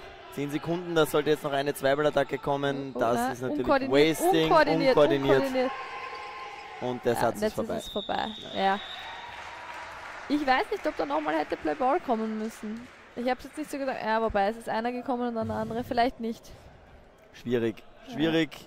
Auf jeden Fall zu unkontrolliert von Wolfpack auf der Seite. Also da muss die Abstimmung besser passen, finde ich. Aber Coach Flo Hakel kommt gleich Ja, und regelt. bringt die Spieler da wieder runter, sagt ihnen, wo wir da drauf aufpassen müssen. Und wir sind bei 10-10, also Ist gut. ist gut. Ist gut. Gefällt mir. Ja. Je knapper, desto besser. Sind auch schon in der zweiten Hälfte, also da geht es jetzt um alles. Also jetzt, Jetzt muss man auspacken. Da gibt es Jetzt- kein Zurückhalten mehr. genau, also da muss jetzt wirklich die letzte Energiereserve geknackt werden und einfach nochmal voll drauf. Egal ob Krampf oder nicht, muss wurscht sein. Wie geht's dir körperlich? Mir geht's körperlich top. Ich meine, Okay. Hoffmann geht's nicht so top. Was hat Der der? jetzt gekrampft. Oh. Wadel. Doppelkrampf. Beide Wadeln. Beide Wadeln. Ärgerlich. Linkes Wadel wurde 10 Minuten behandelt. Beim Aufstehen war dann das rechte Wadel dran. Schön, Johann. Der SPP-Fan, den sieht man überhaupt nicht kommen. Der macht gefühlt eine Kurve. Ja. Ah, und da ist Wirklich der schön. nächste Hit. Und jetzt wieder Ein unkoordinierter Angriff von unserer Nasty-Seite, muss man sagen. der aber aufgegangen ist. Aber Aber ist Schiedsrichter aufgegangen, steht ja. schon am Feld. Oh je. Schiedsrichter steht schon am Feld. Ah, Was ist da vielleicht zu passiert? spät geworfen wegen einem Playball. Das kann sein. Das kann natürlich sein. Wie wird der Call sein? Aber okay. Wir wissen nicht genau, was wir hören das da nicht, aber David Janicek als Line-Ref hat sich da eingemischt, weil anscheinend irgendwas nicht gepasst hat. Okay, dieser Briner wurde zurück aufs Feld geholt. Warum weiß ich Der nicht. Ball war wahrscheinlich nicht live. Ah, der Ball war vielleicht nicht live. Das Ja, kann das gut kann sein. natürlich sein. Schöner Oh, Dodge jetzt hier schöne vom Alex, also Gazelle, wirklich ja. schön gemacht. Geben natürlich jetzt 4 Bälle her, das kann gefährlich werden. Ja, auf wen schießen sie? Ah, Und, interessante Kombi, okay.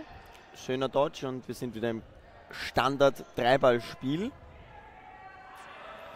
4 gegen 4. Ein Turnover ist gecallt. Also da war anscheinend ein Retriever-Fehler. Aber wo? Aber wo, aber was, aber wie? Keine Ahnung, auf jeden Fall 5 Bälle auf der nächsten Seite jetzt. Und wir sehen einen Sehr Hit schön. auf die Nummer 12. Gregor Pavlička. Ja. Den haben wir auch schon bei Herren in der ersten Liga gesehen. Ja. Der entwickelt sich. Er ist hier sicher eine große Stütze, genauso wie das der Johann natürlich auf der Nesti-Seite auch ist. Und der Alex auch schon. Der muss dann, glaube ich, nachher noch ein Herrenfinale spielen, glaube ich. Genau, wir haben Alex und Johann spielen auch noch Herren 1 und Valerie und Lilly spielen Damen 1. Und jetzt hier. Also wir sind heute eigentlich top 10-fach aufgestellt. 10-fach Belastung für die Nestis. Auf jeden Fall. Man könnte sich überlegen, nicht so oft ins Finale zu kommen. Dann wäre das natürlich angenehmer für die Spielerinnen. Ja, also ich habe heute 2 Stunden 40 reine Spielzeit. Nice. Nice, ja. Nice. Und das nach gestern 1,5 Stunden Spielzeit. Nice. Ungefähr. Na, ein bisschen länger, aber ja. Aber gestern konnten wir durchwechseln, heute spiele ich durch. Und Boah, das war schön. Das war starker schön, Dodge vom Johann hier. Und dann lässt er sich nicht verleiten, Nein. den nein. zu werfen, was mich ein bisschen wundert, aber Hut ab. Ich hätte den ihm auch hätten viele zugetraut. gemacht. Ich hätte ihm auch zugetraut. Den hätten generell. Oh, Und ein schön. schöner Hit. Und da sind wir im 1 gegen 3. Das kann jetzt schwierig werden. Da würde ich jetzt mal drauf setzen, dass wir gleich eine Nesti-Führung sehen. Ja. Sidebets werden angenommen, haben wir schon gesagt, aber in den Kommentaren hat niemand getraut, sich zu wetten. Oh, und da sehen wir eine Nesti-Führung. Richtig. Wo sind die Kommentare? Gönn dir.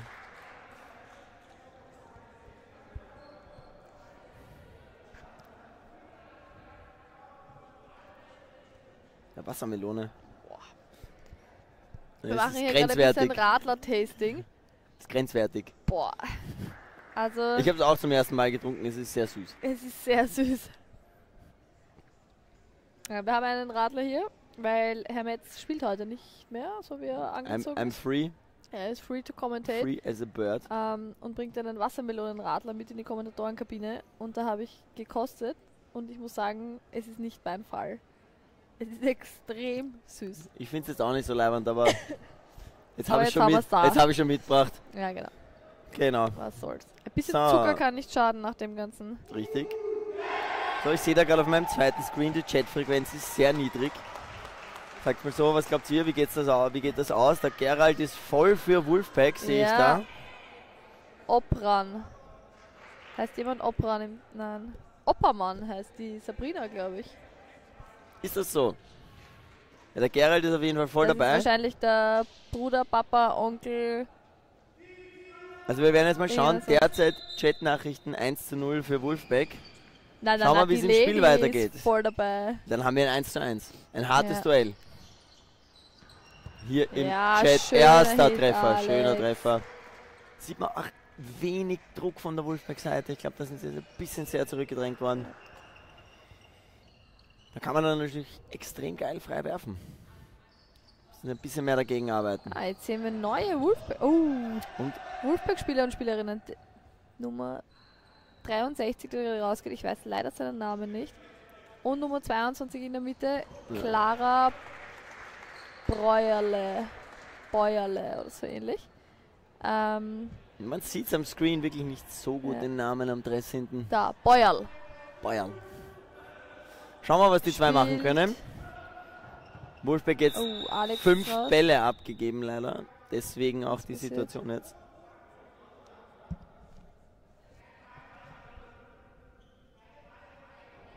Ah, okay. Ein Ball ist von irgendwo anscheinend reingerollt. Ah.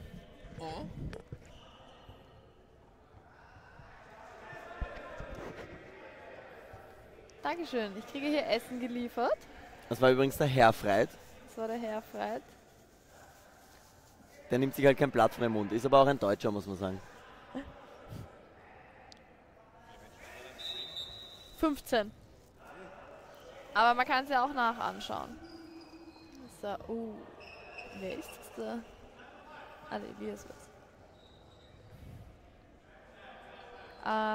Ja, als Hintergrundinfo noch vielleicht die Clara, die jetzt hier mit der Nummer 22 ist, verheiratet mit dem Patrick von Wolfpack. Wir waren uns nicht sicher, ob er Patrick heißt, aber ich glaube schon. Zu Recht. Sehen aber gerade nicht. Um hier auch ein bisschen Background-Info zu geben. Könnte die Linie gewesen sein, aber die Oh, Line-Refs das passen, war- glaube ich. Yes. Ja, Sparta Line Refs. Die können das.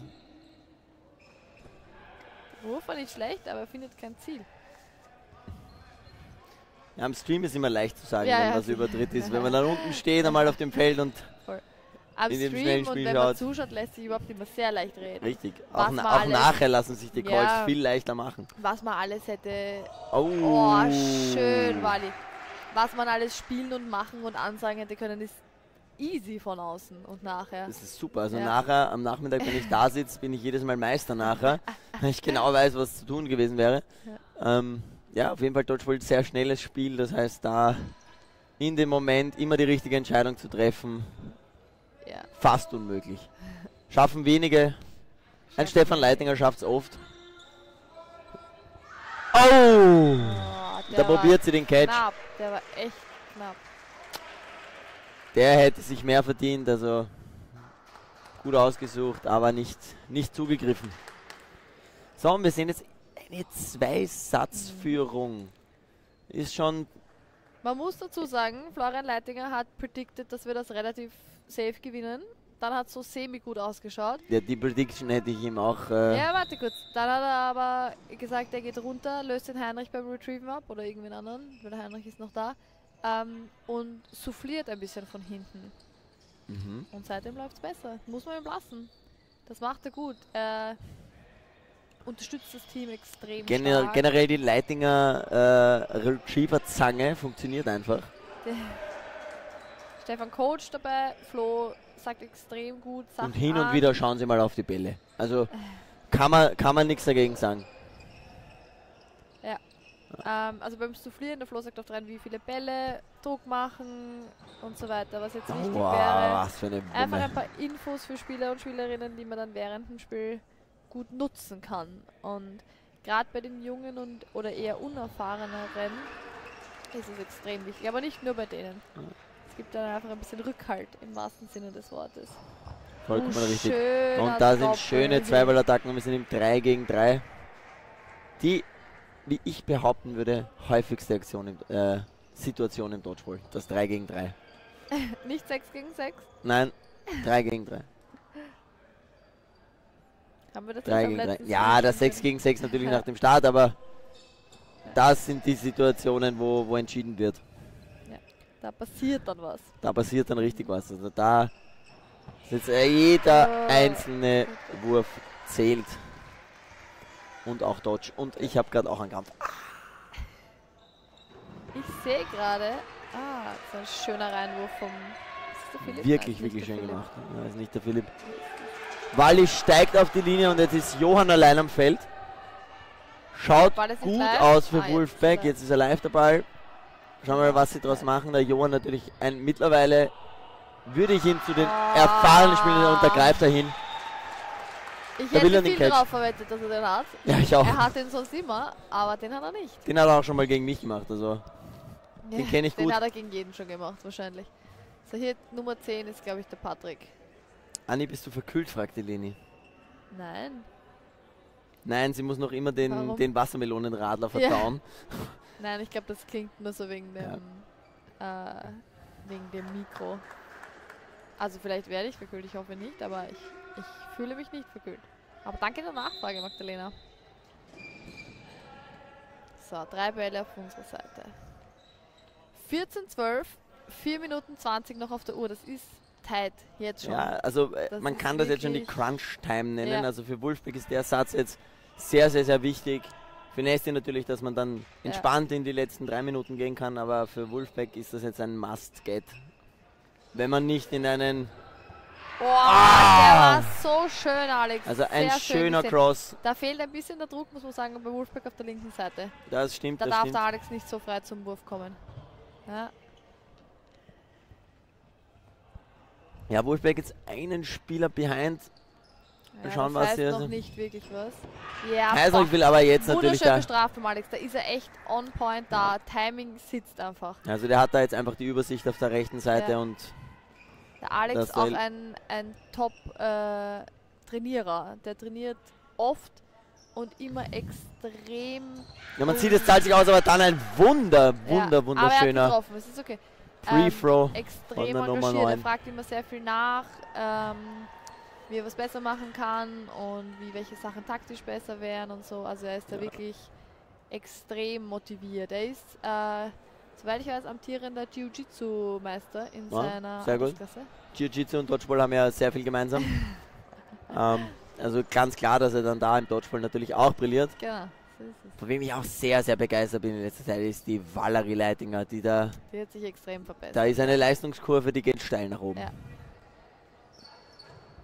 Und ein wunderschöner Block, gemütlicher Wurf. Okay, sie versuchen es runterzuspielen. Das ist noch 1 Minute 15.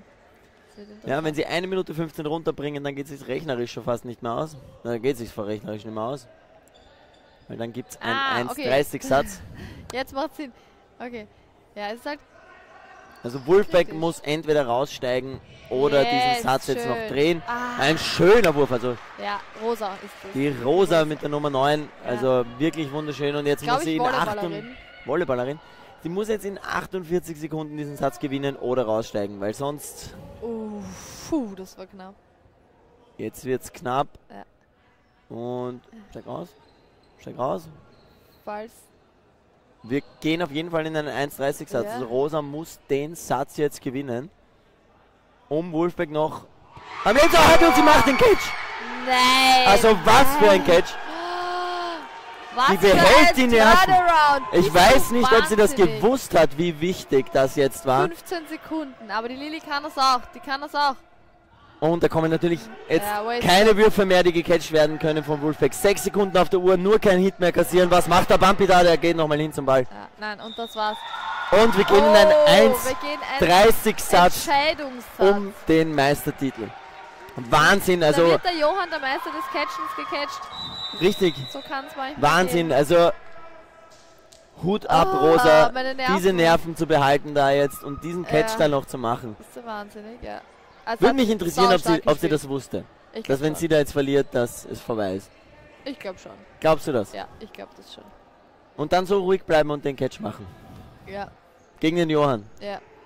Wahnsinn. Das ist Wahnsinn. Also wirklich ein Top-Finale. Vor allem sie hat, glaube ich, ein 3:1 gewonnen, weil sie hat die Wally, glaube ich, auch noch rausgenommen. Ja, die Wally hat sie rausgenommen, vor allem mit dem Pre-Throw und dann einen wunderschönen Catch gegen den Johann. Wow. Und auf dem Niveau kann das auch passieren. Also mich wundert das nicht, dass wir hier jetzt in einen 1:30 Entscheidungssatz gehen. Sollte der übrigens unentschieden ausgehen, geht es nachher in einen letzten Overtime-Satz mit 3 Minuten. Und wenn der dann auch nochmal unentschieden ausgeht, dann gehen wir in ein Sudden Death.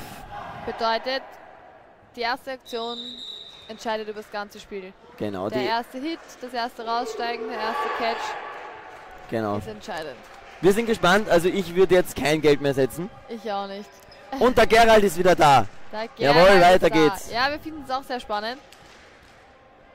Puh, tight. Ich sag natürlich, die Nasties gewinnen. Muss ich. Glaube ich auch. Ich möchte gar nichts sagen. Ich höre jetzt gerade in der Halle, dass es viel Backup gibt von den restlichen Wolfpack-Teams und Ich bleibe gespannt auf den Zuschauerrängen. Man sieht es zwar im Stream nicht, aber es stehen alle.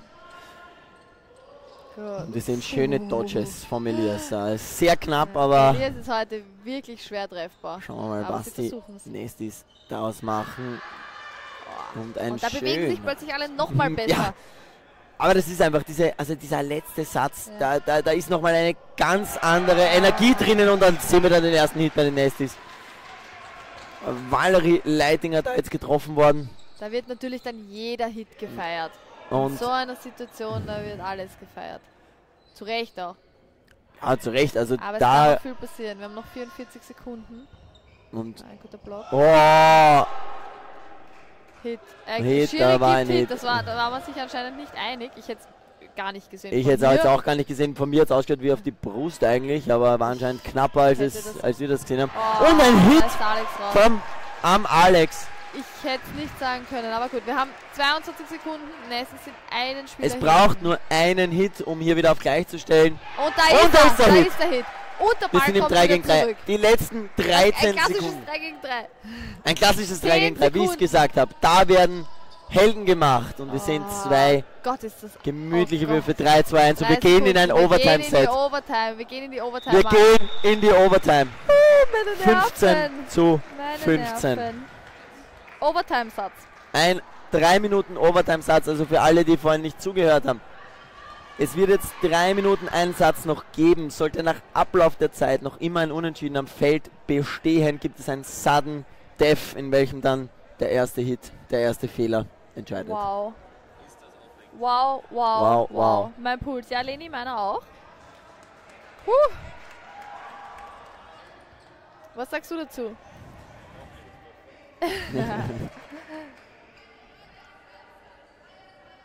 Okay. Also ich weiß nicht, jetzt gerade denke ich mir, ich würde gern nicht auf dem Spielfeld stehen, also ich bin zu heiß für den Satz, glaube ich. Und ich muss es zum Glück auch nicht. Und wir gehen jetzt gleich in das letzte Set dieser Mixed 2. Liga, der Austrian Dodgeball League. Okay, off we go. 3 Bälle bei Wolfpack, 3 Bälle bei Wolfpack. Heißt noch nichts. Und die Halle, der Hexenkessel, er kocht.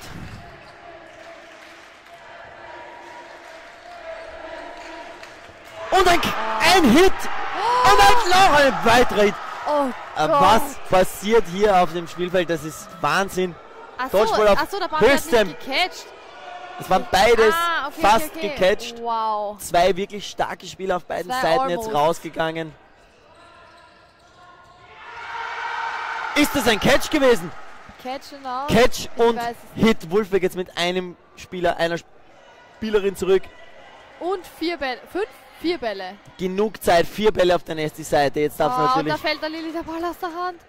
Und wir sehen ein Invalid. Wir sind wieder im 3 gegen 3. Sowas passiert halt auch, wenn man den ganzen Tag schon. Ja, also da sind die Arme auch schon müde. Das kann dann auch schon mal passieren. 4 Bälle. Schöne Dodges. Der Johann und gönnt der sich Johann. Den direkten, aber. Ob die 4-Ball-Attacke nicht besser gewesen wäre, aber wir werden sehen. Wir sind wieder im 3 gegen 3 übrigens, ich sag's nur. Aber wir haben noch 1 Minute 44, das ist urlang. Ja, also viel Zeit noch auf der Uhr, also da entscheiden jetzt Nuancen. Und er möchte ihn. Ein Touch. Aber er trifft nicht. Ja, da will er jetzt, glaube ich, zu viel. Ich glaube, da will er es jetzt drehen. Ja. Da müssen sie ein bisschen ruhiger spielen, wieder zurückkommen zu den 3-Ball-Angriffen. 4 Bälle jetzt. Der Ball rollt, der Ball. Okay, aber der Heinrich Retriever Heinrich ist natürlich am Start jetzt. Oh Gott, ist das spannend. 2-Ball-Attacke, Philipp Dodge. Und sie haben 4 Bälle. 4 Bälle auf der Wolfpack-Seite. Ach Gott, ob das abgesprochen war oder ob da ein Playball noch reingekommen ist. Ich hab's nicht gehört. 3 Freeball, Playball free gecallt. Ein Catch vom Johann, aber auch ein Hit dabei. Oh, und die Clara wirft einen Invalid. Hast du es gesehen? Ich hab's gesehen, es war wirklich mehr als grenzwertig und die Eva called ihn auch. Ja, die Eva called ihn. Es war keine Absicht. Es war natürlich keine Absicht, nein. Der kommt ja aus. 50 Sekunden und der Patrick, oder? Und ich glaube, er heißt Patrick. Heißt der Patrick. Auf jeden Fall. Er weiß, was jetzt passieren muss. Er muss das drehen. In der Halle müssen wir auch kurz beschreiben. Kocht. Ja, also hier sitzt keiner mehr auf den Rängen, stehen nur mehr alle. Okay, 50 Sekunden. Da kann trotzdem immer noch viel passieren. Ja, Block, okay. er hat Sie 3 werfen Bälle. alle. Ja, das ist Solide. eine vollkommen solide Entscheidung. Ja. Da muss man jetzt auf den Hit gehen einfach, weil hier gibt es kein Abwarten mehr. Ja, die Andi und ich, wir haben uns auch schon ein bisschen vorgerichtet. Also es Wir bleibt lehnen spannend. noch sehr weit am Bildschirm und auch Richtung Spielfeld. Okay, ich glaube, er wirft rein. Ja, aber er trifft nicht. Ja, dann merkt man jetzt auch, dass der Arm müde ist. Man merkt, dass der Arm müde ist. Und jetzt, ich glaube, es bleibt nur mehr Zeit für einen Catch. Sekunden. Jetzt muss er auf den Catch gehen. Kann das nochmal der Rosa nachmachen? Leider kein Catch. Jetzt muss er eigentlich 2 Hits machen. Sekunden. Eigentlich muss er 2 Hits machen. Eigentlich muss er 2 Hits machen. Wird geblockt. Und aus. Nicht live, nicht live. Und das Und war's. damit Und da ist der sind Titel. die Nasty Nutcrackers Mix. Gewinnerinnen. Mixed 2 Meister.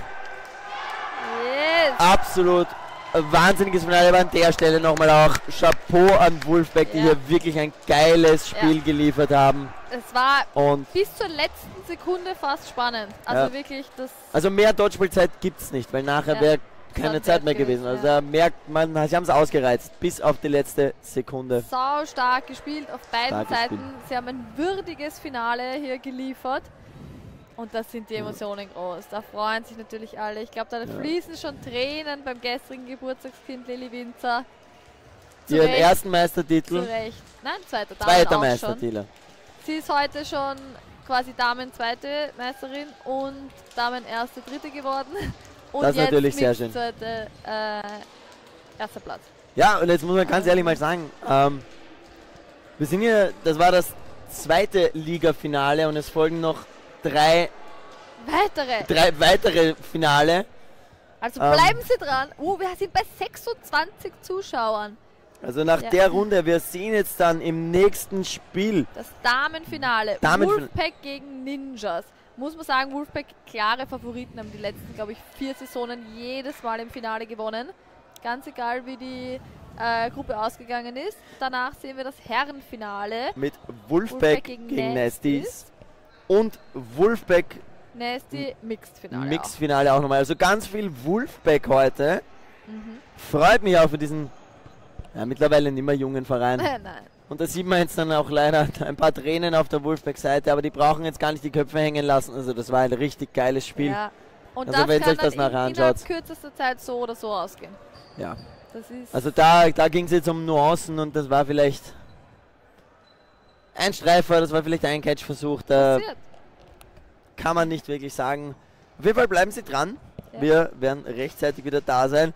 Gwendolyn, go Ninjas! Ja, auf jeden Fall. Schauen wir uns mal an, wie das jetzt gleich weitergehen wird. Ich werde mich an der Stelle verabschieden. Ich weiß nicht, ob jemand oder wer weiterkommt. Ja, ich glaube, der Dan wird dann nachher kommen und wir werden dann hier vielleicht in Englisch kommentieren. Aber bei YouTube kann man auch Untertitel einschalten, also geht dann auch. Also bis später. Bleiben Sie Ciao, dran. ciao. Bye, bye. Peace out.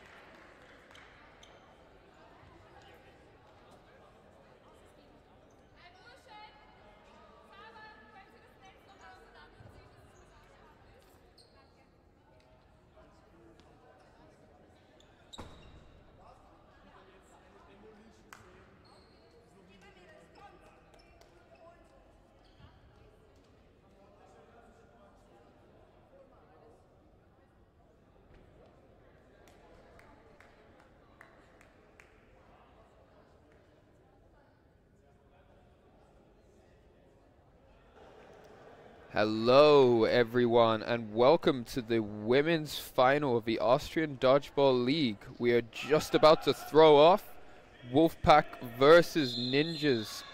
Both teams the first teams.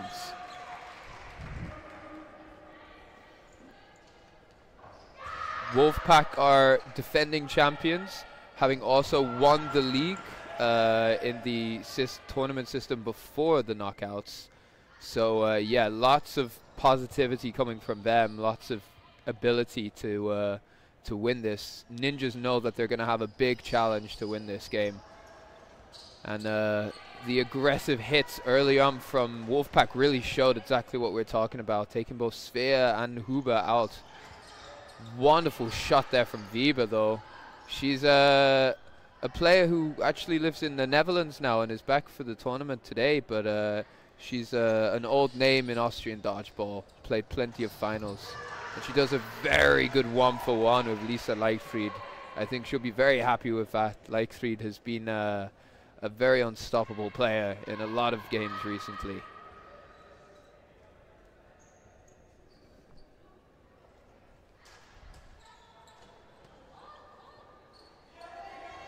And Hofer takes the catch. And Budem takes a hit as well. And I am being joined by none other than Spartan's Max Mates, who is also going to be helping commentate the game. Hello guys, I'm back. We've got a first set is just almost finished. The Wolfpack have been very aggressive, but Taysom made a wonderful hit now, so it's 2 versus 1. Dan, am I gonna ask you, what team is gonna win this? Do you have an opinion that is not biased with your team? Do I have an opinion that's not biased? I don't know. It's difficult to say. I have said earlier that I think that Wolfpack have been so unstoppable in the women's in such a long time that it is difficult to see them not winning this. But because I am biased, I'm gonna say Ninjas, because I am just a biased individual. Yeah, as at the game before, I'm gonna say nothing. I'm gonna see how the first half is going, and then maybe decide on a winner early. That's the smart call. So now, ladies and gentlemen, first league women's final in the Austrian Dodgeball League 2024. First set goes to Wolfpack, with an amazing fight from Tesa on the left wing. Ooh. That is a smash of a headshot from Lisa Leichfried on Svea But there. we have a trade-off, I think. Yeah, Viba did a beautiful shot on her foot while she took Svea out.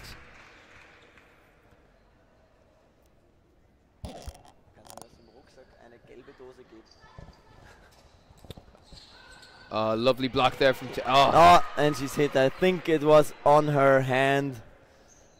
Yeah, she just didn't quite get the block off there. I think Kathy Viba has turned herself into a bit of a target for this game. She's made a few good hits now, so... yeah, she played a really good mixed game yesterday as well. So I think the girls from Wolfpack, they have seen her play. She will be a target there. Yeah, she's playing for Haarlem in the Netherlands now. Very different setup over there. Just sniped out at the last minute though.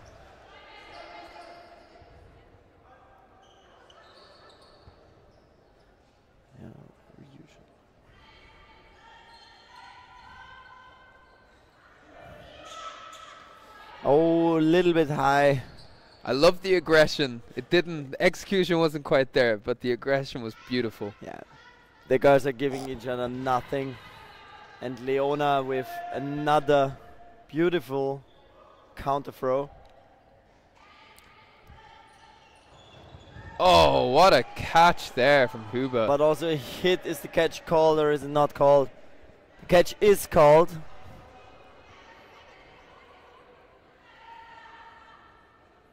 So we are now at a 4 against 2 for Wolfpack. Beautiful pre-throw there and another dodge from Svea.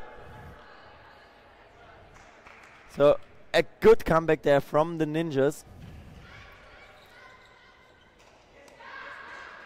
Yeah, very good dodge from Nicole here. Gets under 2. She's one of the most capable dodgers when you got a lot of them coming at you simultaneously. And a beautiful throw from Tamara Höfer here. Good pre-throw. Oh. And headshot. Headshot there. We don't condone it, but we do like it. Yeah.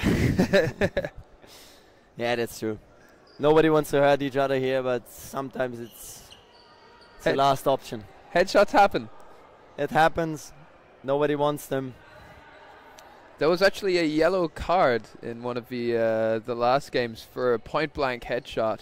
So it is punished sometimes by the rules, but not usually. Yeah. So then, sorry, I'm gonna switch to German for a second now. Also Sebastian, wir haben hier den Dan bei uns, der gerne kommentiert, und wir werden hier jetzt auf Englisch kommentieren, weil das seine Muttersprache ist. Ja. Man kann aber, soweit ich das weiß, bei YouTube die Untertitel einschalten, und wenn Englisch geredet wird, dann passiert das automatisch. Also schau da mal rein, ob das funktioniert. Und ja.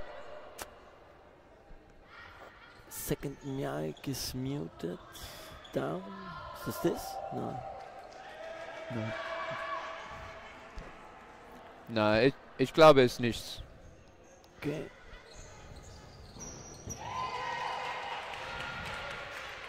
Matthias, bist du dir sicher, dass eins gemutet ist? Also wir sind hier beide, wenn ich rede, sehe ich was.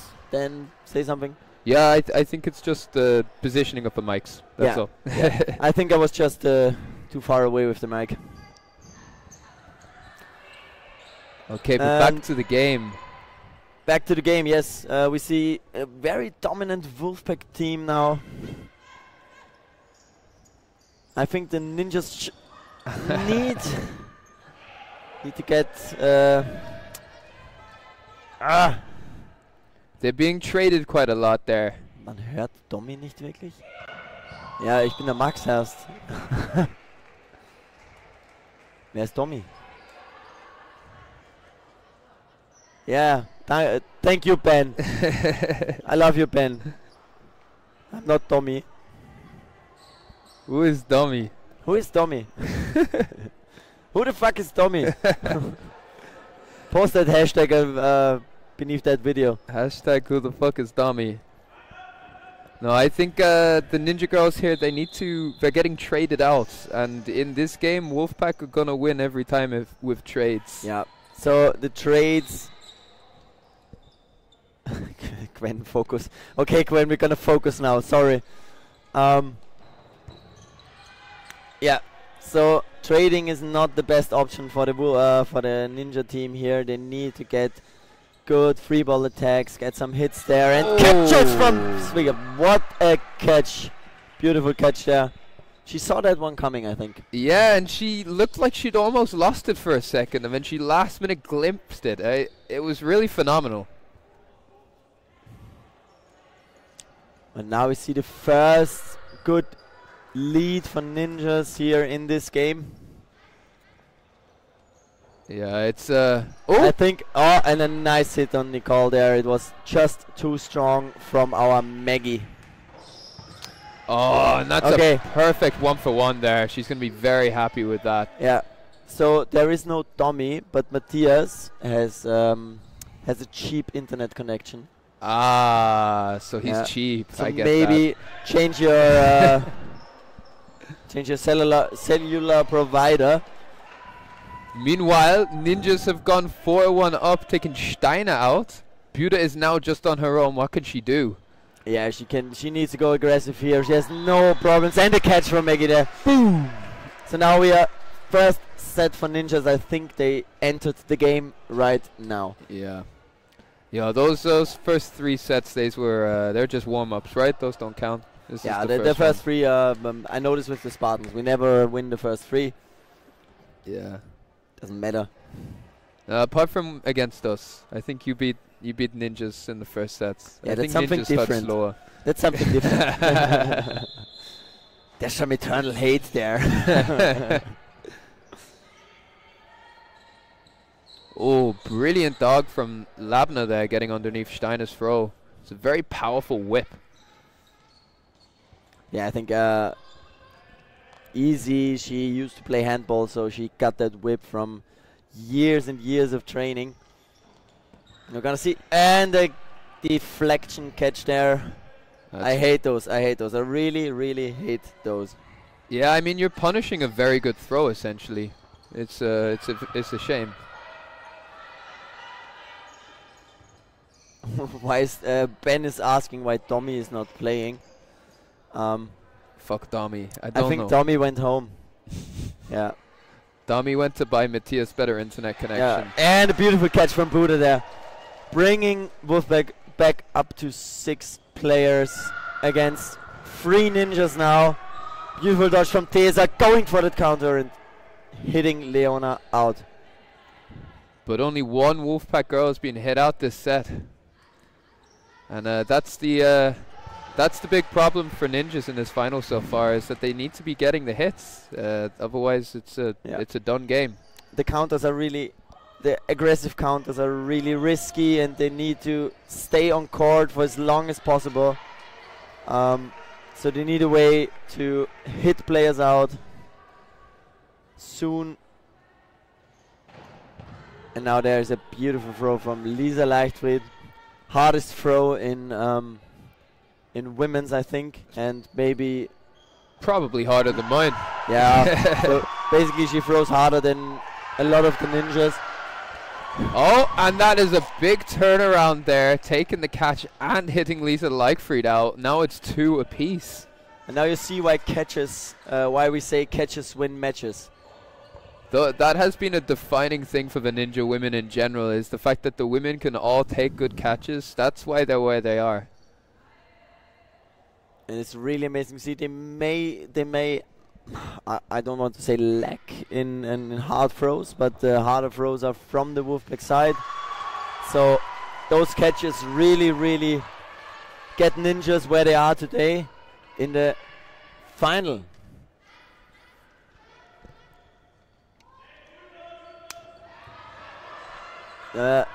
She needs to throw maybe a tad too short, that throw, but Bruno called it fine, so no invalid attempt.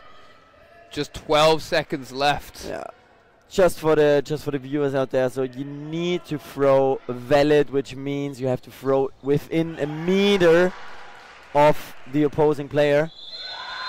And there is another set for ninjas, really, really closing it up in these last seconds. Safe play, 2 against 1. Nothing more to say here. Yeah, 6-4 now, and they are well and truly back in the game. Like we said, just a 3-set warm-up and then the actual game. Yes. So why do you think ninjas won the last 2 sets, Max? The last 2 sets? Yeah. Yeah, I think that they reduced their trades. They tried to stay on court longer so that they can really use that catching power. Also, they have pretty good counters now. So, as you see there, Tesa was like really safe to throw there because no aggression whatsoever from Wolfpack. And I think they can play much freely because they're not competing champions. They have nothing to lose here. They are at their best season, I think. Yeah, absolutely. The team has improved so dramatically. Basically, they now have reached all they ever want, everything they ever wanted, and they can just make it better from here on out. Lovely hit and there. Lovely counters from Tesa on the right side wing there, really making a hard time for Tamara Höfer.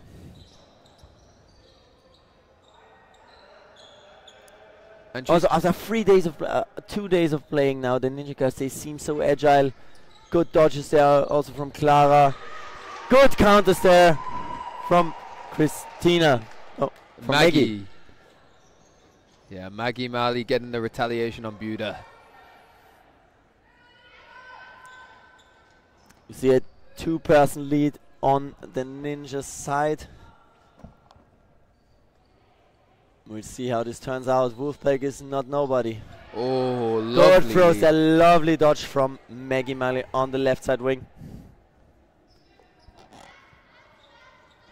And Ninja, you have to say, are in control of this game right now. Right now, and a double hit. The ball from Leona deflected on Kremser, which now gives Ninjas a lead of 4 people.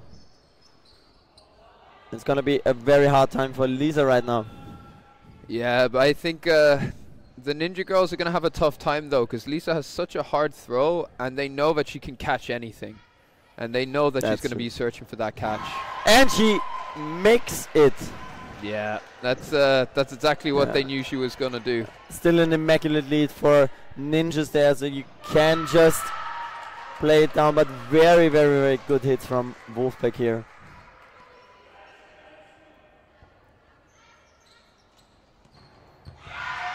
And another catch from Lisa there. Whoa. And there seems okay, to be what a comeback there. Ooh. And another hit. That is a 5v1 that Lisa has brought back here. That's one that you're going to have to take a little highlight reel for. Oh! It's the catch. No, it's not taken. Maggie is calling it herself that it was not a valid catch. Good fairness on her side there. And what a set from Lisa here. Unbelievable, honestly. Just turning around the 1v5. Beautiful throws, good catches there. She just knew where to go. She's a complete player. Like, it's, you know, a 5v1, I was kind of scared, but I looked at it and I thought, well, it is a 5v1, but it's a 5v1 versus Lisa, so it's not finished until it's done. Yeah. It's now a timeout called. I don't know. I think it was from Ninja's side, the timeout. Yeah, Max will be telling them to gather a bit more composure, because they did lose it a little bit there in that set. There was one domino falling, which was the catch from Lisa, and then all of the others followed the hits and the lack of dodging, and they need that composure and to maintain that structure if they're gonna stand up against such a team as Wolfpack for the final. I would love to now have some coaches' mics. Just like listen to what they are saying to the teams right now. What do you reckon? What is Wolfpack coach Georg Falkenberg telling the girls right now? Oh man, I think he's telling them to get Taser out before she does more counters. Yeah, that's true. Taser out really strong on that right side wing, taking those good counters. 3 balls on the Wolfpack side. They have a really fast opening rush. And they make a hit out of it. Yeah, it's Huber taken out by Kremser. This is her first appearance in this game, I think. So not the best start, but we know her. She's a very, very good player. She can work with that. Live with that. It's packed schon. And a hit, and a hit, and another hit. Now, seems like a Wolfpack shootout. Yeah, they're getting just the free shots at this point. There's no pressure coming from the Ninja side, and they can just throw as they wish. Yeah, there needs to be a tad more pressure on those wings from the Ninja side to give the girls in the middle a chance to dodge and anticipate some of the throws. Yeah, when you got arms such as Lisa and Steiner and Kremser, you can't be letting them just have a free shot. Yeah, and there one counter successfully on Clara Machnik there. And Maggie is on her own now. Trying to grab that one, but couldn't make it. She wasn't really ready there. She didn't get the ball in time from her retrievers. Oh, good. And a timeout called from Wolfpack. Okay, yeah, I would love to have one of those mics now and understand why he called the timeout, because it doesn't really make much sense to me, this one. Yeah, this one, it seems more like a timeout he just gives the Ninjas. Yeah. After lost set to like regroup, to talk about it, and try to get back in that next set. Yeah, because, you know, Wolfpack, they just need to play their game, right? That's the main thing. If you're the favorite, if you're the strongest team, you play your game and you win. And you really don't have to adapt, because actually your game is the game that it should be played. So this just gives time to Ninjas to restructure and maybe find another tactic against it.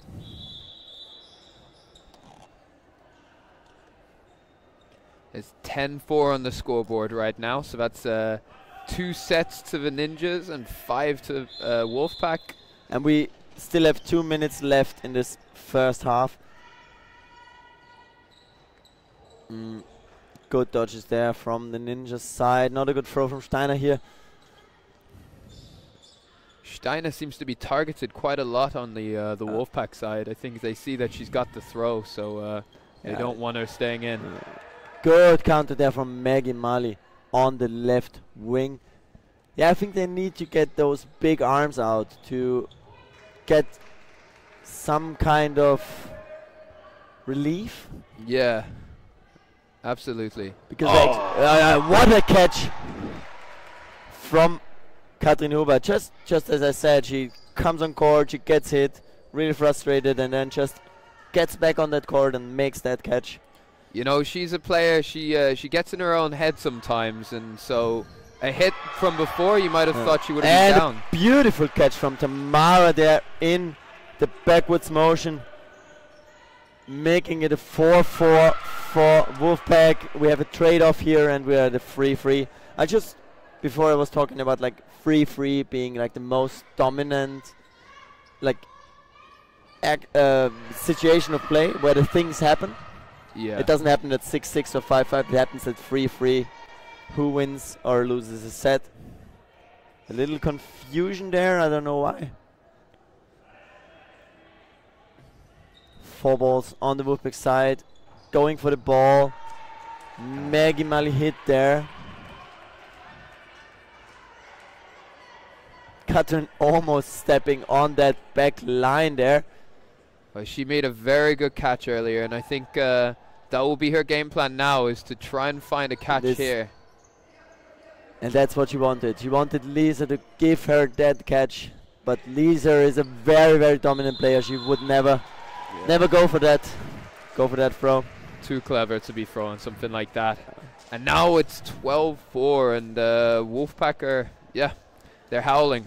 They had a very strong start. Ninjas couldn't make back those 3 sets from the beginning.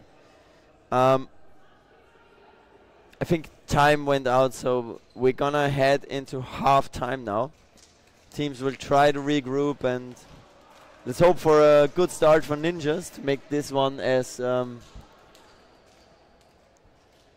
exciting as the last final we watched. Yeah, absolutely. I mean, they've all been nail-biting so far, and I would not be surprised at all if Ninjas come out absolutely fighting and take the next few sets, because that's what makes a good story. That's what I would say as a coach. I would just tell them to play from 0-0, start again and win this. So we're gonna be back in a few seconds with the second half of the women's final of the Austrian Dodgeball League 2024. See you soon.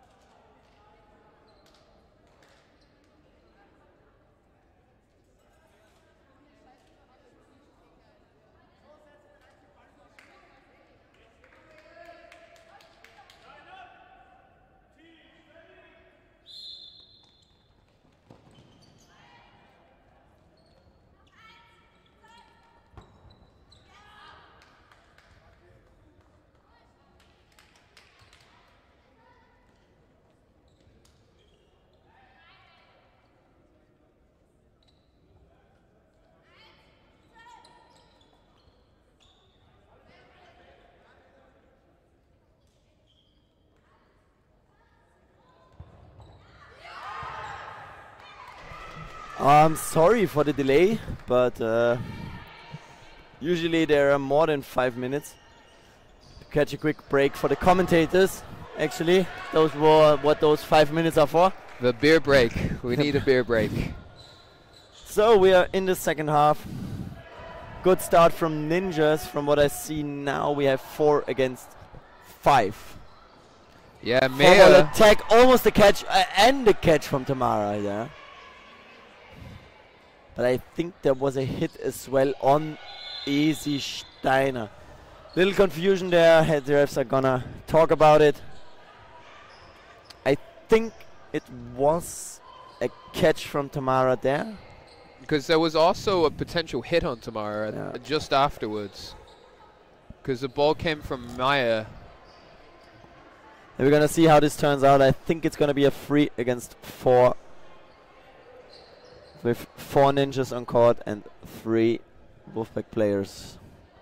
Yeah, actually, one thing, number 96, Hea, she got a beautiful standing counter on Lisa Leichfried earlier in that set and then got out of the way of Buta's return. It was, I don't know, a moment that she'll want to watch back at some point, for sure. So when you're watching this later on, you go, girl.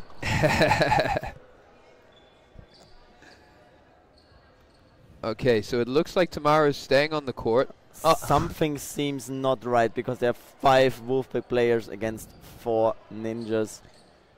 And so Georg Falkenberg actually has his phone out and is showing the referees the moment as on a playback. is it? But I would say I don't like that because there is no rule for that, and so you can't really take a VAR if there is not a rule set for it. Yeah, I agree. Bruno and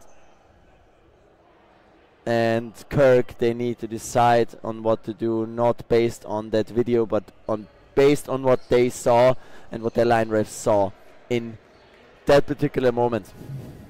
Yeah, I agree. I think, you know, ultimately it's the ref's decision. I don't think that that's the right turnout, but we'll see. Try to catch there.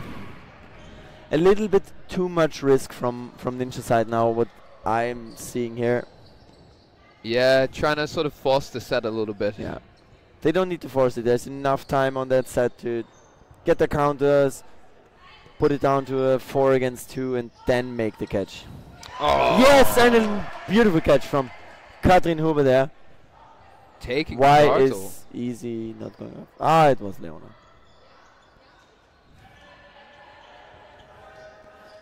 So now a comeback from the Ninjas. I hope so. Knock on wood. Yeah, fingers crossed. Oh. And a beautiful hit from Tamara Huber right there. She's been really solid today, I have to say, in all of the games I've watched her play. I didn't really have the time to watch so many games because I had to play a lot. It's because you knocked us out. Yeah. There's a message from Victoria stating out that Queen she's Tamara. Queen Tamara. I can see that. Queen Tamara makes sure that Wolfpack take that set, so it's now 4-12. And a very tough uphill battle for Ninjas. Yeah, it doesn't get easier. We are now at a 4-set lead for Wolfpack. 5-set. Yeah, 5-set. 5-set lead, yeah. Your So maths isn't mathing. yeah. My math isn't mathing. Yeah, so Ninjas need to step up now a little bit. I mean, they have enough time to turn this one around, but there is very little space for error now. And I hope that doesn't get into the heads of the girls, and that they can play at their best. But phenomenal first half from Wolfpack there, and a good start in the second half, so that just gives you power to just keep on grinding and getting those sets. Yeah, absolutely. And they did the same thing against the Nasties in the semi-final. Good trade-off from Julia here, Yeah. taking Lisa out. She's a big arm. She hurts them very much. Yeah, Haya's actually done that. I think that's the third time she's done a 1-for-1 against Lisa early on in the set. So it looks like she's really looking for that. At first, I didn't like the way that they set up, so that Haya is playing on the right side wing with Kati on the side, because Kati, she is a good winger. But in retrospective, it's very good for her to take those trades against Lisa and give Kati then the chance to play that wing position. And when you see a player drop their ball looking for a catch and then you throw, you have to know that they're searching for the catch there. Yeah. We need a little...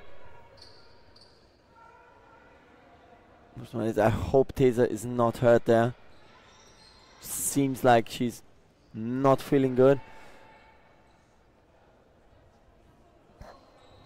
She was holding her upper rib cage, so maybe she dropped on the floor too hard. That's 3 against 2, so it's completely doable still. 4 balls for Ninjas, Maggie and Svea up against Lisa, Tamara and Nikki. Good dodge, 5 balls. No hits there.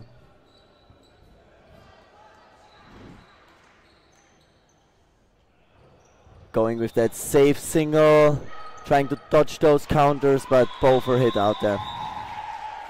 Yeah, that's phenomenal play from the Wolfpack side. They just know when to counter, when to stop, and it's gonna be a really hard game from now on for the Ninja side. Yeah, I mean Wolfpack are playing their game, just like you said. What is Max telling them right now? Oh, you know, I think the first and foremost thing is he's going to be telling them that they have to play fast now. Like it's getting too late and too low. Although there are still 14 minutes left, the set difference is 6, and they can't win 6 in a row. So there's going to be more, at least 7, 8 sets. So they have to start chasing pretty early on already if they want a result out of this.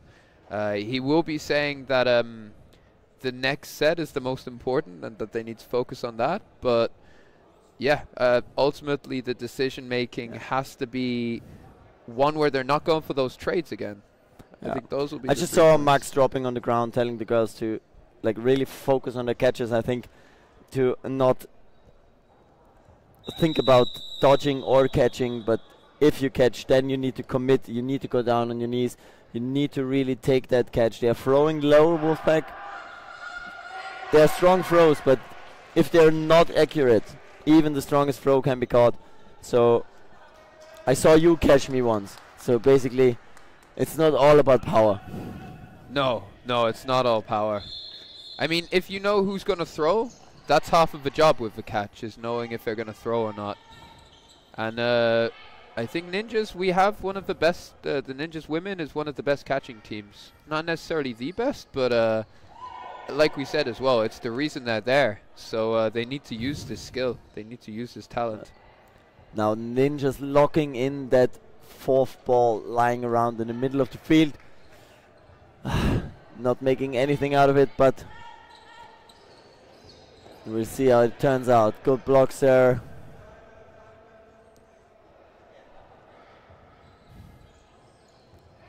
And the catch from Karina Buda. Yeah, and that's the other thing, is that even though Ninjas can catch well, so can Wolfpack. And they have been throughout the game.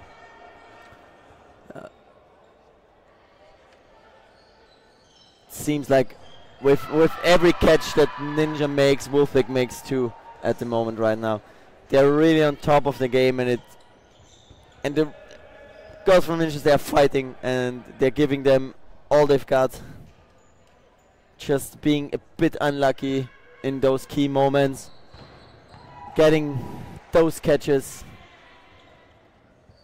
and now it's really important for them to not let it get into their head. Just keep on playing. And a catch from Clara. Maybe they won't call it. She surely secured 1 ball. Yes. But you couldn't really say if 1 ball was... which one was the first to hit her? It's I think it's a 50-50 call, really. They'll call the referees in here, but I think it looked like the referee's initial judgment was no catch.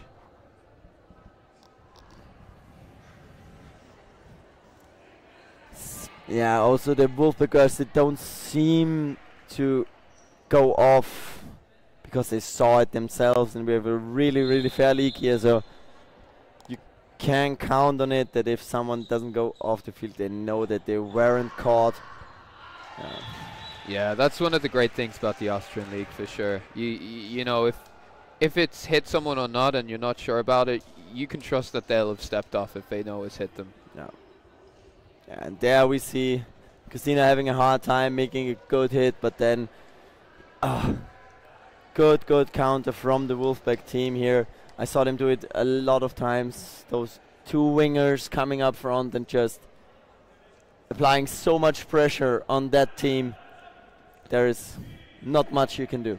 No, it's so aggressive, and what are you gonna do? You know, you throw at them and they block it and you waste possession. But if you don't, they throw at you and they hit you. It's a really impossible scenario when people that talented come at you with speed. Oh, a little high there. Yeah, that's a borderline invalid, I think.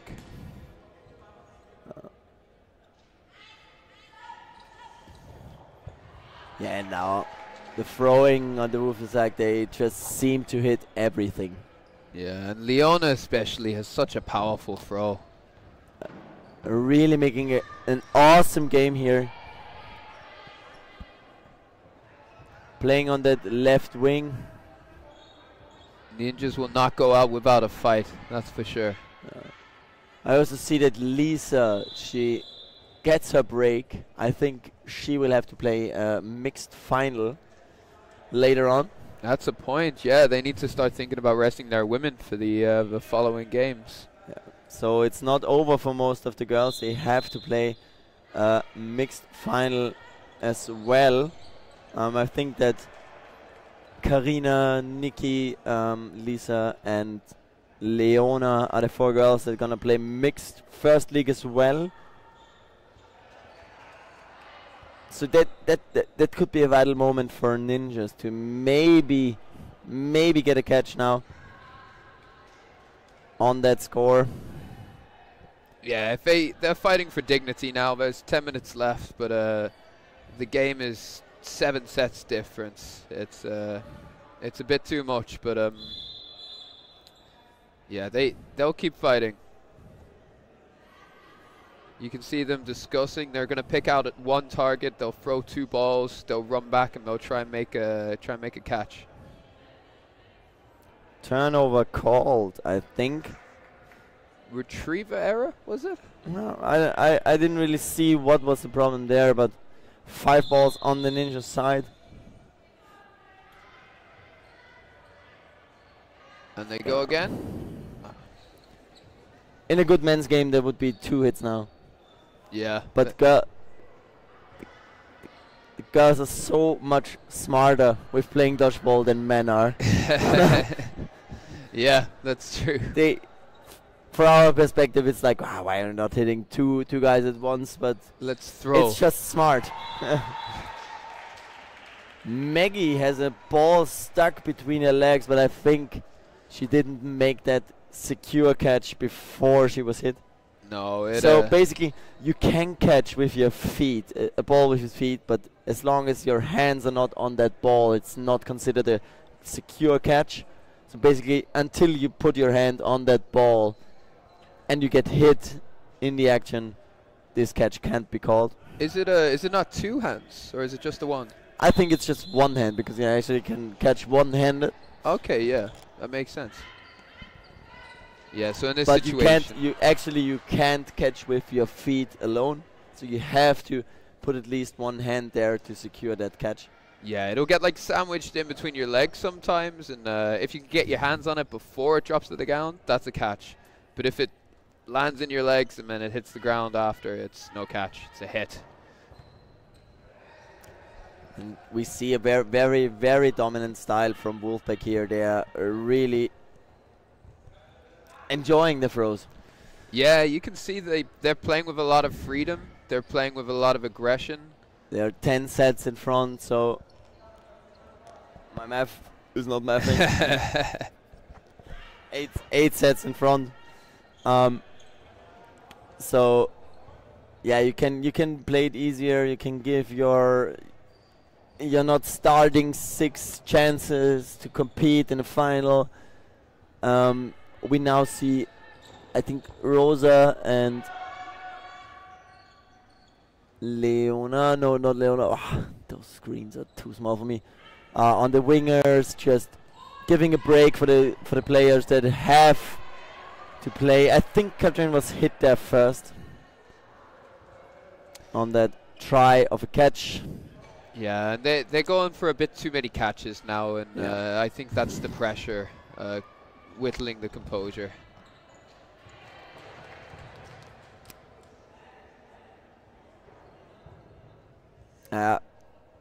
Seems like everybody's trying to go for those catches, go for those hits, but that's a lovely hit from Kati Wiebe there.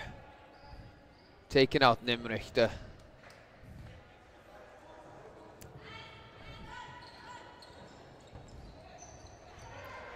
And we see a lot of sets when ninjas almost have that edge, but then it's this pressure from Wolfpack with their massive throws that just gets them off center, and another catch. Yeah, you're right. It's so much to do with the pressure as well. It's so much to do with how high they stand. Because if you go forwards and then you loosen it up, it's you can see now that Maggie, even if she wasn't alone, she's just throwing, and Leona is 3 meters on her, waiting for that ball to drop and just go for that counter. She still wants that hit. Even this far ahead, they're still going for every hit they can. You have to give it to Wolfpack. They've been formidable this whole game. And I mean, I don't know if my math is mathing right, but seems fairly impossible to turn that around. If by some miracle Wolfpack all simultaneously line faulted about 10 times in a row, then it still wouldn't be enough. So fairly unlikely. Yeah. But still, Ninjas want to present themselves by a good side. They played a very good final here, I think. They just they didn't have the answer to the very, very strong pressure of Wolfpack there. They had the catches, they had the throws, but still the pressure was too high, and therefore a lot of counters not working, a lot of 4 balls giving away.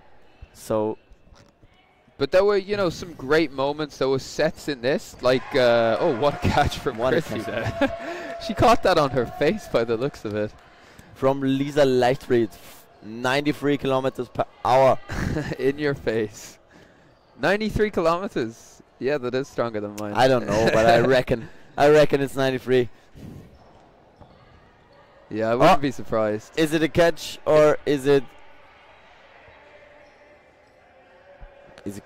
what is happened right now? I believe she thought it was a catch and then it wasn't.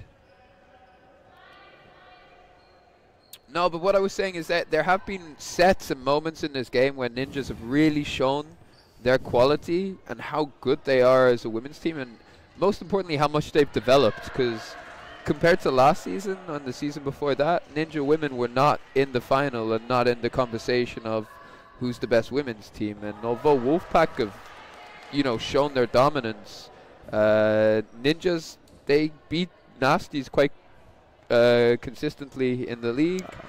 And yeah, Nasty's having they had great problems in the beginning, with injuries, with players not being here, and so it's good for Ninjas this year that their 3 to the finals was easier. That's true. So that's very true. That would play into their hands. But I agree with you. So they really put themselves on the map. They're like, with the Ninjas, we're a force to be reckoned with, and now showing maybe in that final that it is at the moment against Wolfpack not enough. No, not yet. Not yet. But yeah, so it will be in the next seasons. I mean, I so can keep your heads up. Just keep on fighting.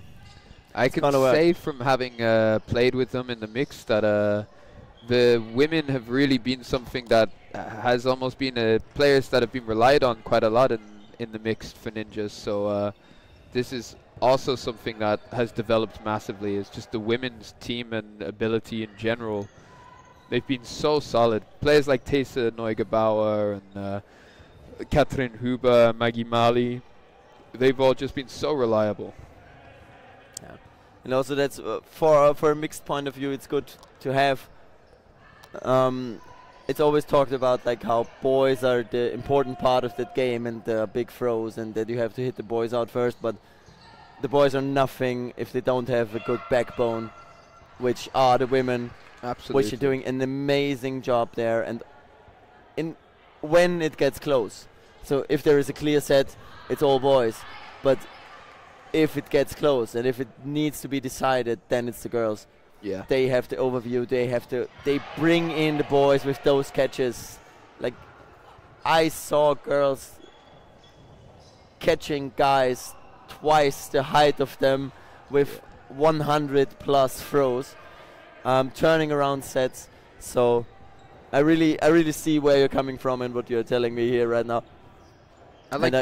It's very visible with Austria especially, right? Like the Austrian national team, I feel like there's been a lot of reliance on the women's players being so strong in the last few years for the Euros, etc.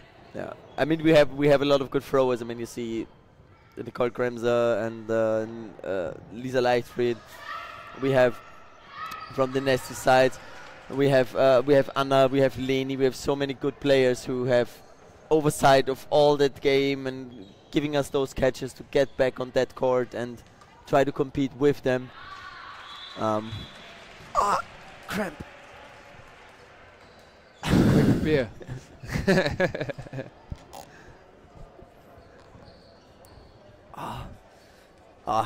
Sorry viewers, but Schaberwas auch.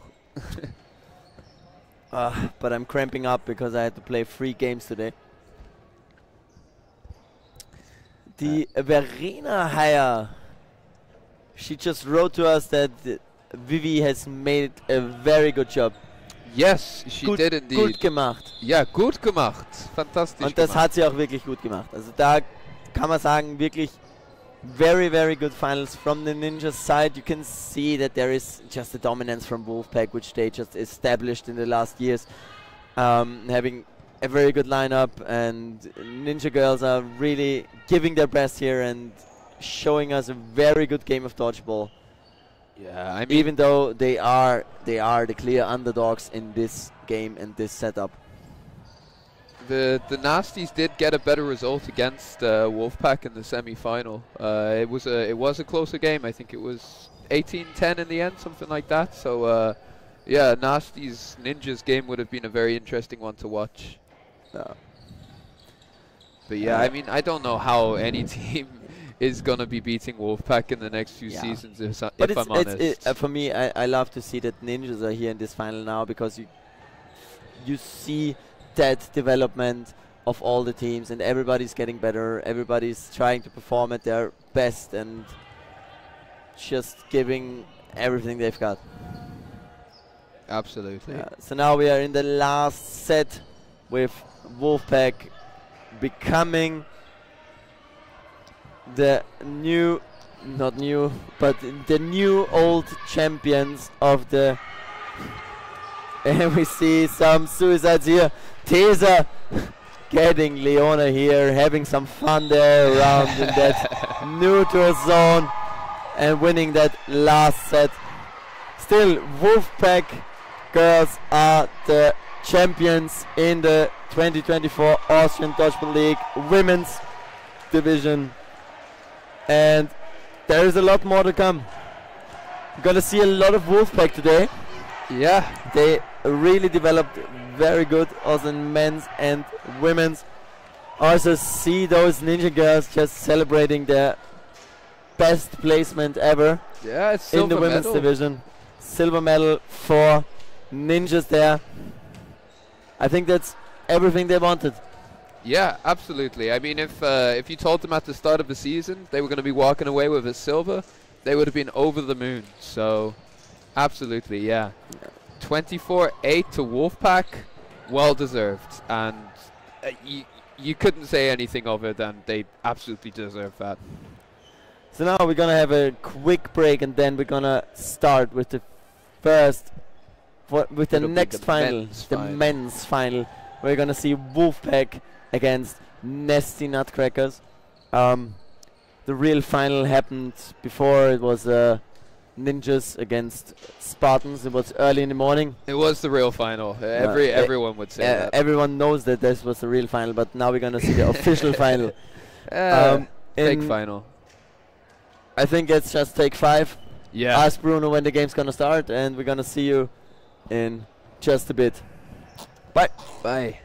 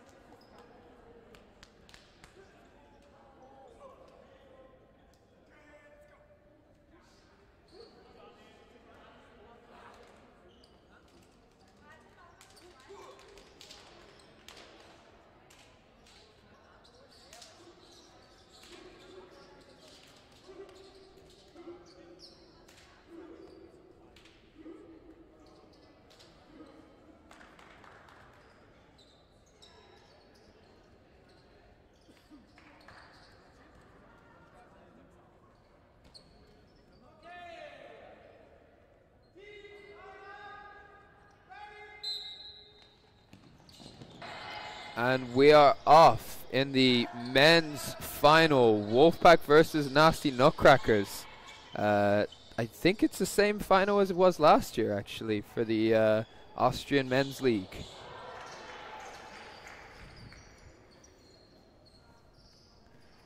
Wolfpack have been in every single league final so far for the first league, and Nasty Nutcrackers have been absolutely dominant in the amount of league wins that they have had in the last few years. So this should be an extremely tight game. Dan, results from last year, bottom line, so you can check. This is the results.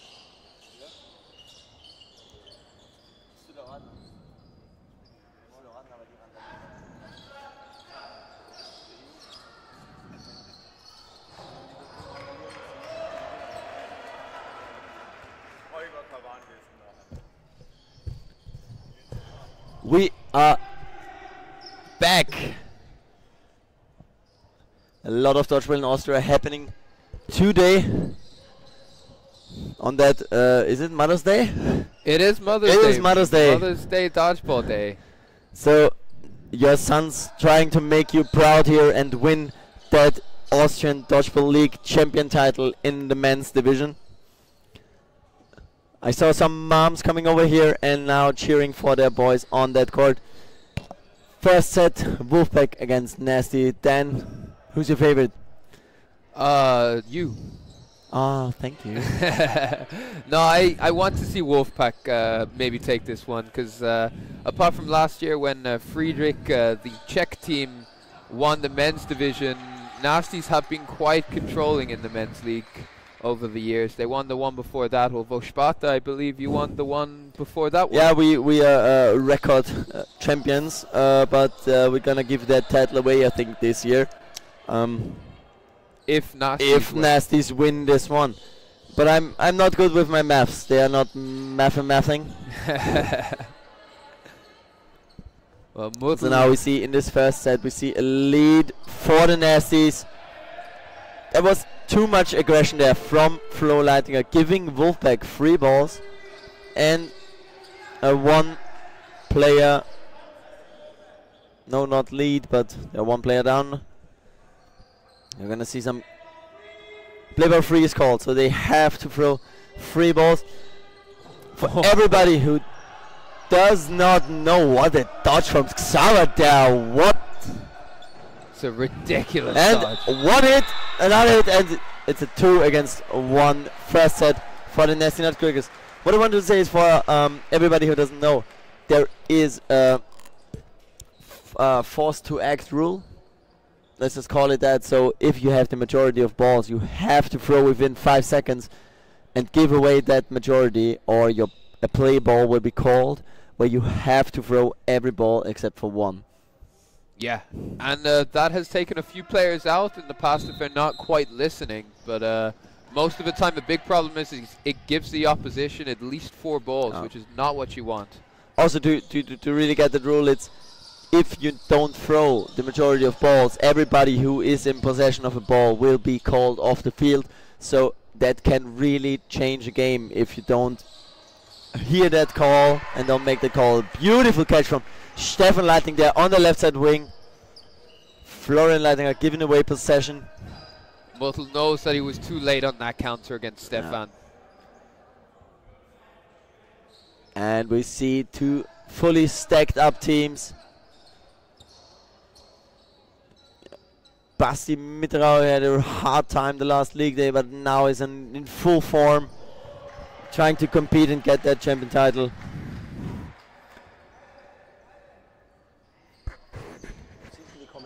Oh, what a pre-throw from Jovanovic on Stefan Leitinger. Okay, and we see Leni giving it all for their boys. Auf geht's Burschen. So, auf geht's Burschen. Chat, maybe we can crack the 43 viewers from before and just share the link with everybody you know.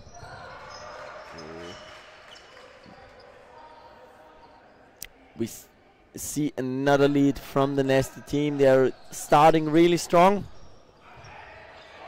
Getting those first hits in, and Flo getting hit on, I think, his headband. Yeah, it was good honesty there. It just flicked the headband. Yeah. So basically, everything that is attached to a player is deemed the player. So if you would have a longer headband and it gets clipped in that action, you would be called out. And now you got Flo, Hackle and Schmidt, two very strong players up against the four Nasties. And a catch from Flo Hackle. What a catch. Beautiful catch. Bringing back Mottel on the Wolfpack side, and a free. And it's a ball retriever fault as well. Turnover, retriever fault. So the Nasties are protesting, saying that they think that the second ball that hit Flo was a hit. He's saying that it looked like a block. It was a block. It looked like a block to me. It looked like a block, but those are the 50-50 calls that the refs have to take, because you're always seeing it from your side. So I get why Nasties are now calling that. I would do the same. I think you would do the same as well. Yeah. It often seems like somebody's trying to get an advantage, but in that catch and just hitting your fingers, you can't really know all the time. If it was a hit, then you have to rely on the referees to do a good job. Yeah, I mean, they do a great job and they do the best they can, but all you can do is trust your eyes and hope that it's correct. So, yeah, it is a 50-50 call. It's a big one, though, because this set, you got Koch, Aunger, and Ertel Valent left on the Nasty side, and if it's 3 versus 3, Wolfpack are at a slight advantage here. Yeah, they have also they called the turnover. So basically, I thought it was a retriever fault, maybe. So it would be 30 seconds left to play. 5 balls on the Wolfpack side. Get that hit and bring that set home. Yeah. Absolutely. Gonna see how the referees decide. There's a lot of discussion going on. Line refs called in. Everybody's there. See a lot of... Yeah, now we have Spartan referees because we have the time now. What do you think at home if you're watching this game? Do you think it was a block or a hit? Let us know in the comments. Even if it was a hit, still would be 5 balls, Wolfpack side, 2 against 3, get that 1 hit, and don't let the Nasties get away. Yeah. And Mottel and Schmidt... our technician is now trying to show us what happened in the last 5 seconds, so we get a closer look on what is going on.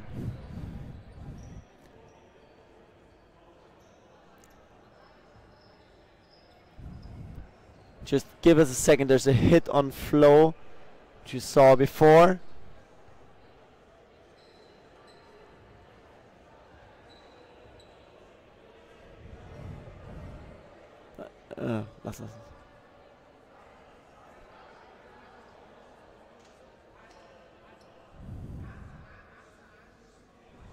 So if you're wondering why we're not talking, it's we're just rewatching the tape and seeing what happened. It won't help the guys on the court, but I see a catch there and not really a hit.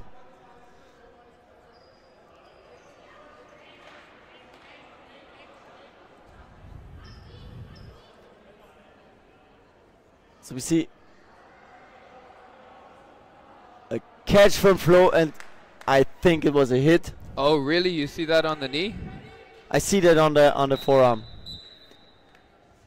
Oh, and the game, it was called not a catch. What?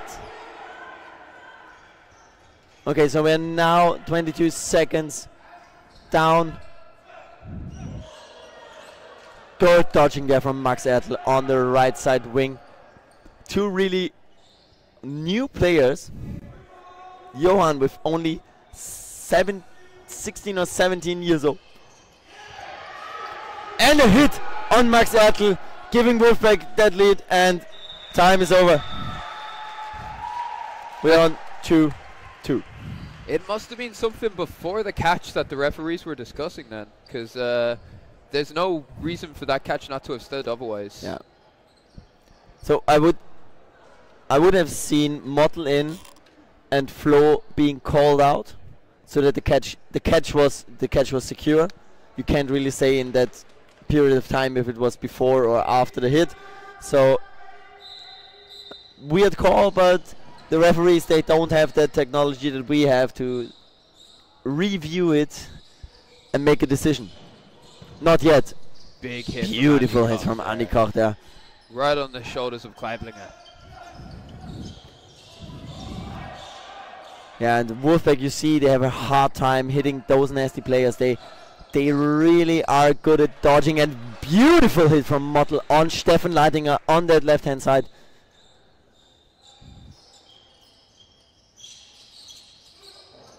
A lot of aggression from Xaver there on that left side wing. Very clean block from Fleitinger. It was a challenging one, but he managed to pull it up very well. A catch and a hit, I think. Yeah, he wasn't sure because it was very close, but yeah, I believe it was just a hit right on the foot. Another hit, beautiful hit from Max Erdl there, showing us that power that he has. And we see a very young nasty team again, with a very, very experienced Florian Leitinger on the right hand side. Can he live up to that occasion? And beautiful hit from Florian Hackel there. Great honesty from Max Erdl, going off the field right away. Oh. And a beautiful catch from Florian Leitinger, bringing back Stefan. Flo read that so well, so well. Waiting for that actually to get that catch and bring them back to a 3 against 3. Mottel getting hit out there by a beautiful throw of Johan.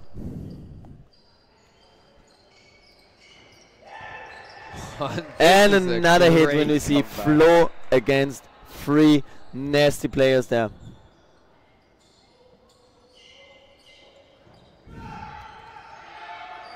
Oh, great honesty. Great honesty, showing that it was a hit before he got that deflected catch. Bringing Nasty up by 1 set, and we see a very, very tight final here. This is too tight to call, absolutely. Yeah. I wouldn't want to be up down there and being the referee of that game. No. A lot of stuff happening at the same time. And you can really feel it in the area now that everybody is really silent, waiting for the games to start. Yeah, it's very tense. Oh, good throws, both sides, but very good dodge. A beautiful catch from Florian Leitinger here. I think he's in Xaver's head now, and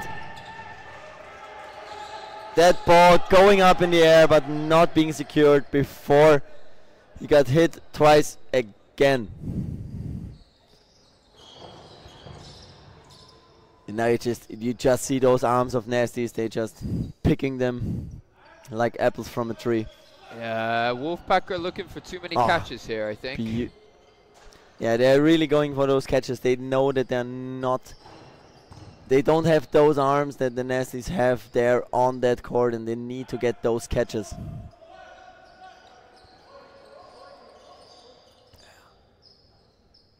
And you can see that high pressure from the Nasty, so it's really not. And the clipper. Great honesty again from Hakel.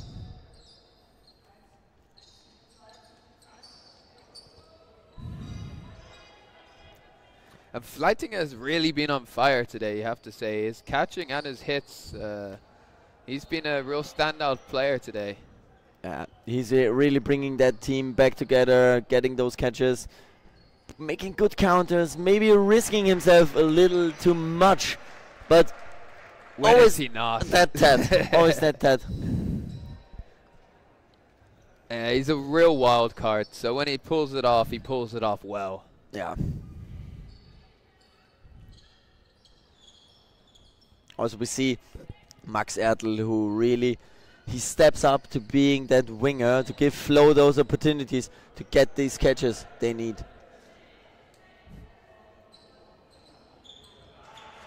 And a beautiful hit from Stefan Leiting there, as we know him, on the toe. And they just make so many hits, you know, that's they did the same thing against us in the mixed. It's just so persistent how accurate they are with those hits.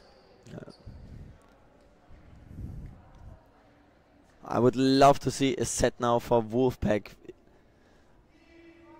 I saw Xaver putting his head down after that catch he got from Flo, so he now really needs to get back in that game, get his head back there.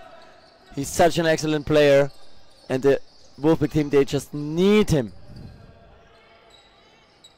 Yeah, he is someone that they rely on quite a lot, and if he's not playing in the game, it's a problem for them.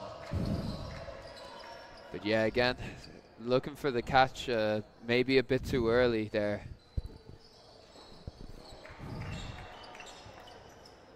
Beautiful hit on Flo Hackel there.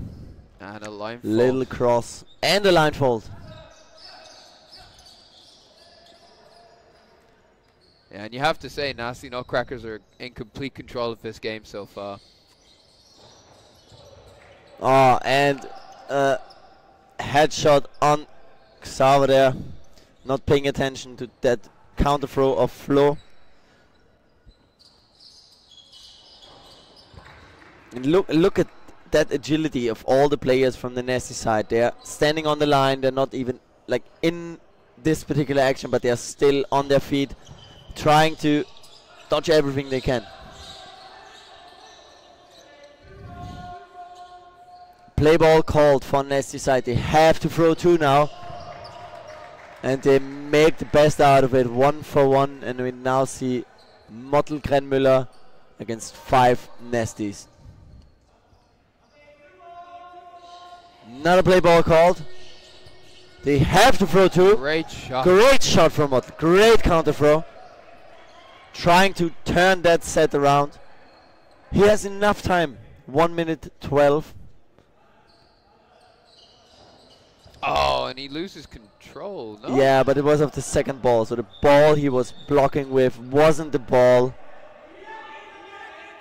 But it's still loss of control, I believe. And we now see Kirk not having it with Nasty players coming up to him. So what's the case here is Mottel was holding 2 balls. The ball he was blocking with, he can't lose control of that ball. But the other ball, which is lodged inside his other hand, if he loses that one, that's fine. Oh, I did not know that. I So thought that he was the could confusion about that call, because he was not, this ball was never touched. So he basically just lost the second ball he was holding. Yeah, well, absolutely. And he's a very good referee as well, Mottel, so he knows that role. But beautiful hit from Flattinger there. Just securing that set and giving Nasty a huge lead right from the start. Yeah. Yeah, Wolfpack call a timeout. A very, very good decision. So there, what is Lisa telling the boys right now? Oh, you know, I think you could tell me that better than I could tell you. What do you think? They are not making the hits right now, but then they try to compensate that with escalating.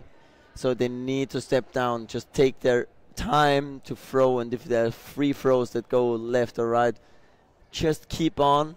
Don't try to overcompensate, try to get any catches just because you don't hit them well.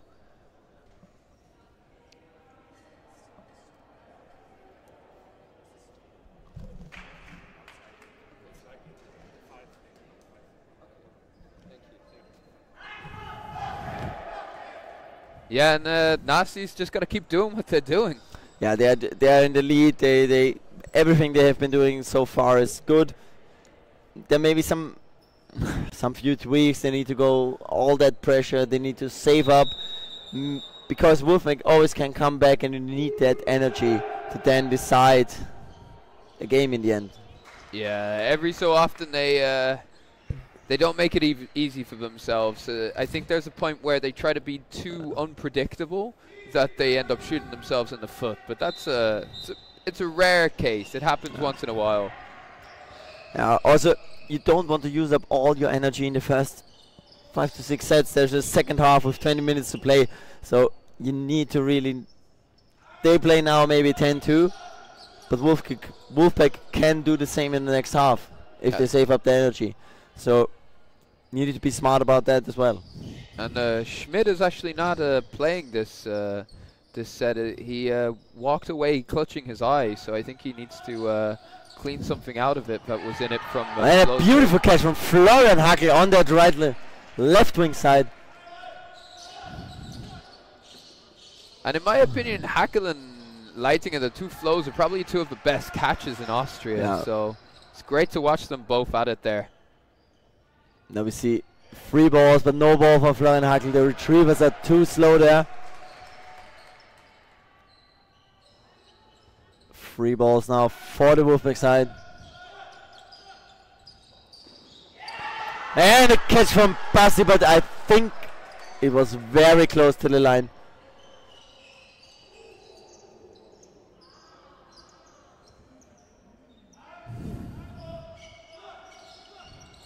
And just like you said, Max, Wolfpack just aren't making the hits. They're too scared of what's coming from Nasties afterwards. Yeah, they play a very high pressure, so they need to step back and throw from that middle line, and they can't go all the way to the front. And they need to find a way. They need to find a way to get those secure throws and look for what they are doing, because they can't do it with all the catches. No.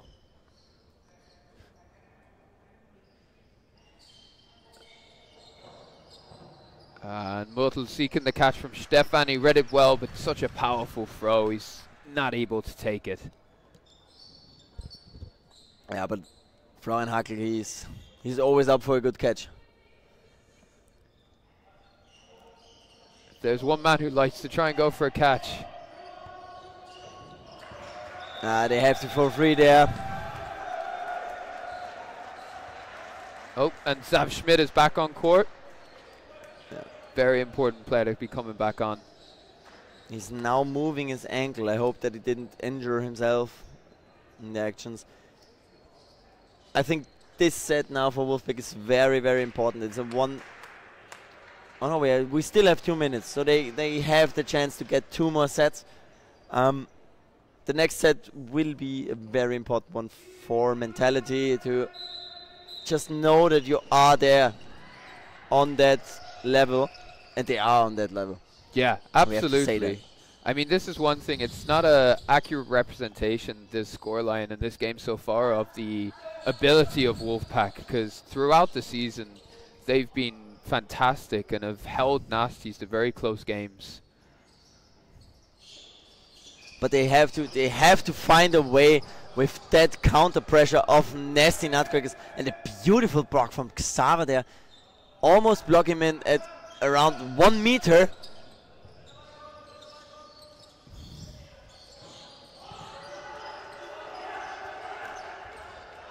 Great shot from Schmidt on Ertel Valent there. 5 Wolfpack to the 4 Nasty Nutcrackers, and it might be one of the first sets in a while that they've actually got the advantage. Good dodges there.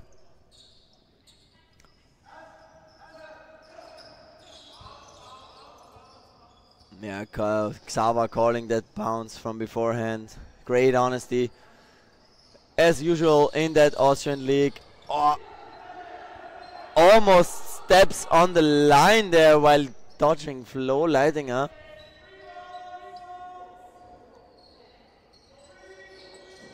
They have to throw free now. They get out Model Grenmüller.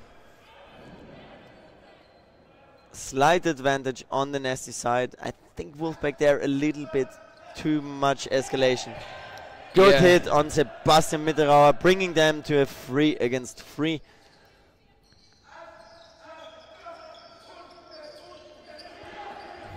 I think such 4 a big balls part on the nasty side right now. Such a big part of it is how far back Wolfpack are having to throw from. Yeah, because that pressure of the Nasty side, it's so high. They really have to step back and throw from that middle line, giving the other guys the opportunity to catch. Whenever you've played a game against the Nasties and you've done well, it doesn't come from staying back. Oh, great catch! Giving them a 2 against 2. Just moments. Xaver hit there. And Stefan, so 1-1, ending that half with 11 points for Nasties and 3 for Wolfpack. Whew. What a half. What a half. A very fast game, and it may seem as this game is one-sided, but it's not the case. So, like in tennis, you can lose it 6-0, but play it 4 hours.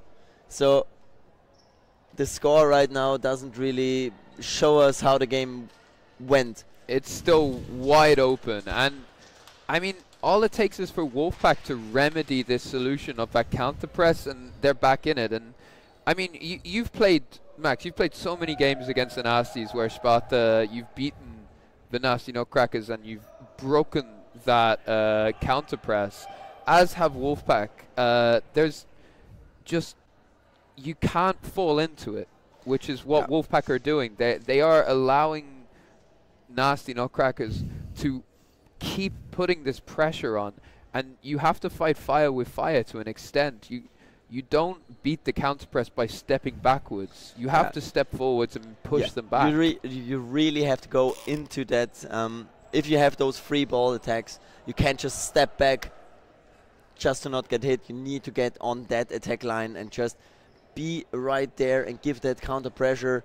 Risk maybe getting hit out there, but showing the Nasty Nutcrackers there, we are not going to step away from you.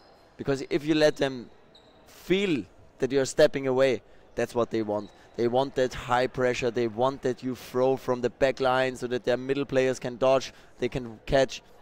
So Wolfpack in this second half, I think, needs to really step up their pressure from the wings, maybe take a little bit more risk, maybe also give them some pre-throws and tell them, you come here, I'm there. Exactly. Because right now it feels like their answer, or their attempt at an answer to this, is to go for lots of catches. And it's not working. And although they probably are the best catching team in Austria, and they do have amazing catches, just going for catches isn't an answer. You know, like, it's a good tactic to do well, and in the correct time when you're down on players, it's a great move. But in a situation where it's 6-6, 5-5, it's not a tactic to just search for catches against players with arms like Andy Koch and Stefan Leiting. It's not going to work. So they have to press them back. And that's going to be the challenge. And we're going to see how that works out in the second half. I need to go and make a pee-pee break. I need to get a beer.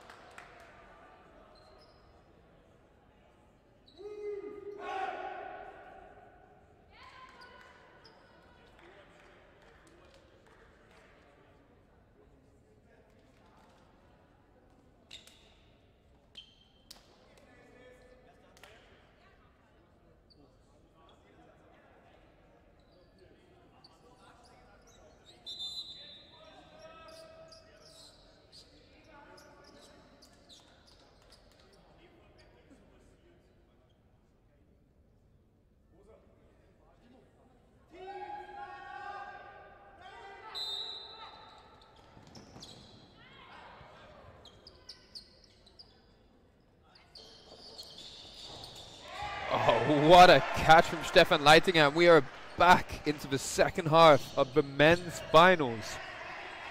Nasty Nutcrackers against Wolfpack. And Nasty Nutcrackers have been a very formidable force so far in this game, but Wolfpack are very much still in it. Beautiful shot there from Pamlichka against Ertel Valent.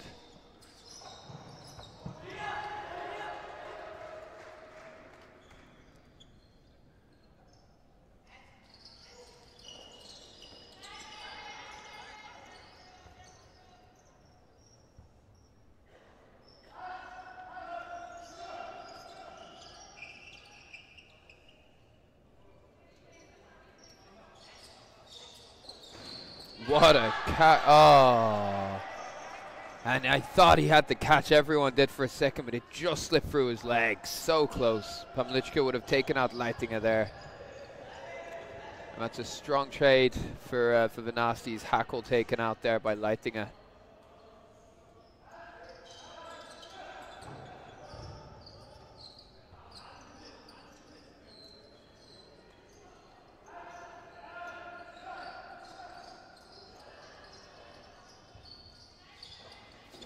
Stefan throwing high for Nasty Nutcrackers. Oh, and it looks like he just touched the back line there.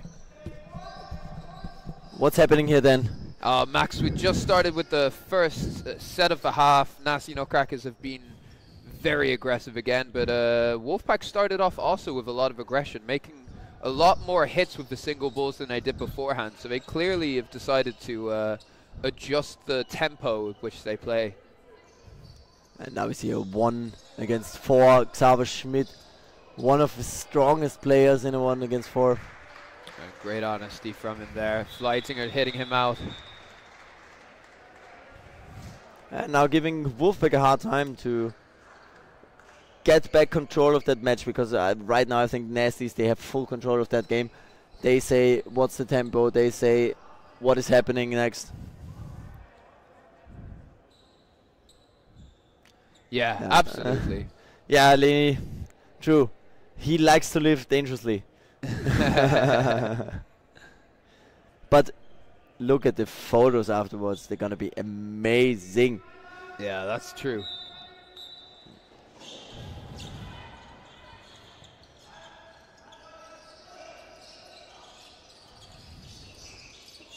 Wolfpack getting those free balls, but not making any out of it. Going 1 man down now. Ah, good throws now.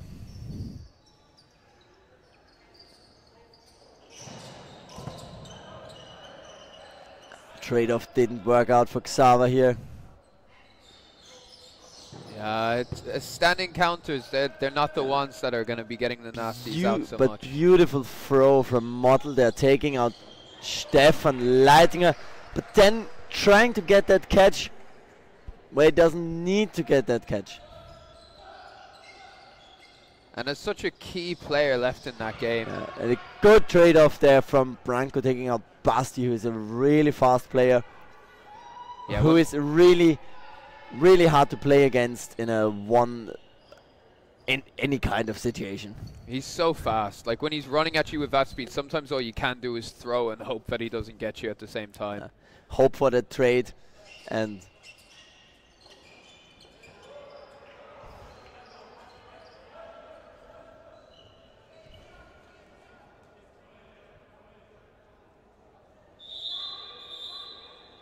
Andy's saying Kaiblinger did not get that block. Kaiblinger said he did, but the Wolfpack bench also said it was line not ref a block. Eva now here calling the hit as well, bringing it up to a 1 against 3.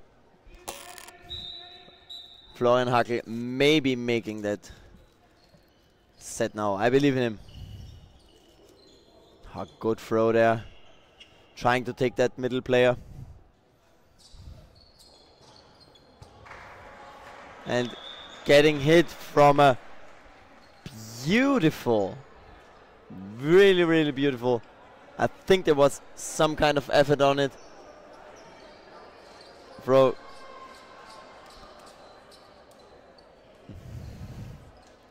And now really Wolfpack needs to get back in that game, try to take some control over the sets. I'd be thinking about an early timeout if I was them, because it's starting to run away from them. It is getting to the point where it's 6 sets. You know, it's not close anymore. Even if they are a team that has the quality to do it. Beautiful hit from Stefan Leiting there from the left side.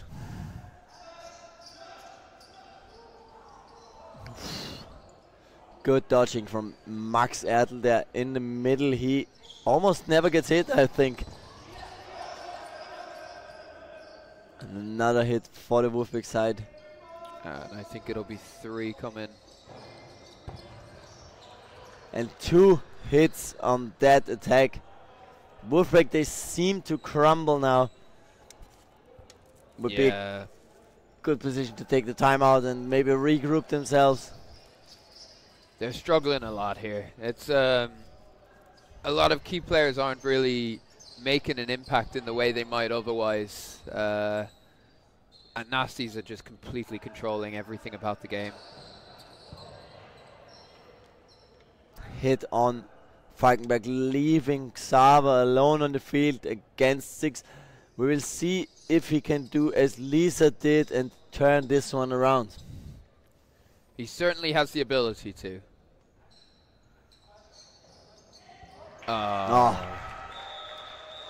This one is a really demoralizing deflection. There's nothing you can do about that. So I've probably made quite a good throw there, but yeah. Nice block from Andy and a very nice catch from Max. Yeah, it seems lucky, but still you have to stay at the right position there, and Max was standing there just waiting for something to come at his direction.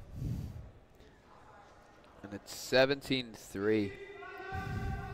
This is starting to be a completely and utterly dominant final with very little otherwise to say about it. And another hit on Borango. They're getting hit out so much now. Yeah, they just don't have that protection on the wings. There's nothing coming back. Yeah. And if you look at it now, you can see that they really are stepping back, not applying that pressure that Nasty are applying at the moment.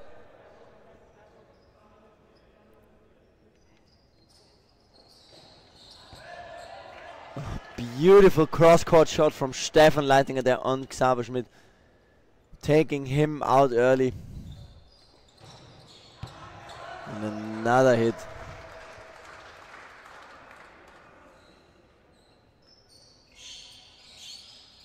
And the heads are down. And the catch. The heads are down. They can't really seem to find a way to work with that pressure that Nasty is applying in that game. It's a lovely shot there from Mottel. And, you know, the first few sets of the game, Wolfpack were in it so much more than they are now. It's not that they had an answer to Nasty's pressure, but they were still playing their own game. They were still making hits. And this is something that they need more. I mean, Mottel just then making that hit, the standing counter, that was something that we haven't seen throughout this game, but something all of them are capable of doing.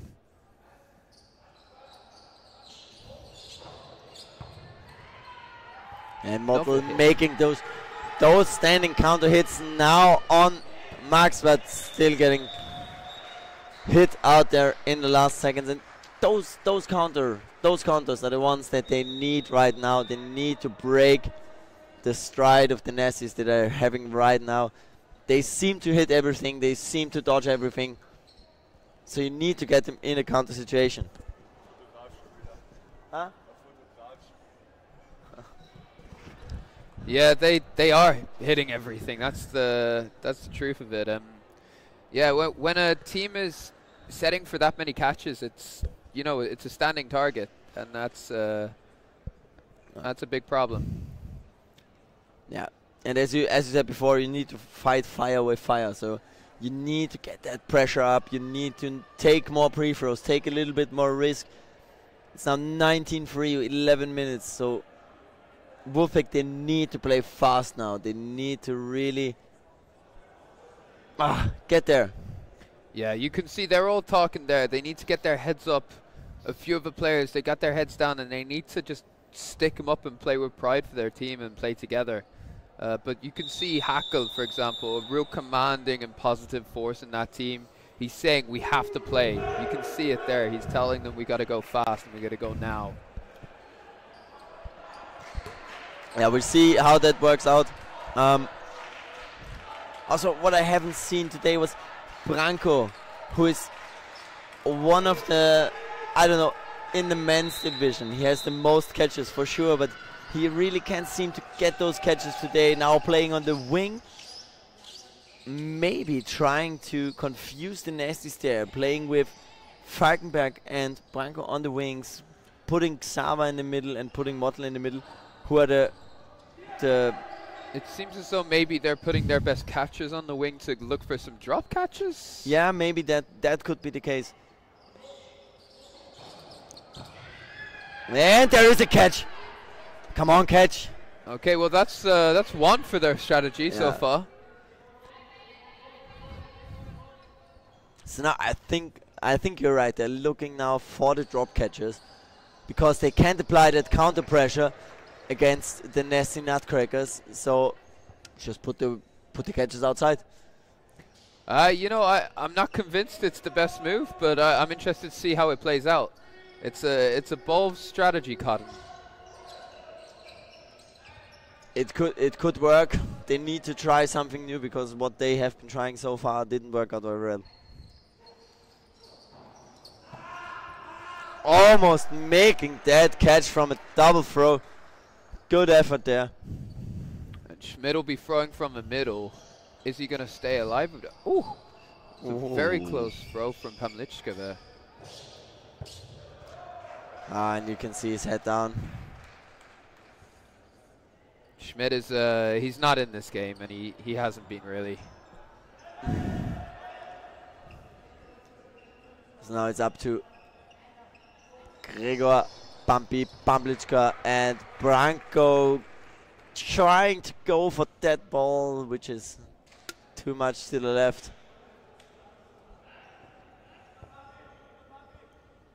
Bumpy, he's playing his first season, and it is his Mac moment. Yeah, it's a lot of pressure for him to be taken at this time.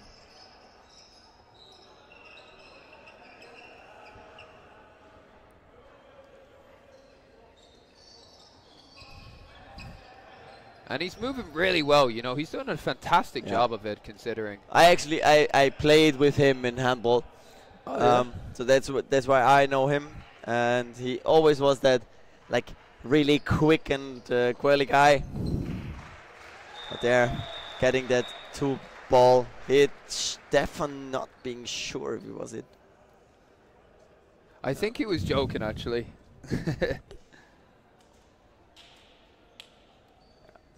Yeah, it's 21-3. You can now really see that the hype is gone. Yeah. Wolfpack not being on their best. Maybe also they have to play mixed final next, so maybe they're trying now to save up that energy to get that mixed title if they can't make it in the men's division. They have already won the women's, so they've done extremely well as a club because they've made it to all 3 first league finals. Making a second in the mixed division, making first in women's division. And I didn't see their men play in the second league. If they... No, it would have been 3rd or 4th because that was the final between Ninjas and Nasties.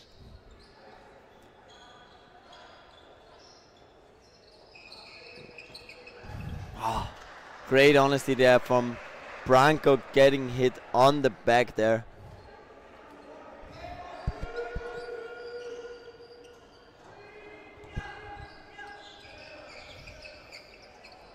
Giving Nasties 4 balls again. Yeah. And that's That's 2 hits Yeah. there again. Giving Nasty's 4 balls is basically shoving your own grave. Yeah. So, and trying to go for that catch, not making it. Atlevaland with a good throw there.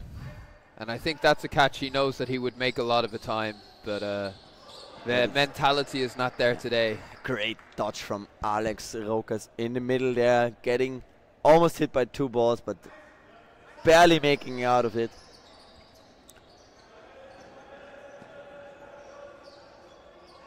Yeah. But from what I see is that Wolfpack, they're just trying to leave that game behind and work up to the next big event happening tonight, the mixed finals. Yeah. Great counter from Mottel, but still getting hit there from that throw from Ertl Valland. Ertl Valland has been very good as well on the wing for Nasty Nutcrackers. He's not a... He made a great progression. Yeah, certainly one of the most improved players of the season. Falkenberg being lucky to be alive there, making that big throw against Alex, who's known to catch a lot of balls. Yeah, Falkenberg, I don't know how he survived that throw from Fleitinger. But he doesn't survive the second one. You can't tell Flo twice. You can't dodge Flo twice. Nobody puts Flo Leitinger in the corner. Yeah. Yeah. So now, if my math is mathing right, I think it might be done. it might be done. Let's do the maths here. So, 10 sets, 5 minutes. I think the math is mathing. The math is mathing. The math is mathing. So this title is going to the Nasty Nutcrackers, most certainly. If not, a lot of crazy things happen right now. No, even though 10 sets, you have to multiply the 30 seconds by 10. Ah, yeah, yeah. So basically, it isn't possible anymore. Still, we have to say that the first half, Wolfpack, they were there. Maybe the score didn't show, but they were on a level. They really competed. They had some very, very, very good actions, but couldn't make it in the end and secure those sets. So, great fight, and now it's just, Yeah. just having fun on that court. Preparing. Beautiful catch from Georg Falkenberg there. And Keiplinger also took a catch at the same time. Also, 2 catches, yeah. 2 catches, bringing back all of them. And 5 balls. Hit on Sebastian Mitrauer there on the left side. Now it's just about having fun. Yeah. And that's Just why we play dodgeball, right? Yeah. So now you just need to watch out to not get injured for that next mixed final, which is going to take place after this game. And then the final ceremony, taking that trophy, Yeah. lifting up the plate. And it will be the Nasty Nutcrackers taking it. After they were unable to defend it against Friedrich Mystic last year, the Czech team who went all the way. Yeah, it was us playing the final against Friedrich, who played an amazing game and an amazing catch from Xaver, bringing back Gregor Pamlichka, giving away that ball. And you know, putting Branko and Georg Falkenberg on the wing, that seems to have worked pretty well for them. They should have started that earlier, but those 5 sets they have now doesn't really show what they have showed us in that game. That is Maybe the last 6 minutes. that's the second win Wolfpack have gotten. I think the last set they won would have been within the first 5 minutes of the game. So That's the first set Wolfpack would have won in the last 20 minutes almost. That's the case. So now we're going into those last 4 minutes of this game.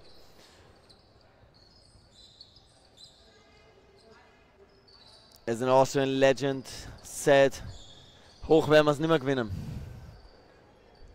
And what does that mean? That basically means we won't win with a high count. Catch from Fleitinger there. He is playing an immaculate game here, really showing what he can do. He's taken so many catches this game, Yeah. so many. And something we don't see very often, Stefan Leitinger not playing on that left wing. Yeah, they're just so comfortable here. They're letting their younger players get a bit of experience now. Yeah. Also a really great thing for them. And still, even though the younger players are now taking the lead, they are making these sets, and they really, really work out. A great catch from Alex, having that oversight of the game and just knowing to go for that ball.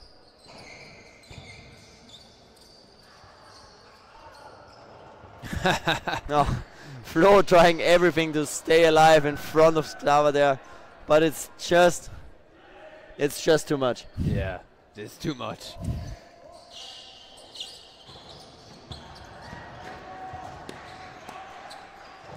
And that's a beautiful suicide throw from, suicide. and another suicide from Gregor Pambicher. And they're going out Going in one style. after another. The Flying Wolves. I would love them to take that set. Oh! Was already called off that set, and securing the championship title for the Nessie Nutcrackers in this Austrian Dodgeball League 2024. We will be right back with another cracker. Yes, absolutely. Pun intended. Yeah. Oh. It took me way too long to get that. So, next up, mixed finals of the Austrian Dodgeball League. Nessie Nutcrackers against Wolfpack. Part 2. Part 2.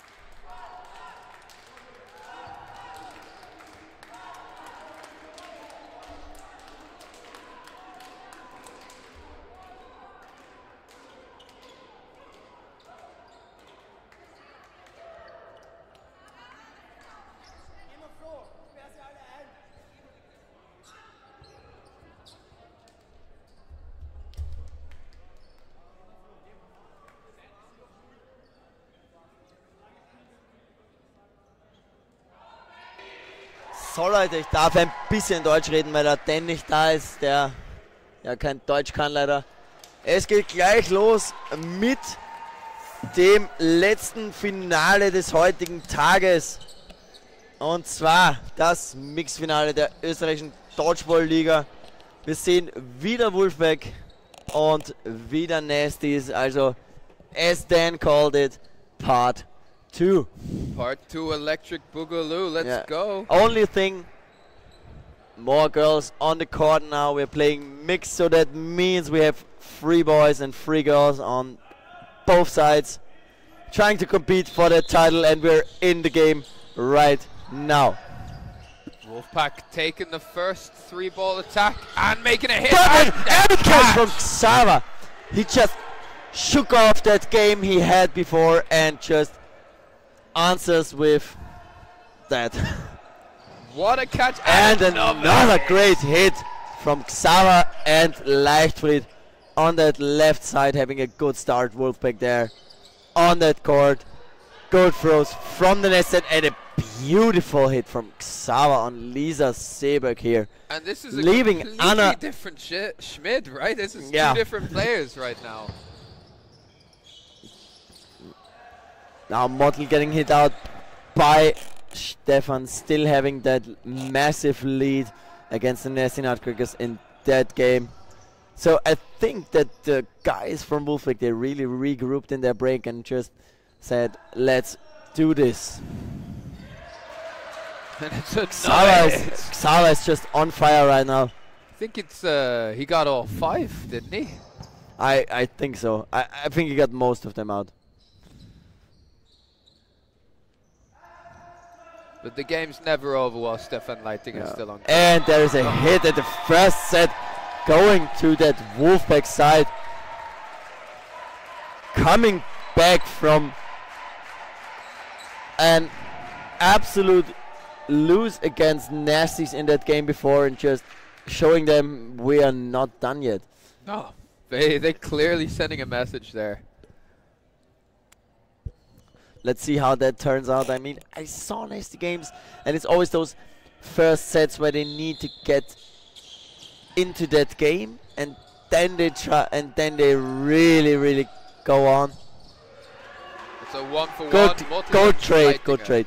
In mix, you have 3 boys, you have 3 girls on that court, so a trade boy for boy is a good trade all the time. Catch and hit from Hucker. Good block from Mottl on that right wing. And they're putting on so much more pressure as well. They're really there. And a great catch. Great catch from Dani there. Bringing back Stefan Leitinger, but line is called. No, they're saying it was a catch, then a line. That's what the line ref is saying. So basically we have now all the boys from Nasties back on court, giving them a huge advantage when we talk about throwing. So they may have bigger arms right now on the court, but that doesn't mean that they are in the lead right now. Ooh. Oh, and a great hit from Andy Koch, and Xava just annihilating flow there on that left wing. Beautiful throw from Lisa. Andy barely blocking it. And you can see, if you look on that left side on Xava, he just applies that pressure now that he couldn't apply before. Just going up there and telling Andy, I'm here and you can't do nothing about it. Like, look how much more comfortable they are on court. Look where they're standing. Look at the way their heads are high. Yeah. So I think they really are hot for a win now. Great throw from Andy Koch there, hitting Lisa out, trying to protect Xava on that wing. Good throws.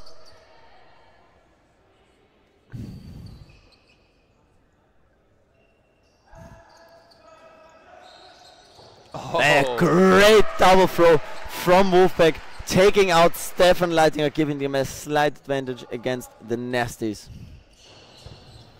Good blocks there from Xava. 2 balls on the Wolfpack side. And look at that pressure from Xawa, being up on that attack line, almost almost in the neutral zone, applying pressure to Andy, not giving me a chance to throw. Oh, Mutlu. What a Mutlu. line, and it's a hit for Mutlu.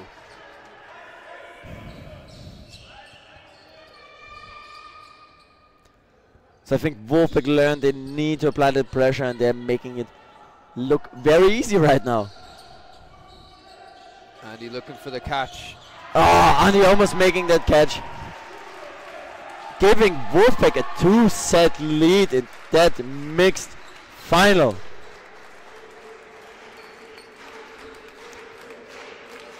And the arena is heating up. You can hear the Wolfpack fans just going crazy.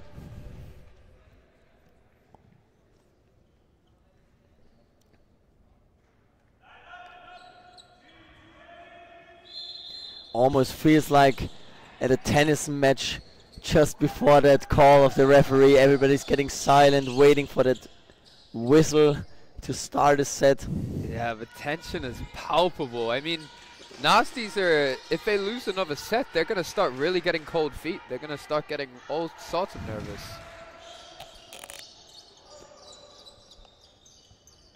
I mean, the boys, they have a champion title in their backpack, but they surely want to secure another one. Good hit from Florian Lighting there. Taking Lisa Lightfried out, a very important hit. And almost the catch from Dani, taking Flo.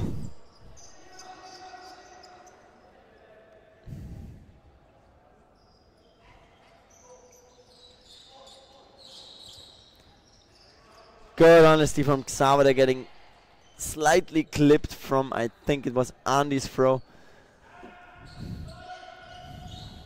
And Andy making that catch, bringing back in Dani. It's a game of pressure.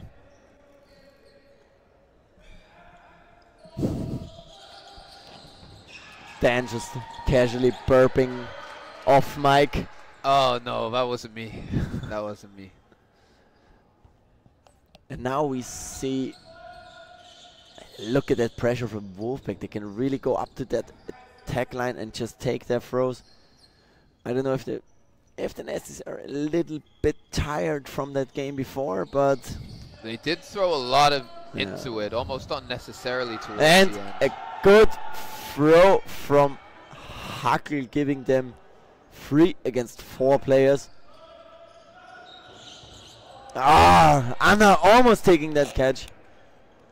Good throw from Flo there.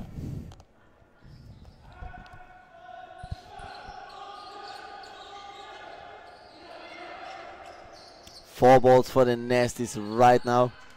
Yeah, Stefan ducking under 2 there. All 3 coming in Muttle. And taking him out beautifully.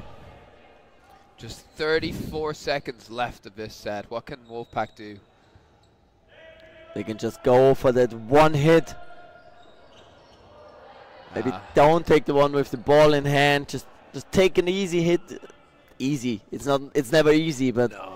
But it's, you know, there's easy and then there's Stefan Leitinger with the ball in his hand. Anni close to an invalid throw there, but I think it was just fine. They just need one person out now. Going for her, but she dodges really good. Securing the set for the Nasty Nutcrackers with just one person up. Yeah, and that's, you know, these tiny little fraction differences where although Wolfpack won their sets by 4 players advantage, it doesn't matter if they only win by 1. It's the same amount of points on the score sheet.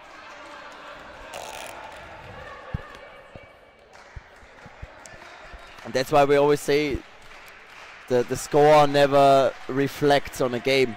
So you can have the tightest of games, but it's always a 1v1. Yeah, if they take that last minute hit every time, they're going to win 20-0. Yeah, and it looks like you get demolished, but actually you're up there and you're head-to-head. Yeah. Wow, good throws from Andy Koch there. Leona barely making it out of this.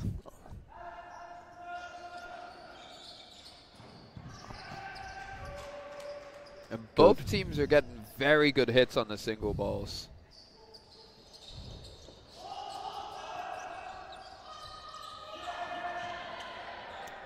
A little bit of confusion there from the Nasty side.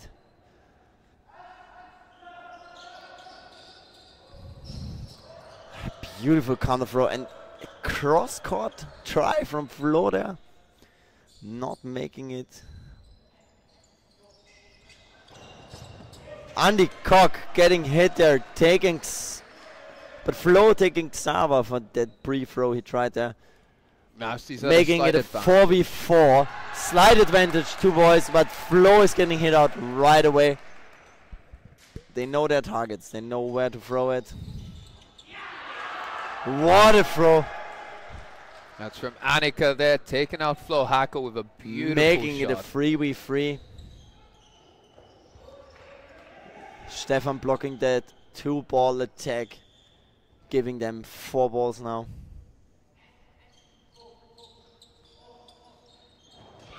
And as I said, giving Nasty's 4 balls is shoveling your own grave. They just so persistent with those hits on the 4 balls. Now there's a hard time for Karina and Leona. Karina really known for her late game catches, turning sets in those last minutes. Let's see how they can adapt to that aggressive, nasty style of play. Good throw, Karina getting out there by a beautiful cross-court shot of Stefan. Anna applying a lot of pressure there.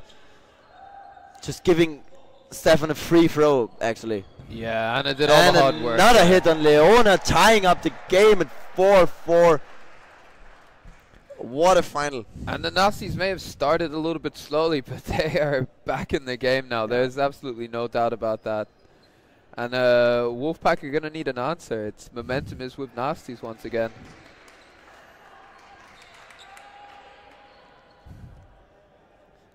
Wolfpack always getting that third ball right now. Do you think that gives them an advantage? Do they use it very well? In the start?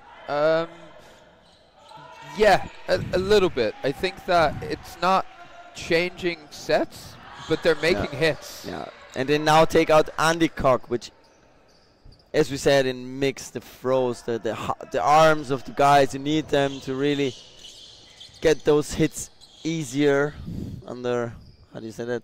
Yeah, in brackets. Brackets.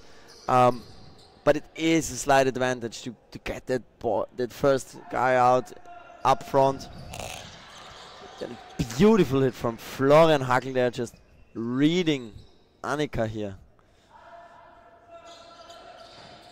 And Morten, and now the arms of Wolfpack are showing. Good throws there. Not much to dodge there for the Nasty Nutcrackers. Florian trying to take that catch, but not making it. I think Stefan Forti was alone there. Now, just wasting balls to not get that play ball call. Lisa is getting hit out there, but both Nasties are hit. Wolfpack taking a lead. And that was the answer they wanted. I mean, one thing that's overlooked so much about Wolfpack is although Nasty Nutcrackers do have the big arms, Wolfpack still have big arms. You know, it's not all one-sided there. The first timeout is called, I think. Well, it's not that early, half the game is already gone. Oh, yeah. Yeah, so I think it's a Nasty's timeout. I think though they've got a few points that they're trying to make, but I'm interested what that would be. We you need got those any mics. thoughts? Yeah, we do need those mics. Yeah. I think Wolfpack they're talking about to like keep that that energy, just try to apply that pressure, and they're doing an absolutely great job now. because you can really see that the Nasty wingers, it's not the same as in the men's, where they really had the opposing hand always being up front, and now they need to step back a little bit and rely on their players in the middle to dodge the balls. Yeah, yeah, absolutely. Like the thing is, you can be on absolute fire, and Wolfpack are on fire in my opinion, but when it's against a team like the Nazis who are so consistent, it doesn't, that on its own doesn't do it. You know, you don't just need to be on fire, you also need to be smart, and what you said just now sounds absolutely correct. Like, they've got the pressure there, they've got the distance in the territory. We'll see if they can keep up that pressure over 40-minute half. They made it through the first 14 minutes, having a fast third ball here in the beginning. Oh, what a shot! And if you look at it closely, Nasties are throwing from the middle line right now. They feel the pressure from Wolfpack. They're doing an absolutely amazing shot, amazing job. Yeah, they are standing back a little bit. They're not as comfortable as they were before. Wolfpack are very comfortable. Yeah, but good dodges from the Nasty side, trying to anticipate those throws and just standing out of the way. Great throw from Stefan, great power, giving Annika the chance to catch that deflection. And the double from Andy and Stefan taking Muttle out, and it's just, sometimes it's unplayable, you know. It looked like a perfectly good dodge down into his right, and he just couldn't get out of the way of it. Xava reaching for that ball, maybe not the best of decisions. He knows it himself. And I think what makes Nasties a uniquely brilliant team is that they're not going to throw a catch to Lisa Leichfried here, and you know that that's not going to happen in a million years. And I don't think there's any other team that you can look at and say, yeah, that's not going to happen. Yeah, they really throw smart, and Flo just saying it's enough. Yeah. Yeah, actually, ending that set. The one asterisk I add to that is Flo, because he could, but he could also take her head off. So. Yeah.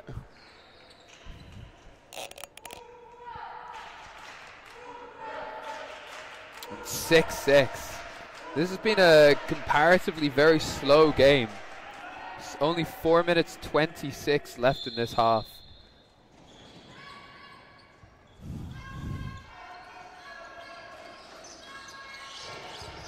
Andy getting clipped at the back there. He really seems to have a hard time in the middle, trying to avoid those hard throws from Flo and Xava in the beginning of the game.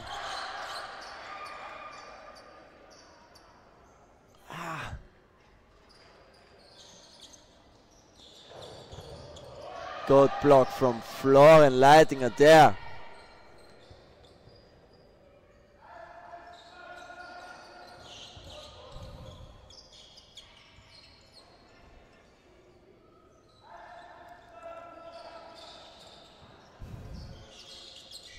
Now Wolfpack, they don't need those hits. They try to get the guy with the ball out on the left-hand side, make a safe attack so that they can't get counter-attacked now. They're up one player. Yeah, they don't need to be releasing there. Tamara getting hit there by Flo. Flo getting hit as well from Muttle? Yeah, it was a cross-court from Muttle. Stefan Leitinger didn't have a ball in his hand, so it was an open shot. Xava getting hit out from that cross-court, but Muttle being very attentive and just taking Stefan. And now a huge advantage on that Wolfpack side, having 3 players against 2.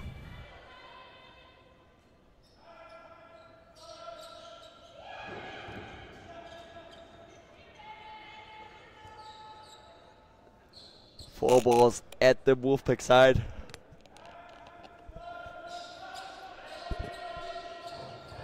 That's a great block from Annika there. Jumping out of the whip. Oh. Getting thrown. Oh, it was a hit. Apparently so. I didn't see it, but great honesty because the Nasties actually called her out themselves. And now for Lisa, she is looking for that catch to get Andy back in and let him help her, hopefully. And that catch will be everything for this set. She has 24 seconds left, so there's maybe another throw from the Wolfpack side, so she needs that catch right now. And they're not going to give it There to will be her. a play ball, there will be. They have to play free now. And Lisa needs to take that catch. Maybe our time is off, but I would have called that play ball. Yeah, yeah, I thought it was a play ball 3. So maybe our time is off by just a few seconds. Es waren noch so 5 Sekunden auf der Uhr. Bei uns.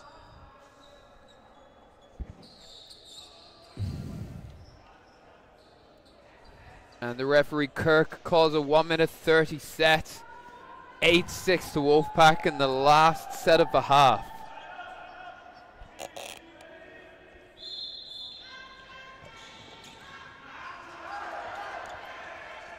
So we have 3 balls on the Wolfpack side. Andy making it out this time, giving no advantage to the Wolfpack side. Oh, and that is an invalid throw. I think the ball was a little bit wet.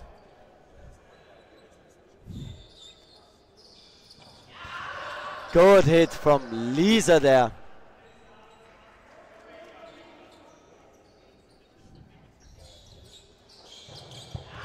Great hit from Stefan. Good pressure from Annika there, giving him this free throw on Florian Hackl. You know, none of the middle players are really that safe, but that's the same for either side, which just goes to show what you were saying about how comfortable both teams are releasing at the front. Hitting Mottel there with a beautiful 2-ball attack.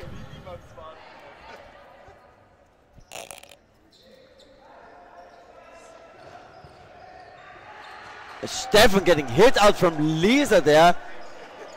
And he knows he shouldn't have been going for that catch there.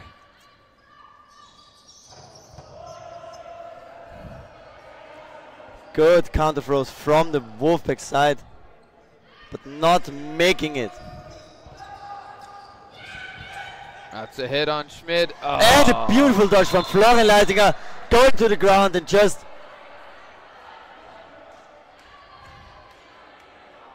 and regardless of whether that's a hit or not, Nasty and Nutcrackers take that huge set. hugs.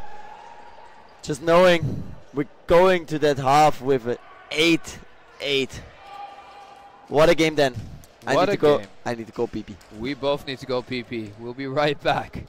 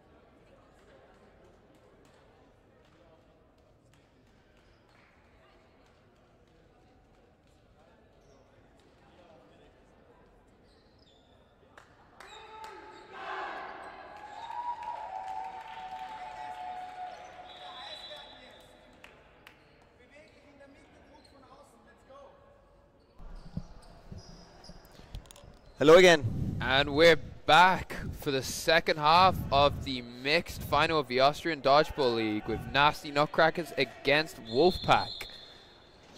And we see 3 balls for Wolfpack right at the start. Lisa pulling out that big arm. And a huge arm from Andy Koch there.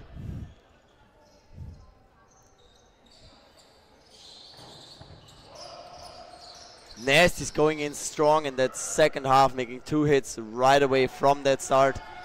Powerful throws coming in from both Stefan and Andy. Oh, wow. And Hackle definitely thought he could catch that one.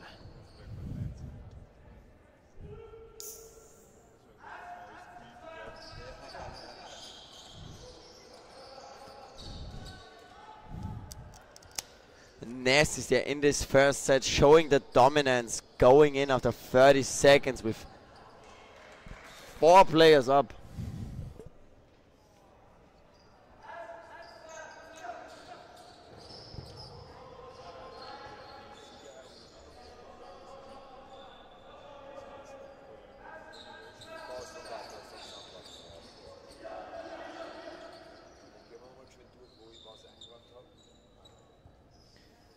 And Muttle and Sav are going to have a tough time here bringing this one back.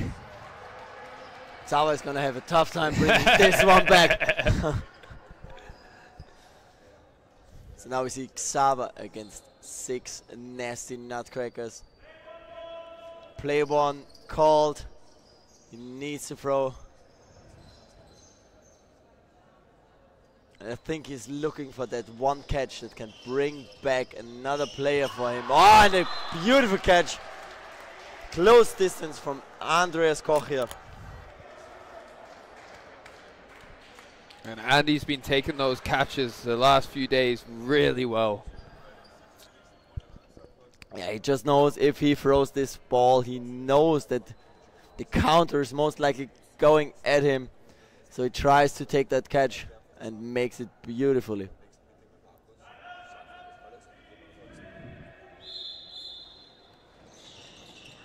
And again, 3 balls for Wolfpack. And they make it worth it, taking Danny out straight away. Oh. And taking out Flo, trading for Mottel.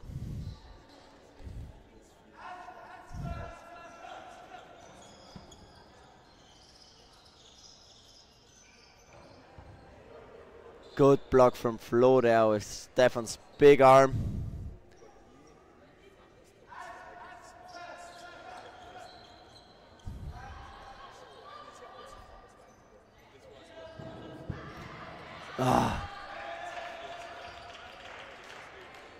Great throw from Xaver there, showing his dominance over Andy.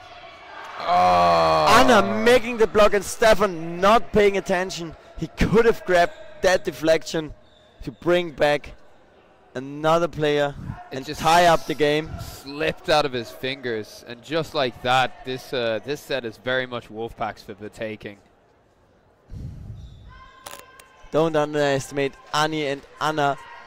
Now with 4 balls in hand, going for 2 players there.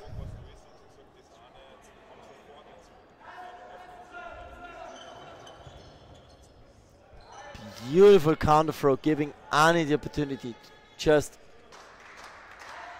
put her attention on 1 ball. Trying it, getting clipped, and Anna tried to get that throw when everybody was not looking, but Leona was looking. Good effort. Great attention there from Leona as well. Full awareness of what's happening around her.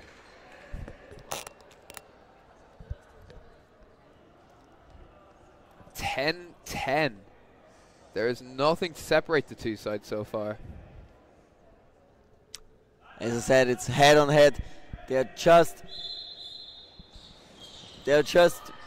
it's okay that they're here. Let's say that.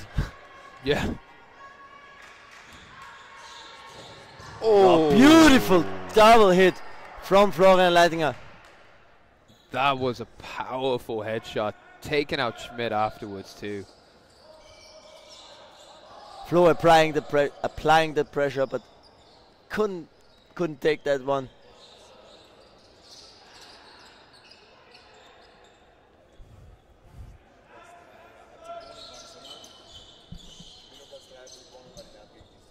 Yeah.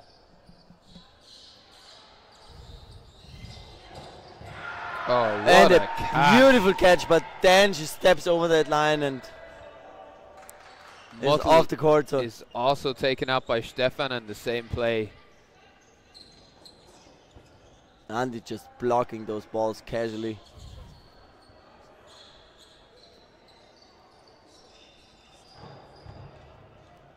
And look at that movement from the nasty girls, just really paying attention where the counter throws are going to come to take those deflection catches. I've seen that a lot from the nasty girls. They have such an oversight of that game to see where a deflection can be. And you know the nasty girls pretty well, so... I know them. And a beautiful hit there. Stefan just taking the attention and Anna just clipping Flo on the side. Free throw from Andy, getting hit out there. Giving Wolfpack a breather.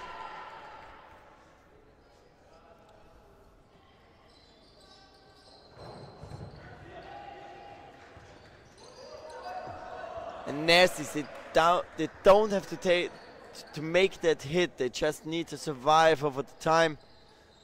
Try to give them a hard time.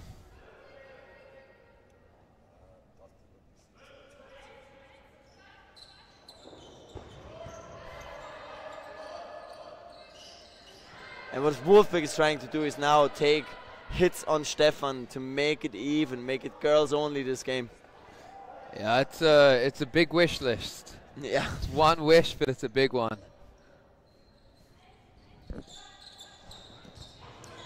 Stefan taking that counter throw on Leona. Just taking out 4 balls for the Nasties.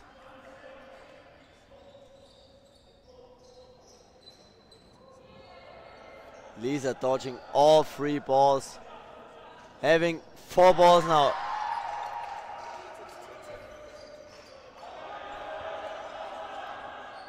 Three seconds on the clock. Stefan blocking it. And another set for the nasty Nutcrackers. But who knows? 12-10.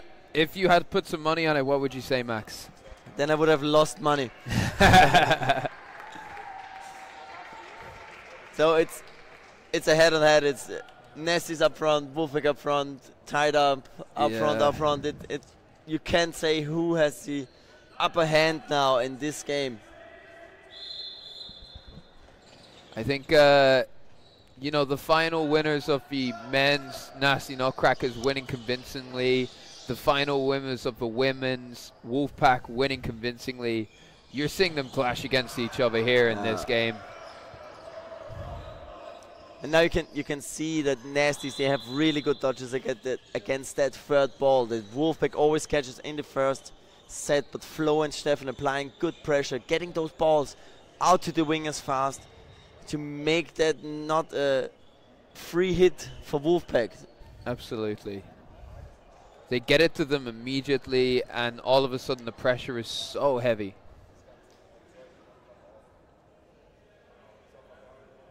I think the refs just needed to take a break.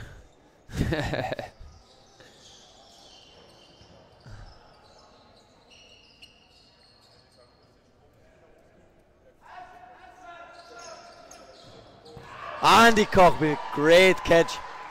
Karina trying her best to take him out.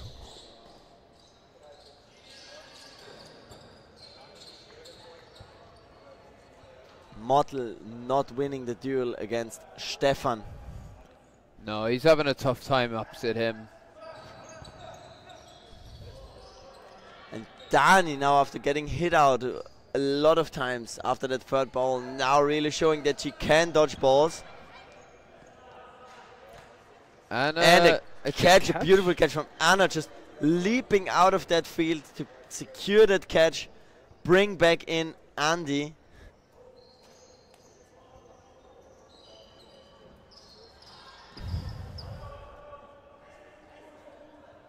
leaving Xaver alone on the field.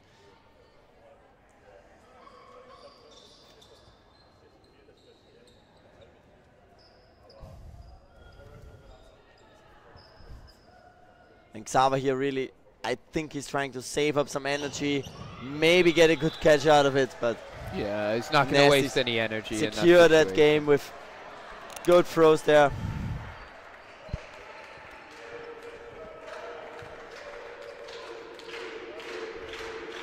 And I think the first 2-set lead after the start for Nasty Nutcrackers now, and we'll see how Wolfpack can answer that, how they can come back and show that they are not done yet.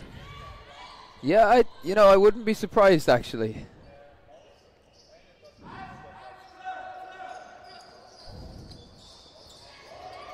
And Stefan there just barely hitting Leona after trying to go for Model. And Lisa getting clipped there as well. She stuck her foot back and it just clipped the foot as it went backwards.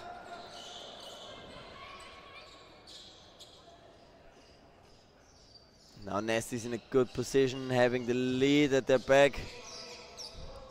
They have back control back a little bit. They're pushing Wolfpack back. Xaver trying to apply the pressure, taking 4 balls for the Wolfpack side. I could see 3 coming towards Fleitinger here. And they change the side of the ball, hitting out Stefan, tying up the game. That was a really good reset there from Schmidt. I'm pretty sure they were going to flow a flow, but he got the ball and they reset for Stefan, and that was a great decision. Really important there. Good dodge from that 4-ball attack of the Nasty Nutcrackers from Model here. And then now, if you just count throwing and arms, Wolfpack has a massive lead in this moment. Yeah, absolutely. Their throws have been so on point, especially in this set right now. I mean, all 3 men there, Schmidt, Hackle, Muttel, they all have as good as arms as anyone. We know that Nasties have the better arms, but if they're in the right position and if they're feeling confident, and a catch can hit anyone. Hackle, which gives them a massive lead, and then there is the set, and they come back. And the 2-set lead is gone as quickly as it came.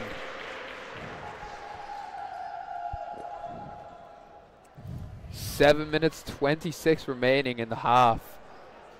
Still really nothing separating the 2 teams. I would not love to be a bookie right now because I couldn't give odds to any of those teams. They're so tight. 50-50. If I had to, I'd have to give the slight edge to the Nasty Nutcrackers, but that's I'm not sure of it. They adapt better. Yeah. At the moment, Wolfpack are playing a very aggressive, very good style, but when they get to moments where they don't know what is happening right now, then Nasties they have the slight edge. They're just so adaptable. Yeah, you got it there exactly. Yeah. They're playing a game of chess and they just read the opponents. When Nasty's 4 steps ahead, Wolfpack is only 3. Yeah. Only at step 3.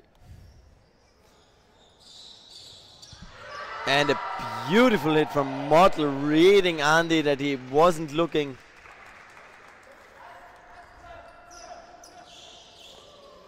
Ooh, close to the line, Lisa there, but barely making that dodge.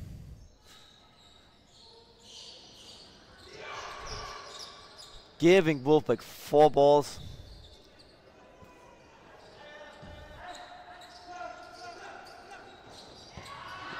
And now in the second half they have a much higher percentage out of 4-ball attacks, when in the first half the Nasties could adapt to it and just dodge those 2-ball attacks. But now Wolfpack, they really are ready to take those hits.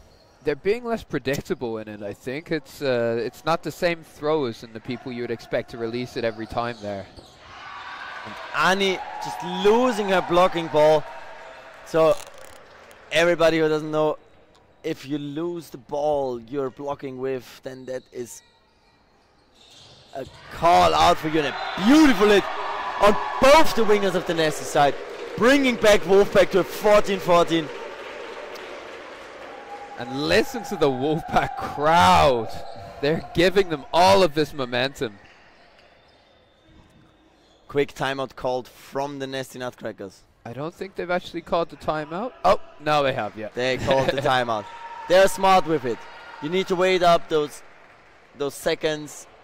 You have 30 seconds to set up the game, and in between those 30 seconds you can call the timeout, so you can give your team an extra 29 seconds.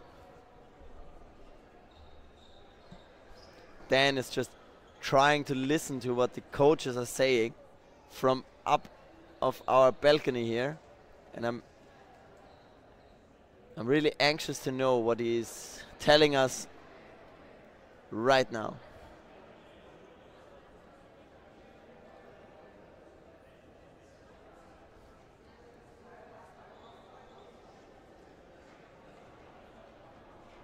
He knows a little bit of German, so he can tell us what was talked about in that timeout. They were talking a bit about zweimal Angriff. They were saying, essentially, I think they were saying that Wolfpack are releasing two balls a bit more very well, and they need to adapt to that accordingly. They need to stop going for the catches so much in that situation, set and get the 4 balls out of it. Very well done then. Or at least I think that's what I understood. It's basically native in German. Gut gemacht. Ich habe es verstanden. Und Andy, he takes the catch. And Lisa taken out as well by Stefan, too far up court.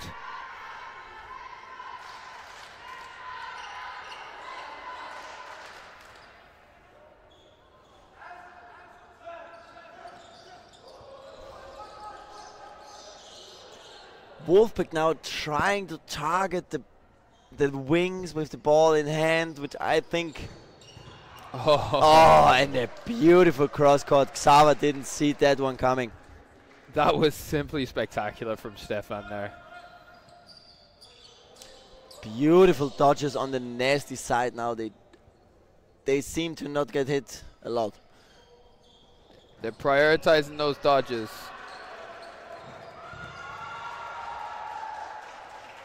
And now they left Flo Hacker alone on field. Let's see what he can do. Taking a lot of risk here, giving the Nasties 4 balls. And what did I say before? It kills you. You're digging your own grave if you give him 4 balls. But you he hits out Andy Koch there. They have to play free.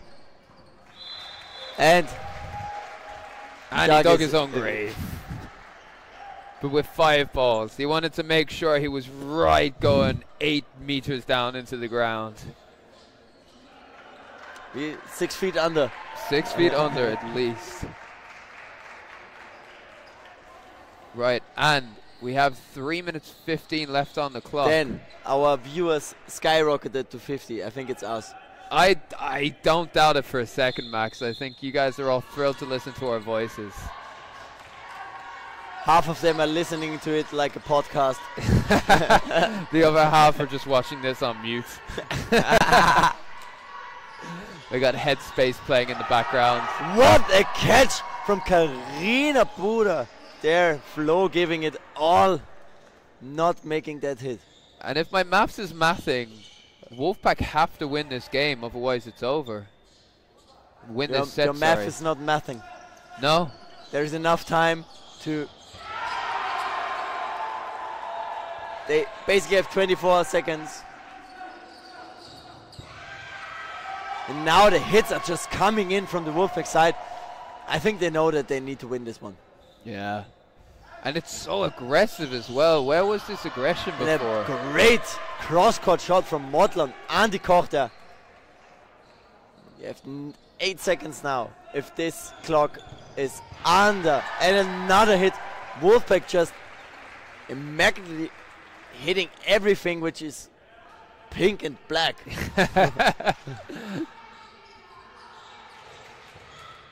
And maybe this was a bounce or was it a catch? The ref calls it a catch. And we will see another 1 minute 30 set, which will decide the title. That was incredible. That was the most convincing set Wolfpack have had. And before that set, I would have said I think Nasties have it, but after watching how dominant Wolfpack were in that last set, you have no idea. But a timeout called by a Nasty Nutcrackers. Yeah, so Wolfpack now going in this last set with the energy of winning that set before, which can give them a slight advantage. And I think it was 6-0 as well, right? It was not a single Wolfpack player out. And the way they did it as well, they hit them off one after the other. They took the catches. They hit Andy in the face. They took their time. They watched about the targets, and they just went for one after another. And we're going to see a 1 minute 30 set here, which will decide the mixed title. And if it doesn't decide the mixed title, if it's even after this 1 minute and 30, we're going to see another set of 3 minutes, which will definitely decide. No, that's not true. Because if it's even, then it'd be overtime. Oh, Matthias sending Matze, his love. you're the man. Listening to us like a podcast. Metze, Ninja and also Astros player. Going to be playing in Pisa in 2 weeks. And we are going into the maybe last set of this Austrian Dodgeball League 2024. With Wolfpack having 3 balls up front. No hits. Oh. Very tense. I'm a little bit shivering. And a great hit there. Wasn't that a hit? Oh, and that's 4 balls given. Oh no, not 4, but Hackle taken out. Great dodges from the Wolfpack side, jumping up high.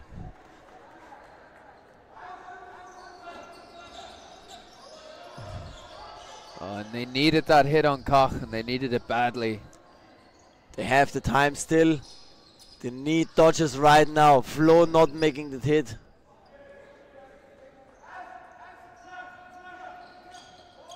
Oh, good dodges from. And catch it's is a catch. made, but there is a hit on the Wolfpack side. And that is massive. Good dodges from Andy Koch there, giving 4 balls to the Nazis. And as I said before, it's like digging your own grave. One of the guys will be out after this, I'm sure of it. And there is 2 hits on the Wolfpack side. 3 seconds on the set. Nasty Nutcrackers taking the mixed championship title in this Austrian Dodgeball League 2024. That was incredible. What a game. What a game. You couldn't say until the end who would win this one. We even got 1 viewer more now. Congrats to both teams for having a great final, and Nasty's just having that slight edge in this last set. You couldn't say that any of the teams would play better in all of this game. No, absolutely not. I mean, when that last catch went up to Wolfpack and Stefan was caught out, I was sure that it would swing in Wolfpack's favor and they were going to win it after that. And Nasty's managed to prevail despite this, despite the 2-ball release on Andy. And that was a crucial moment, because if Andy gets hit out there, that could have been the whole game. Yeah. But yeah, small little moments like that, but ultimately the full game, both teams were absolutely incredible. And with this, the 2024 season of Austrian Dodgeball League comes to an end. Dan, thank you. It was a pleasure. It was absolutely phenomenal. I had a great time. Thank you for everybody who was watching. Have a great night and see you in Styria. We hope you come to Dodgeball World Cup in Graz.